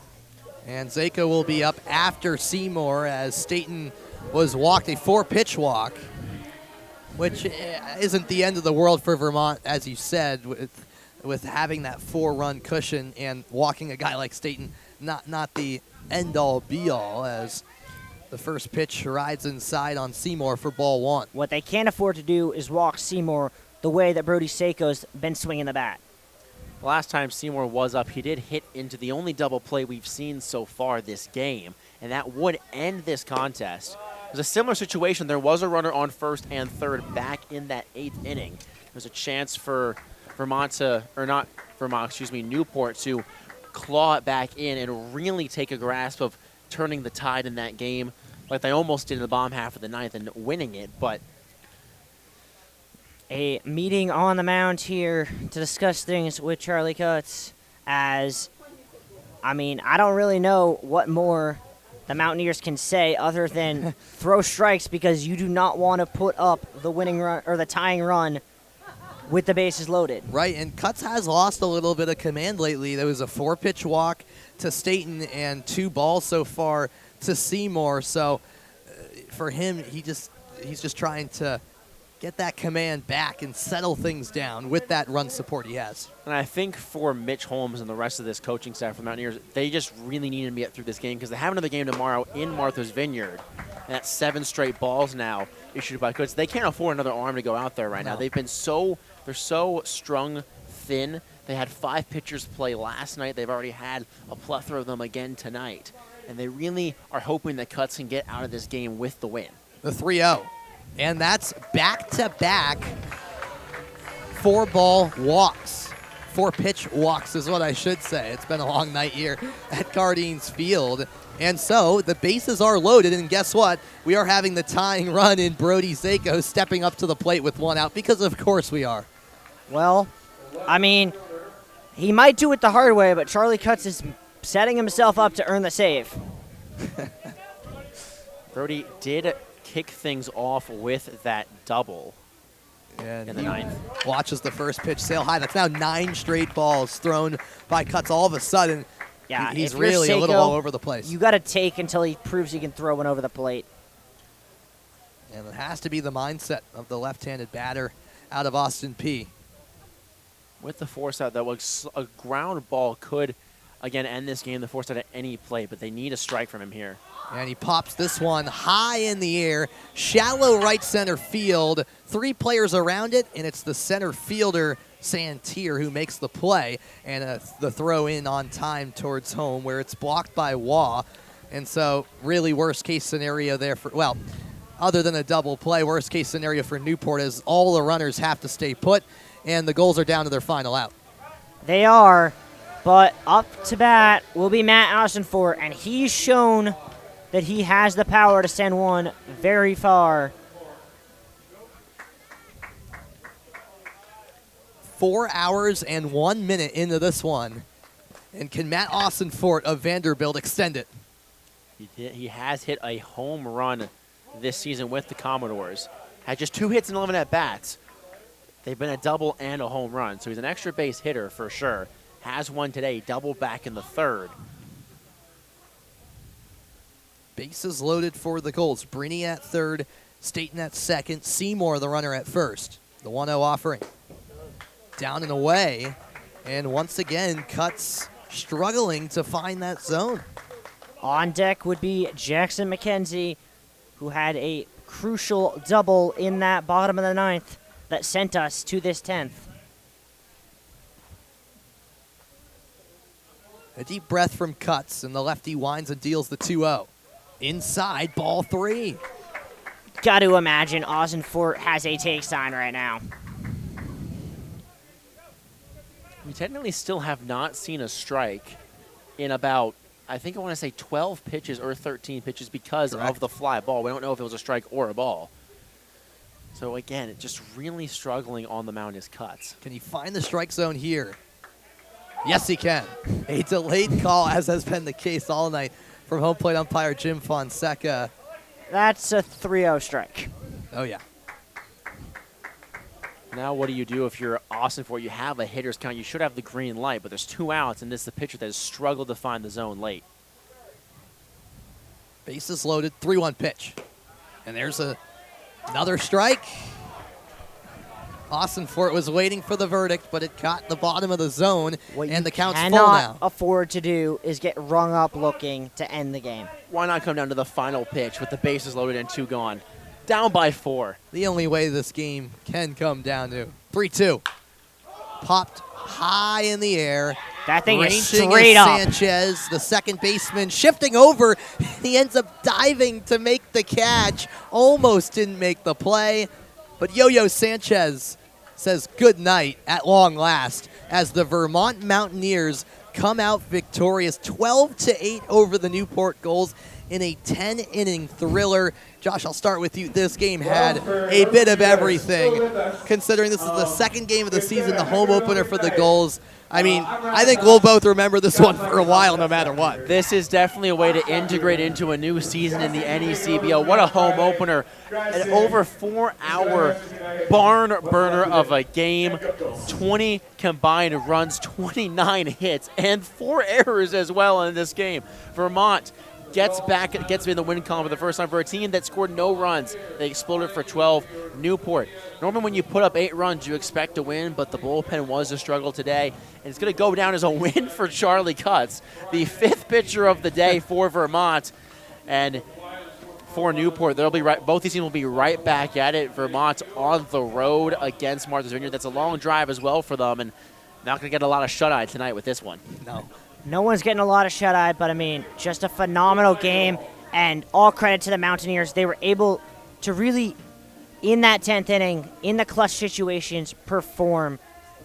I mean, that's what it came down to. It came down to a couple of key situations where the Mountaineers pitchers were able to get out of situations, and the Gulls batters couldn't perform. That's the difference. Went 10 innings, about as close of a game as I've ever seen, but... Yep. That's a good way to put it. What a game it was. Newport drops to 1-1.